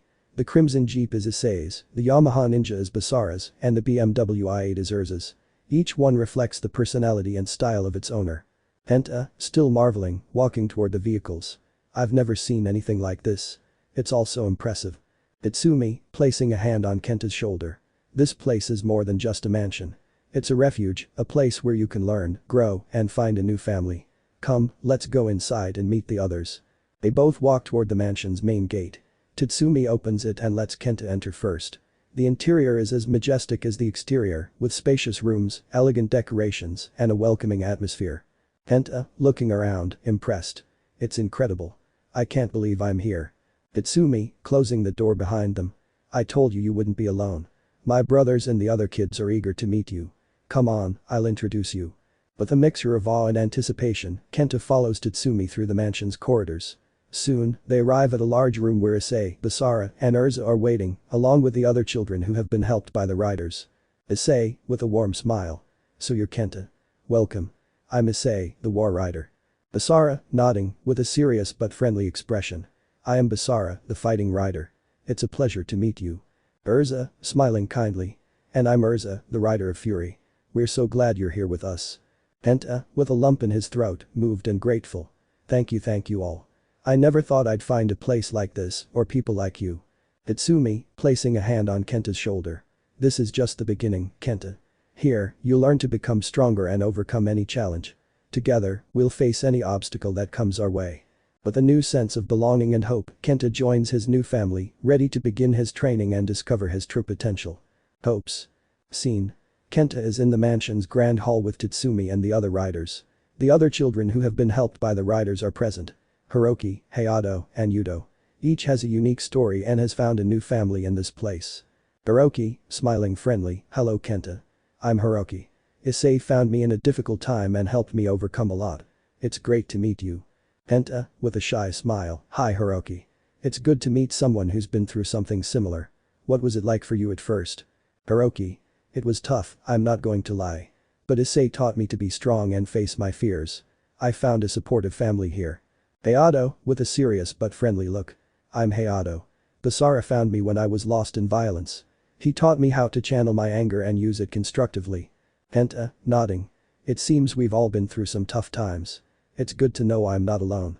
Yudo, smiling shyly. I'm Yudo. Urza found me when I was homeless, abandoned. Here, I found a home and a reason to keep going. Kenta, looking at Yudo. It must have been really hard for you. But I'm glad you found a place where you feel safe. Yudo, nodding. Yes, it was. But with Urza and the others, I've learned to trust again and feel like I belong somewhere. Itsumi, intervening. You've all shown great courage in facing your pasts and moving forward. Kenta, you'll find not only strength here, but also friends and support in these kids. Hiroki, smiling broadly. We're here for you, Kenta. Anything you need, don't hesitate to ask. Hayato, nodding. That's right. We've all been through our own struggles, and that brings us together. You can count on us. Yudo, with a warm smile. Together, we're stronger. Welcome to the family, Kenta. Kenta, excited and grateful. Thanks, guys. This means a lot to me. I didn't know I'd find something like this. Itsumi, smiling. Now that everyone has introduced themselves, it's time for your training to begin, Kenta. Here you learn not only to become physically strong, but also to overcome your fears and find your true potential. Kenta, determined. I'm ready. I want to leave the past behind and be someone I can be proud of. Hiroki, Hayato, and Yudo approach Kenta, offering a hand and supportive smiles. Together, they leave the large room, ready to face the future with strength and unity. After the introduction to the other boys, Tatsumi and Kenta walk through the mansion's halls. Tatsumi decides to share with Kenta how his brothers reacted to the story he told them. Tatsumi, as they walk. Kenta, I want you to know something. After you shared your story with me, I told my brothers. Kenta, concerned. And how did they react? Tatsumi. They were surprisingly harsh. Issei, Basara, and Urza each have their own ways of seeing the world and people. They can be very protective and critical at times. Kenta, frowning. What did they say? Tatsumi. Issei, being the rider of war, sees weakness as something to be overcome with strength. He didn't fully understand your situation, and that frustrated him. Basara, being the rider of fighting, thought you should have been able to defend yourself. And Urza, despite her usual compassion, showed disapproval because she felt you should have found a way to solve your problem. Kenta, looking at the ground. I understand they don't understand me. Tatsumi, placing a hand on Kenta's shoulder. Don't worry. They can be difficult at times, but in the end, we all want the best for those of us here. We're a family, despite our differences. Kenta, looking up. And what shall we do now? Tatsumi, smiling slightly. You'll prove it. You'll prove you're stronger than they think. Let's train hard and prove to them that you're worthy of being here. Kenta, determined. Yes, I will. I won't let my past mistakes define who I am now. Tatsumi. That's the attitude. Come on, the others should be waiting for us to start training. Tatsumi then meets with his sister Urza in one of the mansion's quiet rooms where they both talk about the new kids and other important matters. Tatsumi. Urza, how have you been feeling lately with the new guys we've brought in? Urza, with a sympathetic expression. It's been difficult for some of them. Each one has their own emotional baggage and unique needs. But I'm glad to see how they're gradually adapting. Tatsumi. Kenta, Hiroki, Hayato, and Yudo, they've all been through so much. I wonder how we can best help them. Urza. You've always been good at finding a way, Tatsumi. I believe that with patience and support, you'll be able to overcome your obstacles. Tatsumi. Speaking of Yudo, remember that laptop you found in his room? It seems to have something to do with the real reason he left. Urza, frowning. Yes, the laptop. I didn't want to dig too deep, but I know there's something important in there. Are you planning on investigating further? Itsumi, nodding. I think it's time to bring out what Yudo's been hiding. Not only for Yudo's own sake, but also so we can better understand his situation. Urza, determined. I agree. If there's anything that can help us better understand and support him, we must discover it. Itsumi. I'll go get the laptop right now. I think Yudo needs someone he can trust to help him deal with this. Urza, smiling softly. You're a good brother, Tatsumi. Go, find out the truth and make sure you're there for him when the time is right. Tatsumi heads to the room where Yudo has been staying, determined to uncover the truth behind the laptop he found. Cautiously, he turns on the laptop and browses the files, finding a series of videos that reveal the shocking truth about Yudo's mother, Kyoko. Tatsumi, muttering to himself while watching the videos. What is this? On the laptop screen, the videos show Kyoko, Yudo's mother, interacting with several men, apparently her lovers. In the recordings, it's clear how Kyoko prefers to abandon Yudo to pursue her selfish life, leaving him at the mercy of the bullies at school, who took advantage of Yudo's situation in a similar way to what happened to Kenta. Tatsumi, shocked by what he sees. This is horrible. Not only was Yudo abandoned, but his mother chose that shallow life instead of taking care of him. As Tatsumi continues to watch the videos, he understands the pain and betrayal Yudo must have felt. It's clear that these events have left a deep mark on Yudo and go some way to explaining his current situation. Tatsumi, determined. I must talk to Yudo. He needs to know that he's not alone and that we're here for him. After discovering the shocking truth in the videos on Yudo's laptop, Tatsumi rushes to tell his sister Urza, who is deeply concerned about Yudo's situation. Together, they decide to go talk to Yudo and offer their support. Tatsumi, serious. Urza, I need you to see this. It's about Yudo and his mother, Kyoko. Urza, worried. What did you find, Tatsumi? Tatsumi shows Urza the videos on his laptop, explaining what he's learned about how Kyoko abandoned Yudo to pursue a life with her lovers, leaving him alone and vulnerable to bullies at school, several of whom are also lovers of his mother. Urza watches the videos with a growing expression of sadness and concern. Urza, shocked. I can't believe it, poor Yudo, he must be suffering a lot. Tatsumi. We need to talk to him. He needs to know he's not alone and that we're here for him. Urza nods determinedly. Together, Tatsumi and Urza head to where Yudo is, determined to approach the situation with sensitivity and empathy. They arrive at Yudo's room and find him sitting alone, staring out the window with a distant expression. Urza, gently. Yudo, can we talk for a moment? Yudo turns around in surprise when he sees Tatsumi and Urza together. His expression shows a mixture of surprise and nervousness. Yudo, with a trembling voice. What's going on? Tatsumi, serious but understanding. Yudo, we found something on your laptop. Something you need to know. Urza, calmly approaching Yudo. It's about your mother, Kyoko. We've seen the videos and understand what you've been through. I'm so sorry, Yudo. Yudo, with tears in his eyes. I can't believe they saw that. Why did my mother? Urza, placing a hand on Yudo's shoulder. Sometimes people make selfish decisions. But that doesn't define you, Yudo. We're here for you, like a family. We want to support you in whatever way you need. Yudo is overcome with emotion as Tatsumi and Urza surround him gently. He sits with them, feeling a sense of belonging and genuine support for the first time in a long time. Tatsumi, reassuringly. You're not alone, Yudo. Together we'll find a way forward. Yudo nods, feeling a bit of relief amidst his sadness and pain. With Tatsumi and Urza by his side, he knows he finally has people he can trust and share his burden with. The story goes back in time, showing the former home of Yudo and his mother, Kyoko. After a period of absence, Kyoko finally returns home, but is faced with a bleak reality. Kyoko sighs with joy, what a good night I had with Shin and his friends who are real men, not like my late idiot husband. I hope Yudo continues masturbating to the videos I send him, maybe with it he can last in bed and maybe make me moan, said the woman with a confident smile, not knowing what was waiting for her. Kyoko arrives home with high expectations, but upon entering, she realizes the reality is very different from what she remembered. The house is in complete disarray. The lights are off, there's no running water, and the place is littered with trash and dirty clothes everywhere. Kyoko, angry and confused. Yudo, come here right now. Kyoko desperately calls out for her son, but gets no answer.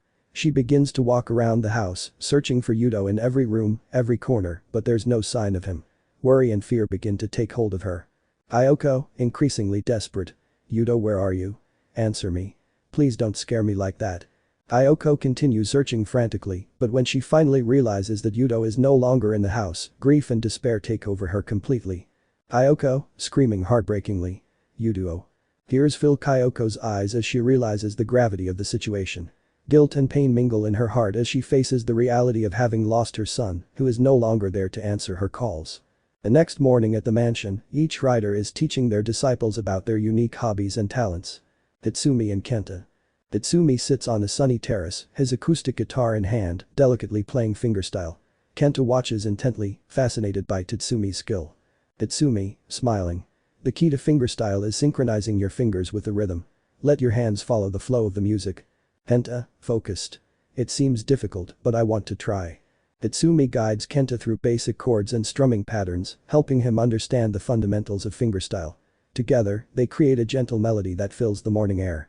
Urza and Yudo. Urza sits in an art studio, surrounded by canvases and drawing materials.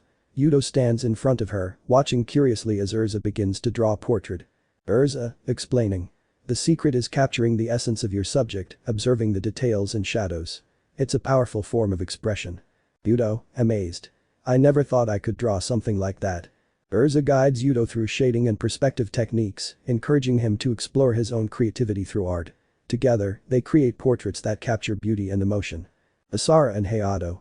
Asara is standing in a small recording studio, surrounded by music equipment and microphones. Hayato stands in front of a microphone, a little nervous but excited to learn. Asara, encouraging. Singing is a form of intense expression. Let your emotions flow with a melody. Hayato, rehearsing. How can I improve my tone? Asara teaches Hayato about voice control, breathing techniques, and emotional interpretation. Together, they explore different musical genres and compose lyrics that reflect their own experiences and feelings. Issei Hiroki. Issei is in a workshop filled with tools and carved wood pieces. Hiroki watches in admiration as Issei works on a detailed sculpture. Issei, patiently. Wood has its own personality. Listen to its texture and let your chisel guide it. Hiroki, enthusiastically. Can I try? Issei guides Hiroki through carving techniques, showing him how to shape the wood to create precise forms and details. Together, they create sculptures that reflect their skill and passion for woodworking. After lessons on hobbies and personal skills, the four riders decide to teach combat techniques to their respective disciples, providing them with weapons suitable for their training. Issei Hiroki. In the workshop filled with the scent of wood, Issei watches Hiroki with a serious and determined gaze. Carefully, Issei selects a finely forged sword and holds it in front of Hiroki. Issei. Hiroki, this sword will serve you well in your training. You must learn to master it as an extension of your will and strength. Hiroki, respectfully. I understand, Issei-sensei. I'll do my best. Issei guides Hiroki through basic stances, cutting movements, and defensive sword techniques. Together, they practice exercises that develop the agility and precision necessary for combat. Tatsumi and Kenta. At an outdoor training ground, Tatsumi places the dual scythes in front of Kenta with a serious but encouraging expression. Tatsumi. Kenta, these dual scythes are your weapons. You must learn to wield them with grace and power. Kenta, determined. Understood, Tatsumi-sensei. I'll do my best. Tatsumi teaches Kenta scythe-wielding techniques, including quick, precise strikes and defensive moves. They practice together, combining physical skill with the fluidity of scythe movements. Urza and Yudo. In an open area of the mansion, Urza hands a flexible whip to Yudo, explaining its use and combat potential. Urza. Yudo, the whip requires control and coordination. You must learn to use its length and flexibility to your advantage. Yudo, determined. I'm ready to learn, Urza-sensei. Urza guides Yudo through whip techniques, including how to control the whip's direction and speed, as well as how to use it for both ranged attacks and close quarters defense. Together, they practice fluid and precise movements that take full advantage of the whip's abilities. Basara and Hayato. In the recording studio transformed into a makeshift training ground, Basara hands a pair of double pistols to Hayato with a defiant smile. Basara. Hayato, these double pistols are powerful, but they require discipline and precision in their use. Hayato, excited. I will, Basara-sensei. I want to be as skilled as you. Basara teaches Hayato pistol shooting techniques, focusing on stance, aim, and hand-eye coordination. They practice together, combining speed and accuracy in rapid, controlled bursts of fire. After initial training with the weapons provided by the riders, each decides to test his disciples in a duel to evaluate their progress and newly acquired skills. Issei Hiroki. In Issei's workshop, the atmosphere is filled with anticipation as Hiroki holds the sword with determination. Issei, with a serious but proud expression, prepares for the duel. Issei. Hiroki, let's see how you've progressed. Show me what you've learned. Hiroki, firm. See, Issei-sensei. The duel begins with controlled and calculated movements. Issei watches intently as Hiroki applies the sword techniques he has learned. Although Hiroki loses the duel, he shows marked improvement in his technique and understanding of the sword under Issei's tutelage. Issei, smiling. Well done, Hiroki. Your swordsmanship has improved greatly. Keep practicing and soon you'll be even more formidable. Tatsumi and Kenta. At the outdoor training ground, Tatsumi and Kenta prepare for their duel. Kenta holds the dual scythes with determination, while Tatsumi watches with an encouraging smile. Tatsumi. Kenta, let's see how you do with the scythes. Don't hold back. Kenta, enthusiastic. I'll give it all, Tatsumi-sensei. The duel unfolds with swift and fluid movements. Tatsumi guides Kenta, who shows improvement in his agility and ability to anticipate his opponent's movements. Despite losing the duel, Kenta demonstrates great progress in his scythe mastery under Tatsumi's tutelage. Tatsumi. Excellent work, Kenta. You're learning fast. Keep practicing and you'll soon be formidable on the battlefield. Urza and Yudo. In the open area of the mansion, Urza and Yudo face off in their duel. Yudo wields the whip with concentration, while Urza assesses his moves with a critical but encouraging eye. Urza. Yudo, show me how you've progressed. Yudo, determined. I will, Urza-sensei. The duel unfolds with Yudo using the whip strategically, combining defensive and offensive moves. Although he loses the duel, he demonstrates significant improvement in his whip-wielding skills and his understanding of combat tactics under Urza's guidance. Urza. Well done, Yudo. Your whip skills have improved greatly. Keep practicing and soon you'll be even stronger in battle. Basara and Hayato. In the recording studio turned training ground, Basara and Hayato prepare for their duel. Hayato holds the dual pistols with determination, while Basara gives him a nod of encouragement. Basara. Hayato, let's see how you do with guns. Do your best. Hayato, concentrated. Understood, Basara-sensei. The duel is fought with rapid controlled exchanges of fire. Basara watches intently as Hayato demonstrates improvements in his aim, reaction speed, and tactical weapon handling. Although Hayato loses the duel, he shows remarkable progress in his pistol skills under Basara's guidance. Basara. Very well, Hayato. You're improving. Keep practicing and soon you'll be even more skilled with guns. Each disciple shows visible improvement during the duels, demonstrating their dedication and the positive impact of training with the riders. It is a proud and motivating moment for all, marking the beginning of their journey toward mastery in their respective fields of skill and combat. Scene. After intense duels with their respective masters, the four disciples gather in a quiet place in the mansion, sharing their experiences and reflections. Kenta, excited. That was an amazing experience. Even though I lost to Tatsumi-sensei, I feel like I'm getting better with scythes. Yudo, thoughtful. I agree. Urza-sensei showed me how to use the whip effectively in combat. Although I lost, I now understand its potential better. Hayato, optimistic. Basara-sensei taught me a lot about gun handling.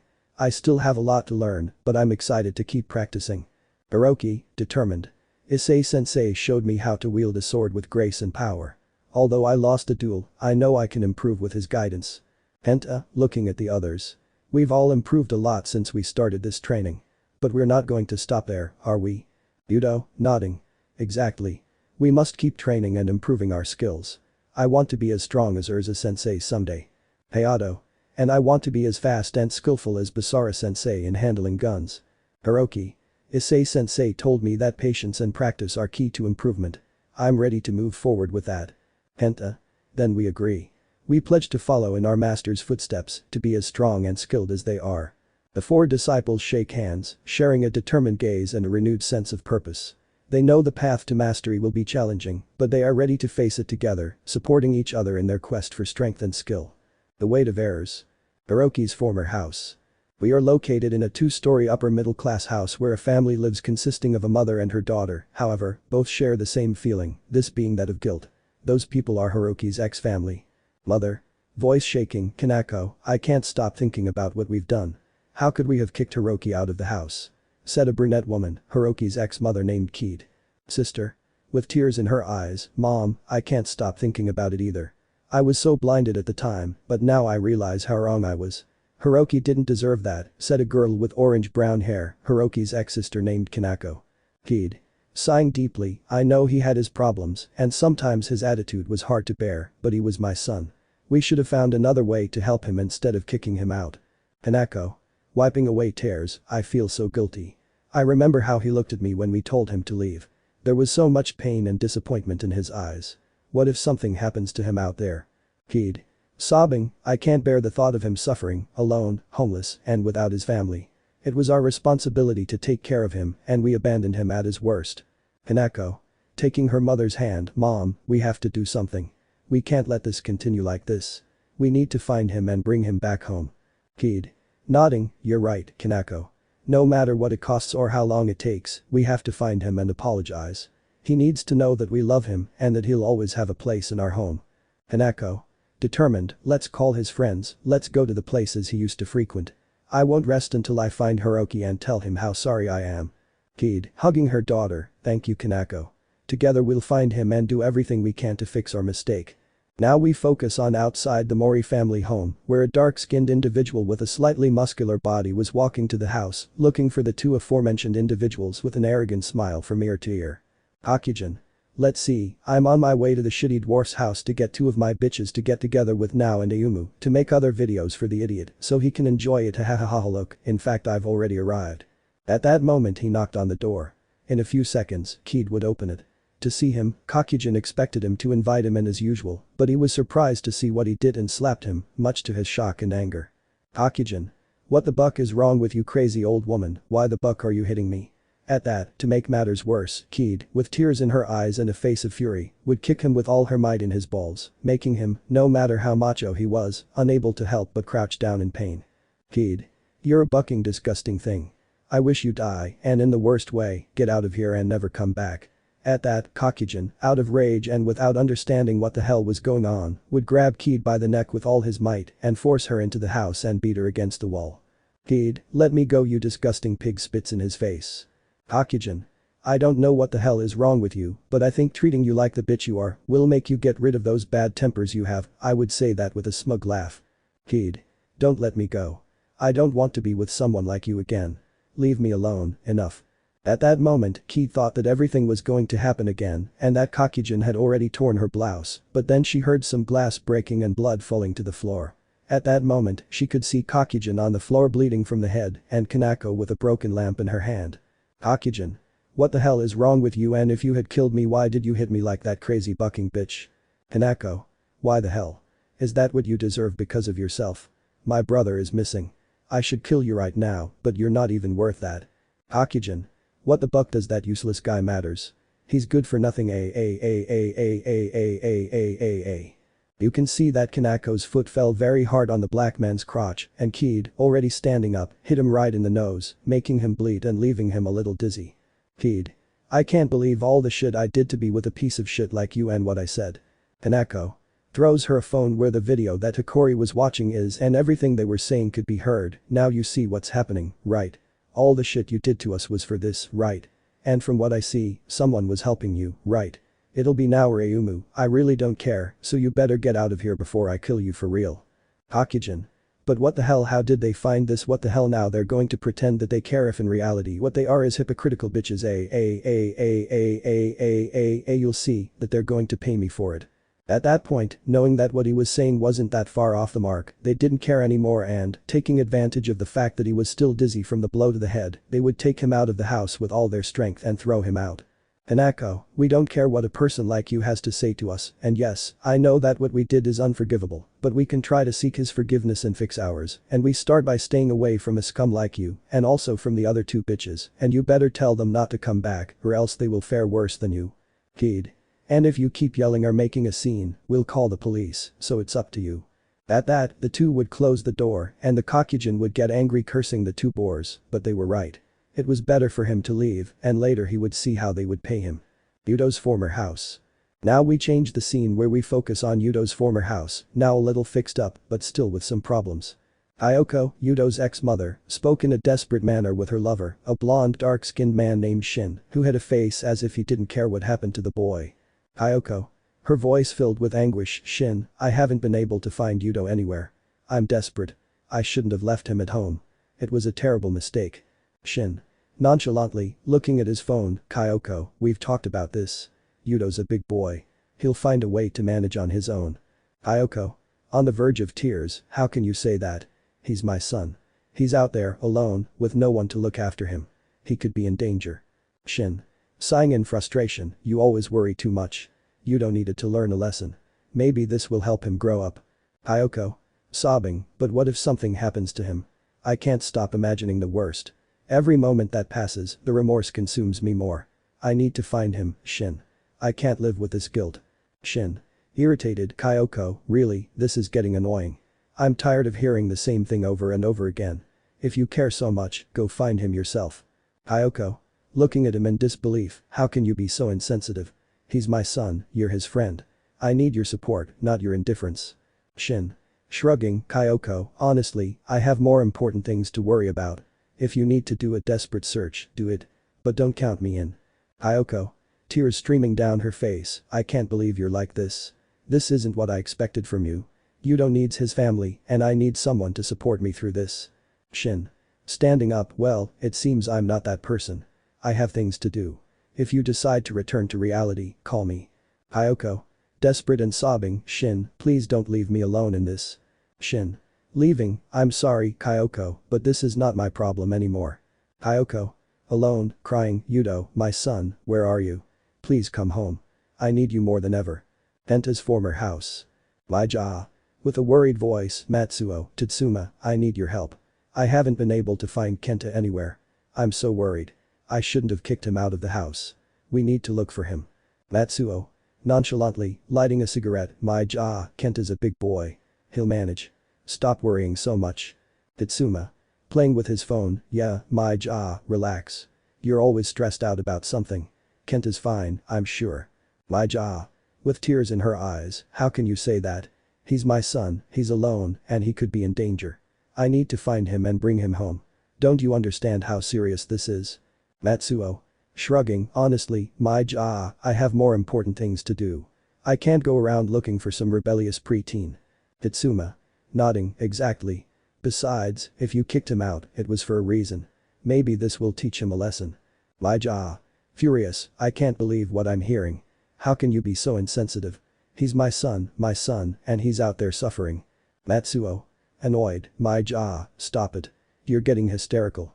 If it's so important to you, go get it yourself. Tatsuma. Mockingly, yes, my jaw, we don't need this drama. What we have is enough. My jaw. Shouting, that's enough. Get out of my house, both of you. I can't stand your indifference for another minute. Matsuo. Slowly standing up, are you really going to kick us out for this? You're overreacting. Tatsuma. Laughing, this is ridiculous, my jaw. But if that's what you want, we'll go. My jaw. Crying and pushing them out the door, yes, that's what I want. Get out of my house. I never want to see you again. Matsuo. Leaving, fine, whatever. See you. Tatsuma. Laughing as he leaves, good luck with your desperate search. My jaw. Closing the door and sobbing, Kenta, my dear Kenta, please come home. I need you, and I promise I'll do everything I can to fix this. Location with Hayato's ex-girlfriend friend. Kasumi. Sitting on the bed, her eyes red from crying, I can't believe what I did. I betrayed Hayato. He was my childhood friend, and I betrayed him. Sobs, I don't know what to do. Boyfriend, Ryuji. Entering the room, with a nonchalant tone, Kasumi, what's wrong with you now? You're a mess. Kasumi. Looking at him desperately, Ryuji, please, I need your help. I can't live with this guilt. I betrayed Hayato, and I don't know how to fix it. Ryuji. Shrugging, Hayato. That guy you always hung out with as a kid. What did you do? Kasumi. Sobbing, I lied to him and deceived him. I said horrible things to make him stay away from me because you asked me to. But now I realize I hurt him deeply. He was my best friend and I destroyed him. Ryuji. Mockingly, come on, Kasumi, are you really worrying about that? Hayato's nothing but a weakling. You should stop crying over little things. Kasumi. Voice shaking, it's not insignificant to me, Ryuji. What I did is wrong, and I need to fix it. I thought you could help me find a way to talk to him and apologize. Ryuji. Crossing his arms, do you really think I'm going to waste my time on that? You have to learn to be strong, Kasumi. Stop being so sentimental. Kasumi. Tears in her eyes, I can't believe you're like this. I need your support, Ryuji. Don't you care how I feel? Ryuji. Annoyed, I already told you, Kasumi. This is a nonsense. If you continue like this, better fix it yourself. I have no time for your dramas. Kasumi. Screaming in despair, this isn't a drama, Ryuji. It's my life, my friendship with Hayato. I ruined everything because of you, and now you don't want to help me fix it. Ryuji. Standing up, enough, Kasumi. I'm not interested. If you care so much about Hayato, go find him and apologize. But don't count me in. Kasumi. Sobbing and hugging herself, I can't believe you're leaving me alone in this. I need someone to support me, and you're not willing to do that. Ryuji. Leaving the room, I've already told you what I think. Do what you want, Kasumi. But don't drag me into your problems. Kasumi. Crying uncontrollably, Hayato, how can I fix this? I'm so lost without your friendship. Please forgive me.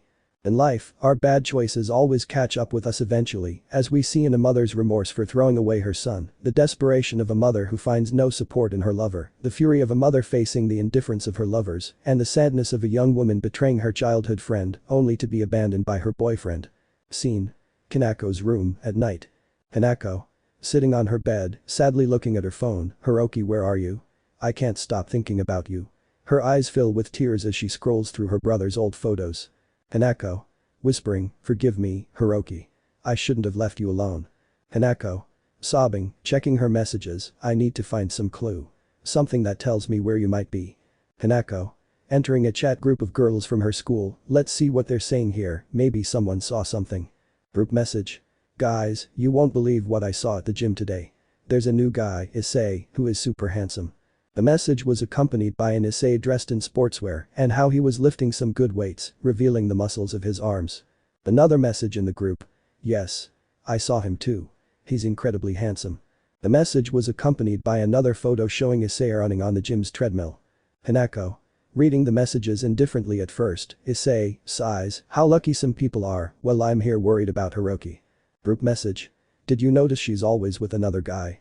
I think his name is Hiroki. They both seem really close. Hanako. Suddenly alert, Hiroki. My brother Hiroki. Hanako.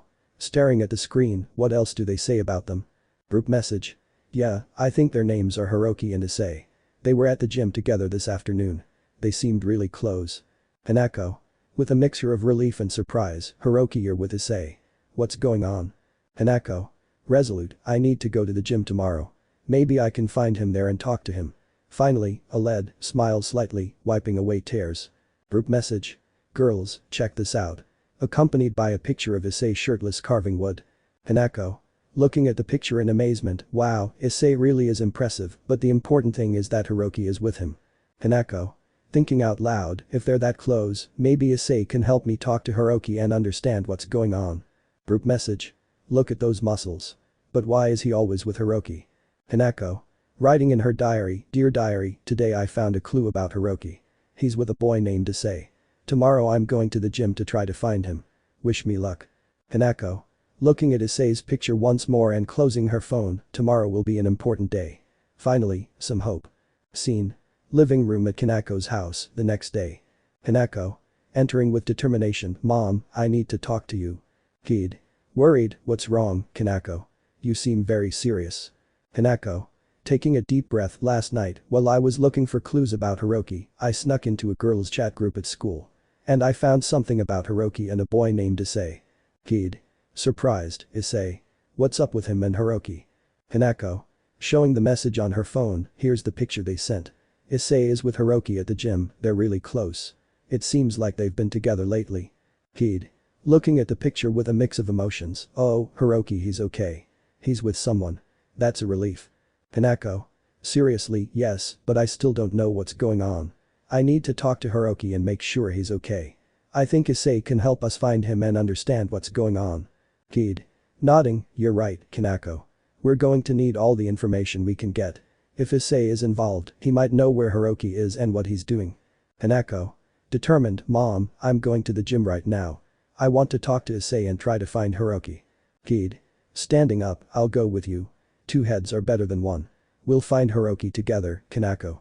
Hanako, smiling gratefully, thank you Mom. Together we'll find him. Let's bring Hiroki back home. Kid and Kanako. They leave the house with determination, ready to face whatever it takes to find Hiroki. Scene. Gym, moments later. Hanako and Kid nervously enter the gym, searching for Issei among the machines and weights. They eventually find him near the free weights, focused on his workout. Issei notices Kanako and Kid's presence and approaches curiously, "Can I help you with something?" Kanako, determined but nervous, "Issei, we need to talk to you. It's about Hiroki, my brother." Issei, frowning, "Hiroki? Why should I care? Besides, what are you doing here?" Kid, seriously, please, Issei. We know you've been with Hiroki. We need to know where he is and if he's okay. Issei sighs and crosses his arms, "You two disgust me, but I can see you're really worried. I'll give you a chance. There's an abandoned warehouse on Sakuragi Street. Sometimes Hiroki goes there to hang out. I don't know much more than that." Kanako, grateful but tense, "Thank you, Issei. We appreciate any clues you can give us." Issei, pointing towards the exit, "That's all I know. Now, get out of here. And don't come looking for me or bother me again." Kanako and Kid nod quickly and head for the exit. Kanako, looking at Kid with determination, "Mom, let's go to the abandoned warehouse. We can't waste time." Kanako and Kid, they leave the gym and head towards the address Issei gave them, with renewed hope of finding Hiroki. Pacing the past. Scene. Abandoned warehouse, shortly after. Issei leaves the gym with determination, knowing he must help Kanako and Kid find Hiroki. He quickly heads toward the abandoned warehouse while the women are on their way. Issei, arriving at the warehouse and searching inside, "Hiroki, are you here?" "It's Issei. Come out if you're here." Hiroki, coming out of the darkness, "Issei, what are you doing here? Why did you bring me to this place?" Issei, serious, "There are two women looking for you. Kanako and her mother. They're worried about you." Hiroki, frowning, "Kanako and mom are here. I don't want to see them." Issei, crossing his arms, "They're worried, Hiroki. You should talk to them." Hiroki, sighing, "They don't understand anything. I don't want them to see me like this." Issei, firm, "Look, Hiroki. Leaving here isn't an option. You need to face this. They miss you and are willing to do whatever it takes to get you home." Hiroki, resigned, "Okay, but I want it to be quick." Kanako turns to Hiroki, "Hiroki." Hiroki, avoiding Kanako's gaze, "Hello, Kanako." Kid, with relief and concern, "Hiroki, honey, are you okay?" Hiroki, visibly upset and distant, reveals his painful truth to Kanako and Kid, while Issei remains by his side, showing a new side of the situation. Hiroki, with a voice trembling with suppressed emotion, "I was traded for Kakujin. He was my bully at school, and if it weren't for Issei, I probably would have starved to death." Kid, surprised and distressed, "Oh, Hiroki, we had no idea what you were going through. I'm so sorry, darling." Kanako, looking at Issei with gratitude and concern, "Issei, why didn't you tell us before? Why did you have to endure this alone?" Issei, seriously, looking at Hiroki, "Hiroki asked me not to say anything. He wanted to figure things out on his own." Hiroki, resentfully, "I didn't want to be seen like this. I felt ashamed and angry about what was happening." Kid, walking over and hugging Hiroki tightly, "Oh, baby, we never meant for you to feel like you were alone in this. I'm so sorry." Hiroki takes a deep breath and prepares himself, "Mom, Kanako, I need to tell you the truth. Ever since Kakujin threatened me, Issei has been training me. He's not just a friend, but my mentor. And now, I'm his successor." Kid, surprised, "Successor? What does that mean, Hiroki?" Kanako, looking at Hiroki in astonishment, "What are you saying, Hiroki? Since when have you been involved in all this?" Hiroki closes his eyes and concentrates, "Issei, show them who you really are." At that moment, an intense energy fills the warehouse as Issei reveals his true appearance. A tall man with long white hair, imposing armor over a red robe, and glowing white eyes that emanate power. Issei, in a deep resonant voice, "I am Issei, the rider of war. And Hiroki is my successor, the next to carry on my legacy." Kid, amazed and excited, "This is incredible. Hiroki, are you?" Hiroki, bitterly, "Mom, Kanako, I'm not Issei's successor by choice. I'm his student to avoid being humiliated like I was with Kakujin." Kid, stunned, "Humiliated? What made you Kakujin, Hiroki?" Kanako, looking at Hiroki with concern, "Why didn't you tell us before, Hiroki? We were so worried about you." Hiroki, "You care about me? Are you serious? Well, it didn't seem like it when you threw yourself into Kakujin's arms, along with that bitch Kanako, as if you were prostitutes." Hiroki shouted angrily, silencing both women, their faces losing color. Hiroki, oh yeah, I know everything. The bucking black guy sent me videos of you girls, along with that bitch now and Ayumu. I know that for months you've been rolling around like animals in heat with him, with Kakujin sending me videos of you saying that I was inferior, and it hurt me a lot, but the positive side is that it showed me that I was surrounded by bitches, and this time I've been improving myself and meeting people who appreciate me for who I am. In fact, I'm already fed up with you all. I was hoping to hold on until next year to leave, but since the truth has already come out, it's not worth it to continue being here, Hiroki said loudly and clenching his knuckles, going to his room to prepare a bag with the basics to go to Jack's house. And now, how do you know that? She spoke scared when she discovered that her brother was aware of everything they had said. Listen little brother, it's not what you think. Wait, son, everything has an explanation. Please forgive us, we didn't mean to hurt you. The woman tried to justify herself with more than one argument but would be silenced by a slap from Hiroki. Hiroki, don't talk to me, you stopped being my mother a long time ago, now you and Kanako are two bores to me, what you said in the videos hurt, but I don't care, this is over, don't look for me, said the blonde, quickly leaving the house, leaving Akid on the floor crying and Kanako trying to comfort her, she crying too. Akid. With tears in her eyes, looking towards where Hiroki left. Hiroki, I didn't know you hated us so much. Kanako. Swallowing, voice trembling, he never wanted to see us again after everything we've been through together. Akid. Taking Kanako's hand with determination, but we can't give up, Kanako. Even if Hiroki hates us now, we can't stop trying. Kanako. Nodding resolutely, you're right, mom. Let's show him that we'll always be here for him. That no matter what's happened, we still love and care for him. Akid. Wiping away tears, we're going to need our strength and patience more than ever. Hiroki is going through a lot and we have to be there for him, no matter what. Kanako. Looking toward the horizon with determination, we'll find a way to make him forgive us. To rebuild our family. Akid and Kanako. They hug, strengthening each other to face the challenge of reconnecting with Hiroki. Scene. Park, shortly after. Hiroki and Issei walk away from the warehouse, silently discussing what happened and the current situation between them. Eventually, they arrive at a park where they run into Kakujin now, Hiroki's ex-girlfriend, and Ayumu, Hiroki's ex-best friend, who seem to have followed them with troublesome intentions. Now's bitch. The masochist of Ayumu. Hiroki. Frowning, Issei, I can't believe we're being followed. Issei. Seriously, it seems like they want to cause trouble. Okay, stay calm. Kakujin. Approaching with a mocking smile, look who we have here. Isn't it little Hiroki and his new friend? Hiroki. Clenching his fists, Kakujin, why are you here? Now. Looking at Hiroki with disdain, I thought you'd forgotten about us, Hiroki. And now you're coming with this muscular guy. Ayumu. Crossing her arms, you really hurt us, Hiroki. After everything we did for you. Hiroki. Looking at Issei with determination, ignore them, Issei. Let me face them alone. Issei. Calmly observing the three, Hiroki, remember what I taught you. Don't let them get to you. Kakujin. Laughing maliciously, what's wrong, Hiroki? Don't you have anything to say? Are you going to let your new friend speak for you?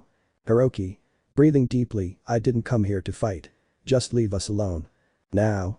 Walking towards Issei with disdain, you think you're really strong, right? But you're nothing more than a bully like Kakujin. Issei. Maintaining his composure, I'm not a bully, but I know how to defend myself. I don't want any trouble, but I won't let them bully us. Ayumu. Looking at Hiroki with disappointment, what a disappointment, Hiroki. I thought you were better than this. Hiroki, looking at Ayumu sadly, I'm sorry Ayumu. But I can't keep living in fear. Kakujin. Teasing Hiroki, what's up, Hiroki? Are you going to fight alone? Or are you going to hide behind your new friend? Hiroki. Takes a deep breath, determined, I'm sick of you, Kakujin. It's time you paid for everything you did to me. Hiroki, his fists clenched and his muscles tense with anticipation, reflects a mixture of determination and pent-up rage. His eyes blaze with fierce intensity as he stares at his opponent. Every muscle in his body seems ready for combat, a combination of intense training and the weight of his repressed emotions. Kakujin, on the other hand, displays an overconfident expression, his face defiant and his posture arrogant. His movements are swift and agile, demonstrating a skill acquired through years of intimidation and violence. His presence in the park is not just a coincidence. It is a calculated provocation to destabilize Hiroki and demonstrate his dominance. Hiroki and Kakujin face off, trading fast and furious blows. Hiroki, fueled by his pent-up anger and his training with Issei, quickly gains control of the fight. The confrontation begins with an explosive exchange of blows. Hiroki's fists move with precision and force, seeking to reach Kakujin with each blow. Each movement is charged with the accumulated anger of years of bullying and humiliation. Kakujin, however, is agile and evasive, dodging some blows while quickly counterattacking, searching for weaknesses in Hiroki's defense. The fight continues in a violent dance of swift strategic movements. Hiroki displays impressive resilience, absorbing Kakujin's blows with determination and responding with precise, powerful strikes. Each connected blow resonates in the air, echoing the emotional intensity that drives the fight. Finally, Hiroki finds an opening in Kakujin's defense. With a fluid and precise movement, he throws a powerful right hook that connects with devastating impact. Kakujin, surprised by the force of the blow, staggers and falls to the ground with a grunt of pain. The park falls suddenly silent as Kakujin lies on the ground, defeated and humiliated. Hiroki stands, breathing heavily, his fists still raised. His face reflects a mixture of physical exhaustion and emotional release. He has proven his strength and resilience, not only physically but also emotionally, by confronting his troubled past. Issei, watching from a distance, wears a look of satisfaction and pride. He has seen Hiroki's progress and determination, as well as his ability to bravely face his own demons. The fight has not only been an act of physical strength, but also a crucial step in Hiroki's journey towards self-acceptance and overcoming his dark past. Hiroki. Breathing heavily, looking at Kakujin, this is for everything you did to me. Don't bother us again. Kakujin. Screaming in pain as he falls to the ground, ah. Damn. Now. Astonished, looking at the scene, what's going on here? Ayumu. Eyes wide open, unable to believe it, Hiroki. Hiroki, with his fist still raised, looks at Kakujin lying on the ground, defeated and in pain. Issei. Approaching Hiroki, calmly, well done, Hiroki. You've shown your strength. Now. Stepping back, trembling in fear, this is unexpected. Ayumu. Looking at Hiroki with a mixture of amazement and respect, Hiroki, how? Hiroki. Looking at Nao and Ayumu seriously, you two, I don't want to see you near me or my family again. Go away. Nao and Ayumu. They leave silently, without saying another word. Issei. Looking at Hiroki proudly, you've shown a lot today, Hiroki. But remember, true strength comes from control and wisdom. Hiroki. Nod slowly, I know, Issei. Thanks for being here. Issei. Smiling slightly, let's go home. There's a lot to talk about. Scene. Alley, late at night. Maija, her heart in her mouth with worry for her son Kenta, walks through the dark city streets. The streetlights flicker weakly on the pavement wet from the persistent drizzle. Her mind is filled with images of Kenta, imagining where he might be and if he's safe. While walking down a lonely alley, her thoughts are abruptly interrupted by the sight of two familiar figures in the distance. Tatsuma and Matsuo, her two ex-lovers, along with Kenta and another boy she recognizes as Tatsumi Issei's older brother. Maija. With a voice trembling with suppressed emotion, Kenta. Tatsuma. Matsuo. Tatsuma. Turning to Maija in surprise, Maija, what are you doing here at this hour? Maija. Running toward them, her eyes filling with tears, I've been looking everywhere for Kenta. Is he okay? Tatsumi. Firmly intervening, no, it's not okay. These two have been bothering Kenta. Matsuo. With a mocking laugh, oh, sorry. We didn't know you were so fragile. Tatsumi. Serious, that's enough. Tatsumi stands between Tatsuma and Matsuo, looking at them with a hard, determined gaze. His posture conveys a firmness that brooks no argument. Tatsumi. To Tatsuma and Matsuo, stop bothering Kenta. I don't want to see you around him again.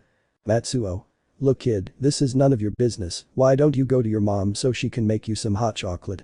Matsuo was about to hit Kenta, but Tatsumi stops him and then gives him a spinning kick straight to the neck, leaving an unconscious Matsuo who falls to the ground under the surprised gaze of Maija and Tatsuma, who launches himself at Tatsumi using a dagger, with the aim of hurting him.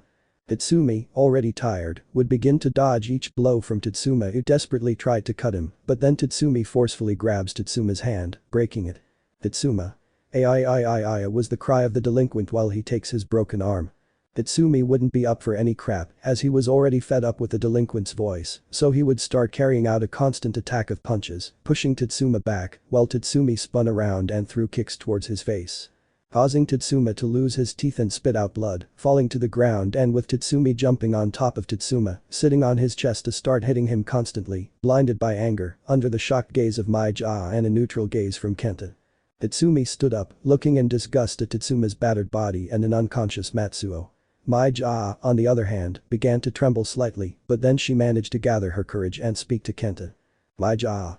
Kenta, why don't you come and hug me baby? Kenta.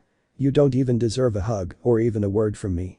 You know very well what you did and why you did it. If it were up to me, I'd break your windpipe and make a hole in your throat just to use it as a homemade masturbator. My jaw just looked at her son before speaking in a broken tone of voice. Miyaja. Kenta-san, are you with this guy? Kenta? Yes, I live with him since he was there to help me with a moment of weakness I had a while ago. He was there to save me because he made me value life, one that you and these two jerks made me suffer. Kenta's words stuck like two stakes in my jaw's heart, who just wanted to cry. She couldn't stop two treacherous tears from falling down her eyes as she tried not to look into her son's eyes. My jaw. I'm sorry for what I did to you. Kenta. Stop crying, damn it, I've cried a lot more than you. Kenta walks away from his former mother and stands next to Tatsumi. Kenta. He points to Tatsumi. He helped me in a difficult situation by preventing me from committing the biggest stupidity of my entire life while you were rolling around with Tatsuma, Matsuo and Dan, who by the way, where is he? My jaw. He left me because he found a girl younger than me. Kenta. Now you understand what it feels like to be abandoned, right? Well, at the end of your decision, I found a better opportunity in my life, very unlike you. My jaw. What did you do to my son? I yelled at Tatsumi. He never behaves this way. What did you do to him? Tatsumi. I was something you weren't, a tutor looking to help someone in a desperate situation. My jaw. But he's my son. Kenta. No longer a mother, I am now Tatsumi's successor and he is my new master. Tatsumi momentarily passes into his Reaper form, leaving my jaw terrified of what she saw, but then Tatsumi speaks as shadows envelop them both. Tatsumi. Learn from your mistakes and with that you will find true peace, he said as the fog that covered them intensifies, causing both of them to disappear, leaving a devastated my jaw who begins to cry and scream desperately in that dark alley. The rescue of Asia. All of them out Lucifer. Surzich's Gremory, the king of the underworld, was deep in thought when his quiet reflection was interrupted by his faithful queen, Grafiya. She entered the room gravely, carrying with her news that made the demon king frown. Grafiya. My lord, Grafiya began in a firm voice, I fear that the entourage of your beloved sister, Rias Gremory, has been attacked by Ghidorah Astaroth. Furthermore, several members of the Chaos Brigade have launched raids into the underworld. Surzich's Gremory immediately stood up, his expression changing to a mix of worry and determination. Surzich's. I understand. This can't go unanswered, he declared seriously. Prepare yourself, Grafiya. We're going to stop these intruders. Grafiya nodded gravely, but before leaving, Surzich's stopped her with a thoughtful command. Surzich's. Before we depart, I need you to seek out and hire the services of the Horsemen of the Apocalypse. We will need their power and loyalty in this endeavor. Grafiya nodded again, her gaze showing unwavering confidence in her husband's decisions. Grafiya. I will do it immediately, my lord. With that, the two demonic leaders prepared for the coming battle, determined to protect their home and those they loved from any threat that dared to challenge them. In a majestic mansion hidden among the dense trees of a dark forest in the human world, the Horsemen of the Apocalypse were immersed in their daily training routine alongside their children. Issei, with his imposing figure and fiery eyes, taught his son Hiroki the precise movements of war. Tatsumi, with his shadowy presence and icy aura, guided his son Kenta through the deadly arts of death. Urza, with her flaming red hair and intense gaze, trained her son Yudo in the arts of fury. Basara, with his palpable determination and tense muscles, taught his son Hayato the secrets of hand-to-hand combat. The atmosphere resonated with the sound of controlled punches and concentrated breathing as Grafiya, the queen of the underworld, entered the training room. Her presence momentarily calmed the tense air as the Horsemen of the Apocalypse and their heirs greeted her respectfully. Grafiya. Excuse me for interrupting your training, but I have arrived with urgent news, Grafiya announced in a measured but urgent voice. The Horsemen of the Apocalypse exchanged serious glances with each other, instinctively aware that something important was about to be revealed. The Chaos Brigade has launched a series of attacks on the underworld, Grafiya continued, her tone revealing the gravity of the situation. Surzich's Gremory requests your immediate presence to repel these attacks and protect our borders. The Horsemen of the Apocalypse nodded solemnly, exchanging determined glances. Issei, Tatsumi, Urza and Basara briefly paused their training, ensuring their children were in good hands before preparing for the coming battle. Issei. Understood, Grafiya, Issei replied, his voice resonating with authority. We and our children will join Surzich's in ensuring that no enemy dares threaten the underworld. Meeting room of the underworld leaders. In the imposing meeting room of Surzich's Gremory's palace, the most powerful leaders of the underworld gathered for a crucial moment. The Horsemen of the Apocalypse arrived first, each with a look of determination on their faces as they took their seats. Issei, Tatsumi, Urza and Basara occupied strategic spots around the table, their children and disciples present, but respectfully in the background. Soon after, other key leaders of the underworld arrived. High-ranking demons, each with their own history of battles and strategies. Among them was the leader of the fallen angels, Azazel, with his piercing gaze and aura of ancient wisdom. Also joining the gathering was Michael, the current leader of heaven and the angels, with his serene yet powerful presence, radiating a divine light that contrasted sharply with the gloomy atmosphere of the underworld. Serzich's Gremory, the host of the meeting and king of the underworld, presided from the opposite end of the table. His gaze was serious, reflecting the gravity of the situation that had brought them together. Serzich's friends and allies, Serzich's began in a deep but calm voice, we are facing an unprecedented threat. The Chaos Brigade has intensified its attacks, endangering the stability of our kingdom and the balance between the worlds. Azazel inclined his head in acknowledgement, his eyes shining with a thoughtful gleam. Azazel. These attacks are not just against the underworld, but a challenge to our entire existence, he added seriously. Michael nodded solemnly, his blue eyes scanning the table with a mixture of determination and compassion. Michael. We are here to support you in any way you need, he declared firmly, his voice resonating with divine authority. The horsemen of the apocalypse exchanged knowing glances with each other, their faces showing a mixture of resolve and respect for the assembled leaders. Issei. We, the horsemen of the apocalypse, are prepared to join forces with yours, Issei stated in a firm voice, representing the group's shared determination. Serzich's nodded, his expression revealing confidence in the unity that was being forged at this crucial moment. Serzich's. Then let us unite our powers and defend our home against this threat. May history remember this day as the one where the underworld and heaven united into an unstoppable force. But that declaration, the room was filled with intense and determined energy, as the demonic and heavenly leaders prepared to face the challenge before them. With unified determination, Serzich's Gremory, the horsemen of the apocalypse, Azazel, and Michael headed toward the area where the Chaos Brigade's attacks were in full swing. Along the way, they were ambushed by ruthless members of the Chaos Brigade, each determined to challenge their advance. Issei advanced with his sword, the Chaos Devourer, in hand. The weapon glowed with an ominous intensity as it sliced through the air with deadly precision, deflecting enemy attacks and responding with powerful blows that left trails of destruction in their wake. Itsumi, wielding his dual Reaper scythes, danced among his enemies like a lethal shadow. His movements were swift and precise, slicing through the darkness with a cold efficiency that left his opponent stunned and defeated. Urza, with her massacre whip in hand, unleashed controlled fury upon enemies who dared to approach. The serpentine whip snaked and lashed out with surgical precision, enveloping her opponents and dragging them toward defeat with each calculated movement. Basara, with his dual mercy and pity pistols, fired with lethal precision.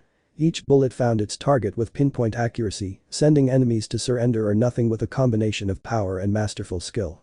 The leaders of the underworld and heaven, along with the horsemen of the apocalypse, advanced as an unstoppable force, facing the fury of the Chaos Brigade with determination and courage. The battle raged at its height, but the alliance formed between these powerful leaders was a formidable reminder that unity and determination could overcome any adversity. As Issei, Tatsumi, Urza, and Basara relentlessly advanced against the Chaos Brigade members, Serzich's Gremory suddenly found himself in a vicious ambush. From the shadows emerged two powerful figures, each emanating a dark and menacing presence. The first was the descendant of the demon of lust, Crucery Amadeus, with his dangerous aura. His eyes shone with calculated malice as he approached Serzich's with a mocking smile, ready for combat. Crucery had the appearance of a handsome man dressed in noble robes. His clothes were black with dark red belts and patterns. Crucery also wore a cloak. He had black hair tied back in a small ponytail and violet eyes. Crucery also had pointy ears and pale skin. At his side, the heiress of the demon of envy, Kateria Leviathan, her gaze filled with jealousy and resentment, was preparing her skills to confront the king of the underworld. Together, they formed a formidable team that had been sent specifically to stop Serzich's and destabilize the alliance against the Chaos Brigade. Kateria was a tall woman with glasses and a voluptuous figure. She had tanned skin, long brown hair tied back in a bun, headphones, and purple eyes. She wore an extremely low-cut purple dress with high slits that exposed a large portion of her breasts and legs. Serzich's, though surprised by the ambush, showed no signs of weakness. His expression hardened as he prepared for the confrontation, aware that this battle would be crucial to the outcome of the war currently raging. With a swift gesture, Serzich's wielded his demonic sword, challenging his opponents with fiery determination. The confrontation was about to reach its climax, with the fate of the underworld hanging in the balance as the battle raged around them. Serzich's Gremory launched his first attack with stunning skill, his demonic sword slicing through the air with devastating force. Around him, his magic manifested in forms of dark flames and lightning that lacerated the battlefield, sending shockwaves that shook the ground of the underworld. Crucery Asmodeus, the descendant of the demon of lust, responded with seductive and poisonous magic. With an elegant gesture, he unleashed a torrent of energy that enveloped Surziches, attempting to weaken his resolve with deceptive illusions and projections of twisted desires. However, the Underworld King's resolve was unwavering, and he continued forward with relentless ferocity. Meanwhile, Kateria Leviathan confronted Azazel with skillful and swift magical attacks. The staff of the heiress of the Demon of Envy became a conduit of dark and malevolent energy, unleashing bursts of hexes that sought to destabilize the leader of the fallen angels. In response, Azazel channeled the divine light that surrounded him, manifesting weapons of pure angelic energy. Shining spears and resplendent swords that sliced through the air with heavenly precision. The battle was a whirlwind of magic and power, with every move calculated and every attack unleashing a fresh wave of destructive energy. Surziches and Azazel, along with the horsemen of the apocalypse, fought against the descendants of the underworld's dark past, determined to protect their realm and ensure a victory over the Chaos Brigade. In a sudden turn of events, Kateria Leviathan and Crucery Asmodeus raised their hands, unleashing a fraction of the power of the legendary infinity serpent, Ouroboros. A dark, shimmering aura enveloped the two demons, greatly enhancing their magical abilities to levels beyond comprehension. Kateria. With a sinister laugh, it's time to show them our true power, Crucery. With the blessing of Ouroboros, there are no limits for us. Crucery. With an arrogant smile, that's right, Kateria. Prepare to know the true meaning of demonic power. The battlefield was filled with distorted waves of demonic energy and magical poison, creating chaos that threatened to overwhelm even the most powerful of the underworld and the fallen angels. Kateria. Throwing energy blasts, Azazel, feel the poison of envy. Your divine light cannot protect you now. Azazel. Channeling divine light, do not underestimate the power of light, Kateria.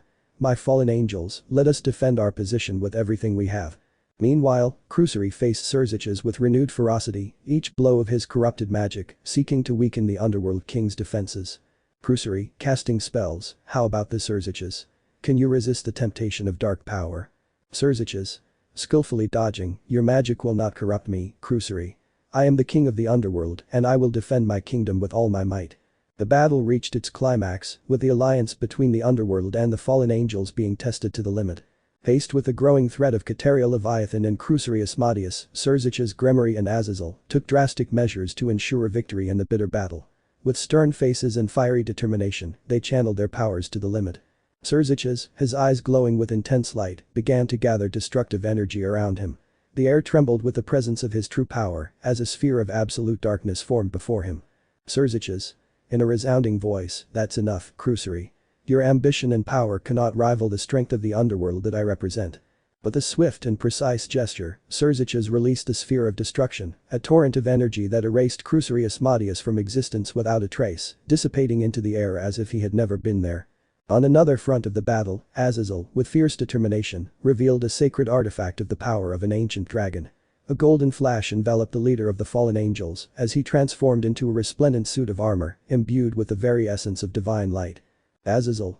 Wielding a spear of light, Kateria Leviathan, your envy has no place here. For peace and justice, you will fall before the might of the fallen angels. With a swift and precise movement, Azazel charged, spear of light in hand. The pure, radiant energy tore through the battlefield, impacting directly with Kateria and shattering her defenses with a force that left no room for resistance. The heir to the demon of envy was consumed by the light, her form dissipating into a dark mist as she fell, defeated. The battle reached its climax with the defeat of Kateria and Crucery, their ambitions cut short by the unified power of the underworld and the fallen angels. But the threat of Kateria Leviathan and Crucery Asmodeus eliminated, Surziches, Gremory and Azazel reunited on the battlefield, breathing deeply after the intense confrontation. Their gazes met, reflecting deep mutual respect and the satisfaction of a victory won with determination and unity. Surziches. Looking at the battlefield, Azazel, my friend, we have faced a difficult test today. The appearance of the Infinity Serpent was a reminder of how much is at stake in this war. Azazel. Nodding solemnly, that's right, Surziches. The influence of Ouroboros could have tipped the scales against them if we hadn't acted quickly and decisively. But thanks to the unity between the underworld and the fallen angels, we have managed to prevail. Surziches. With a smile, and we cannot forget the crucial role of the Infinity Dragon in our victory. Her influence has been our strength, a reminder that our histories are intertwined in this eternal battle. After a fierce and prolonged battle that left hundreds of demons defeated in their wake, the horsemen of the apocalypse finally arrived before Ghidorah Astaroth. The heir to the house of Astaroth awaited them with a twisted smile, his gaze filled with arrogance and malice, as he watched the arrival of his enemies while at his side stood a somewhat injured girl with blonde hair.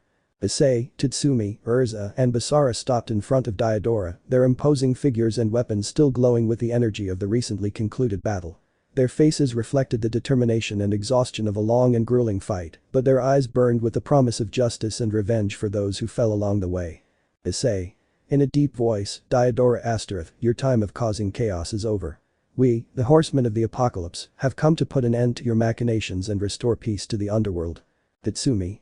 Holding his scythes firmly, your actions have caused much suffering.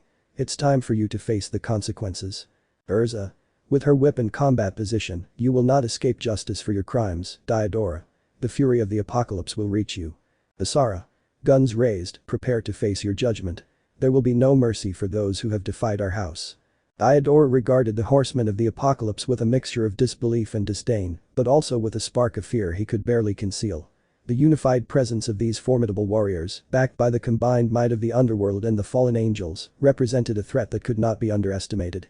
Diodora. With a nervous laugh, horsemen of the apocalypse. It seems you've come to play. But I have my own cards to play. We'll see who prevails in the end.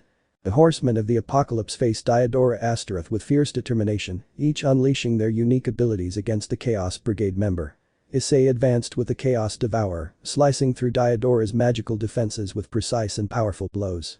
Tatsumi, with his dual scythes, moved with the agility of a predator, closing in on Diodora and cutting off his lines of escape.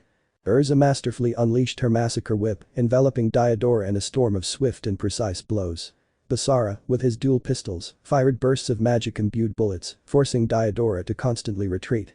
Diodora, though powerful, was overwhelmed by the horsemen of the apocalypse's combined skills and strategies. His dark magic met the light of justice and the relentless determination of his opponents, forcing him to fight desperately to stay on his feet. Despite his attempts to fight back, Diodora found himself increasingly cornered by the relentless strength of his adversaries.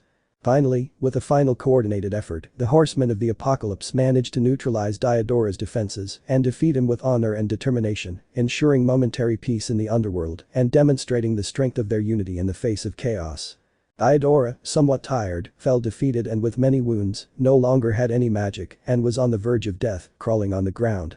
As the riders retreated at the same time as the Gremory group entered, they saw with concern how the blonde girl was injured. Diodora tried everything to do something, but something happened suddenly. His body was surrounded by a golden light, and lowering his gaze, he was filled with terror when he saw a magic circle at his feet. At that moment, a pillar shot out of the magic circle, erasing Diodora from existence, revealing a man who was looking at this seriously. "It seems that I have to do everything now," said the man seriously. "Rias? And who are you?" she said seriously, but the man just sharpened his gaze. "More respect, brat, you are in front of the heir of the ancient Mayu Beelzebub. Shalba Beelzebub," said the man seriously. Shalba had the appearance of a handsome man dressed in black armor and a cape. He had long brown hair that reached his hips with many bangs that covered his right eye. He raises his hands, creating another magic circle in his palm, channeling his magic. "Shalba. I'll have to do all the garbage disposal myself," he said seriously as everyone prepares for what comes next. The old mass versus 4 horsemen. After finishing off Diodora, the 4 horsemen face a new opponent. "Issei. And who are you?" he said seriously. The demon said nothing at first, but then he spoke. "My name is Shalba Beelzebub, the heir to the throne of Beelzebub, being his original descendant." "Rias. And what do you want?" she said seriously, but Shalba looks at her seriously before her hands form a magic circle pointing at the redeed. "Shalba. Spoiled brat, did your parents never teach you to respect your elders or something?" he said seriously.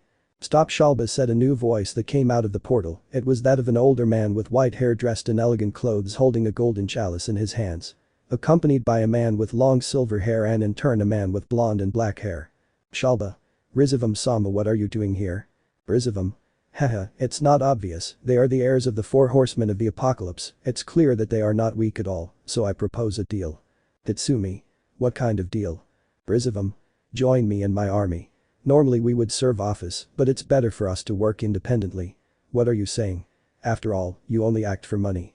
"Basara. It's one thing to act for money, but it's quite another to serve someone like you." "Urza. Don't act like a damn bastard, we know the atrocities you've done." "Rizavam. Hey, I was expecting another answer, but from what I see, you guys want to die before the game begins." But that said, Shalba launched himself against Urza, Tatsumi against the black-haired man with blonde hair, Basara against the man with long silver hair, and Issei versus Rizavam. A series of magic circles trapped each group, taking them to different areas of the underworld by Surziches, who watched all this seriously. Surziches. I hope they win, he said seriously, but Azazel put a hand on his shoulder. Azazel. Don't worry, those kids are good at what they do, they will be able to beat them, he said with his usual smile. Urza, Fury, versus Shalba Beelzebub. The abyss was a place of absolute chaos, where darkness and emptiness met in an eternal dance. Amidst this grim setting, two figures faced off in a battle that would shake the foundations of the underworld itself. Fury, the horsewoman of the apocalypse, and Shalba Beelzebub, descendant of the king of the flies. Shalba, with a sardonic smile on his face, raised a dark staff, from which emanated a pestilent aura.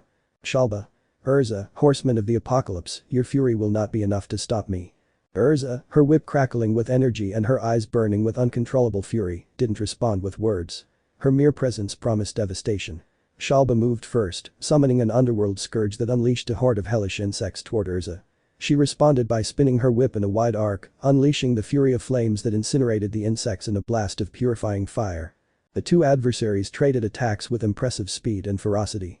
Urza unleashed her tempest of wrath, creating a cyclone of flames and lightning that engulfed Shalba, while he counterattacked with a storm of darkness that darkened the sky and temporarily blinded Fury.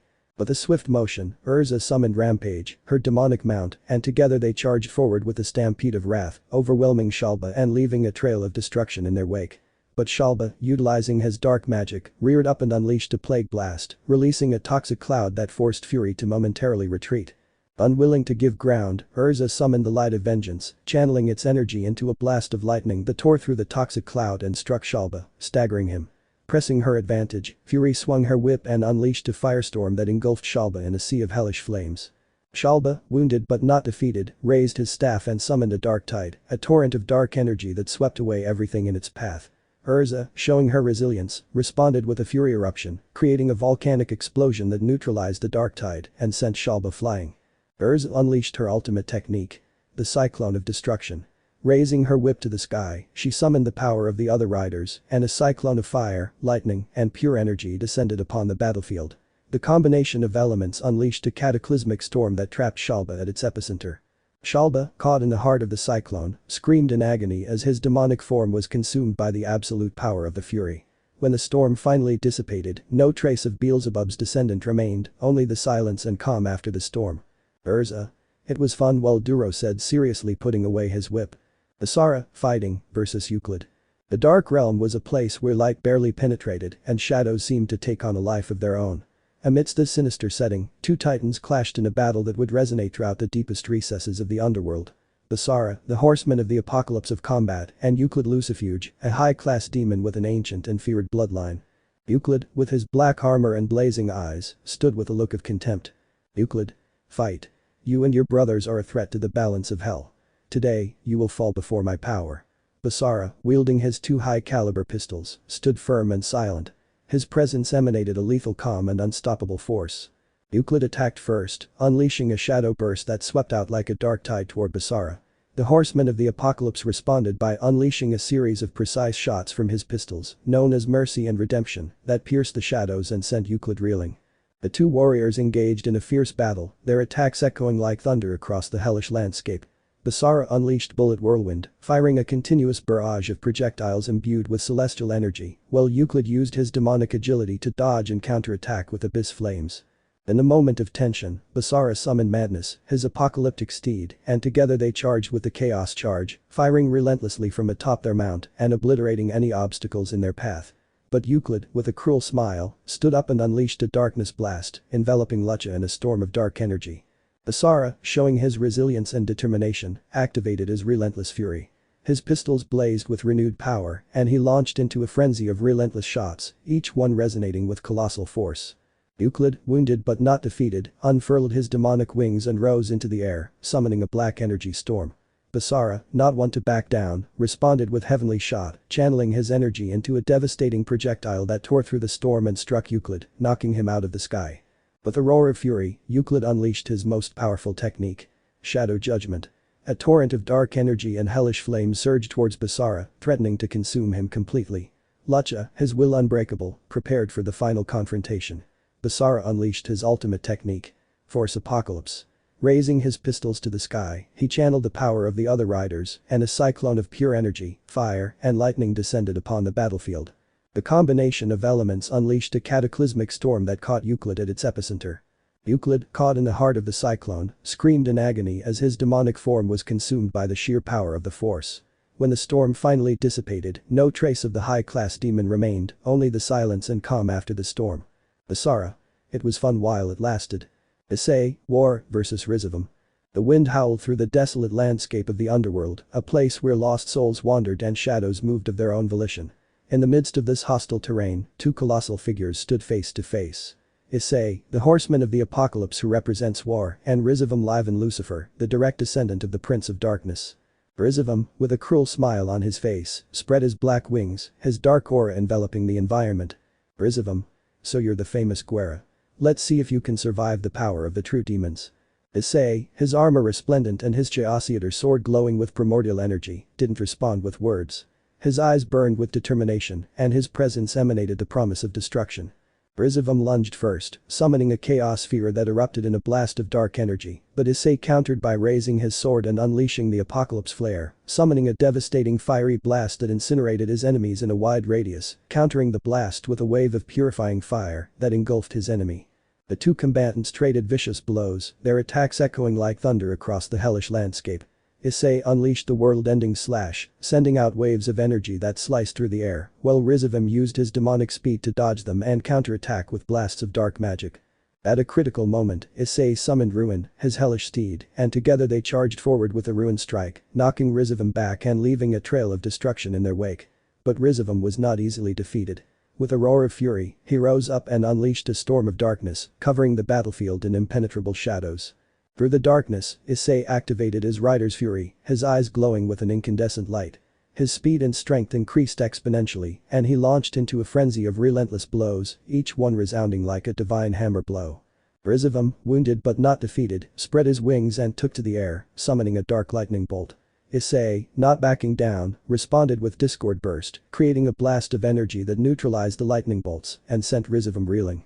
With a shout of defiance, Issei raised his sword and channeled its energy into a single devastating attack. The Heavenly Judgment. A beam of fiery light descended from the heavens, striking Rizavam and sending him crashing to the ground, his body burning with divine fury. But even so, Lucifer's descendant wasn't finished.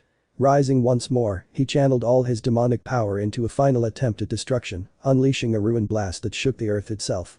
Issei, with his will unbreakable, prepared for the final confrontation. Issei unleashed his ultimate technique. The Apocalypse of Desolation.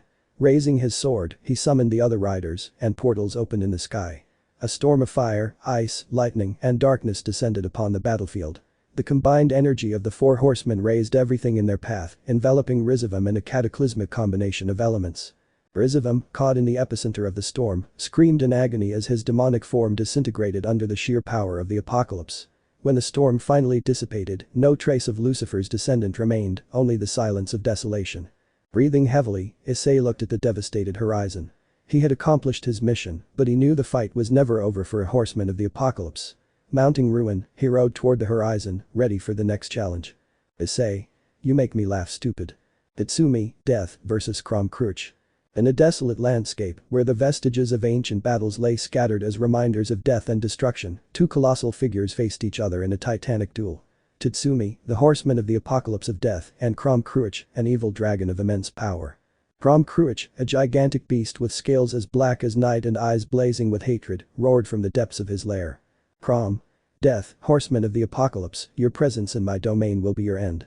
Titsumi, wielding his iconic Reaper scythes, remained unfazed. His hooded skeletal figure was a symbol of inevitability and doom. Without a word, he raised his weapons, ready for confrontation. Crom Cruch attacked first, unleashing a breath of hellfire that swept out like a fiery tide toward Titsumi. The rider responded with agility, dodging the attack and unleashing the Scythe of Eternity, a flurry of scythe blows that glowed with supernatural energy. The two combatants clashed in a deadly dance, their attacks echoing like the aftermath of a final reckoning. Titsumi unleashed the Storm of Souls, an attack that summoned the souls of the fallen to surround and weaken Crom Cruch, while the dragon counterattacked with a devastating tail slam that shook the earth. At a critical moment, Titsumi summoned Despair, his spectral horse, and together they charged with the rider's charge, overwhelming Crom Cruch and leaving a trail of dark energy in their wake. But Kromkruich, with a deafening roar, rose up and unleashed a firestorm that engulfed death in a hellish tide of flames. Itsumi, showing his resilience and determination, activated his Reaper form, transforming into an even more lethal figure. His scythes glowed with renewed power, and he launched into a frenzy of relentless strikes, each one resonating with the certainty of death. Kromkruich, wounded but not defeated, spread his wings and took to the air, summoning a rain of evil fire. Tatsumi, not flinching, responded with the heavenly scythe, channeling its energy into a devastating blow that tore through the rain of fire and struck the dragon, knocking it out of the sky. With a roar of fury, Kromkruich unleashed his most powerful technique. The breath of destruction. A torrent of dark energy and hellfire surged towards death, threatening to consume him completely. Tatsumi, his will unbreakable, prepared for the final confrontation. Tatsumi unleashed his ultimate technique. The Soul Apocalypse. Raising his scythes to the sky, he channeled the power of the other riders, and a cyclone of pure energy, fire, and lightning descended upon the battlefield. The combination of elements unleashed a cataclysmic storm that trapped Kromkruich at its epicenter. Kromkruich, caught in the heart of the cyclone, roared in agony as his draconic form was consumed by the sheer power of souls.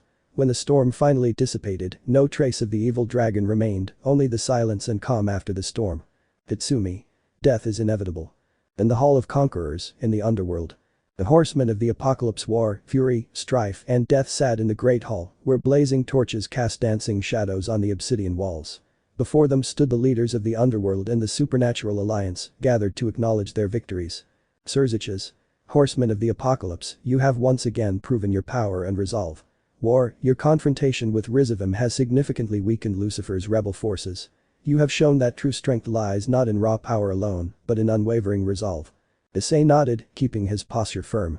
Azazel. Urza, your battle against Shalba Beelzebub has been a display of skill and fervor. You have proven that even the descendants of the most ancient demons cannot match the fury of a rider. Your flames have purified the lands of the underworld. Urza tilted her head slightly, a spark of pride in her eyes. Michael. Fight, your confrontation with Euclid Lucifuge has been nothing short of epic. Your accurate shots and indomitable will have proven that even the most cunning high-class demons cannot escape the justice of the riders. You have brought balance to our ranks. Asara crossed his arms and nodded in acknowledgement. Ajuka. Tatsumi, your battle against Kromkruich was a testament to the inevitability of the end. You have proven that even the most fearsome creatures of the underworld must submit to the power of death. Your final technique, the Soul Apocalypse, has made it clear that there is no escaping fate. Tatsumi nodded slowly, his gaze fixed on the leaders. Surziches. Today, the underworld and the supernatural alliance recognize your efforts and your victories. Your dedication and power have ensured the stability of our realms. Press forward, horsemen of the apocalypse, for your mission is eternal and your purpose, unquestionable. The horsemen of the apocalypse exchanged glances, knowing their tasks were far from over. With renewed determination, they braced themselves for what was to come, ready to face any challenge that lay before them. Elsewhere. A small-bodied, jet-black-haired girl watched all this without any emotion whatsoever. Office.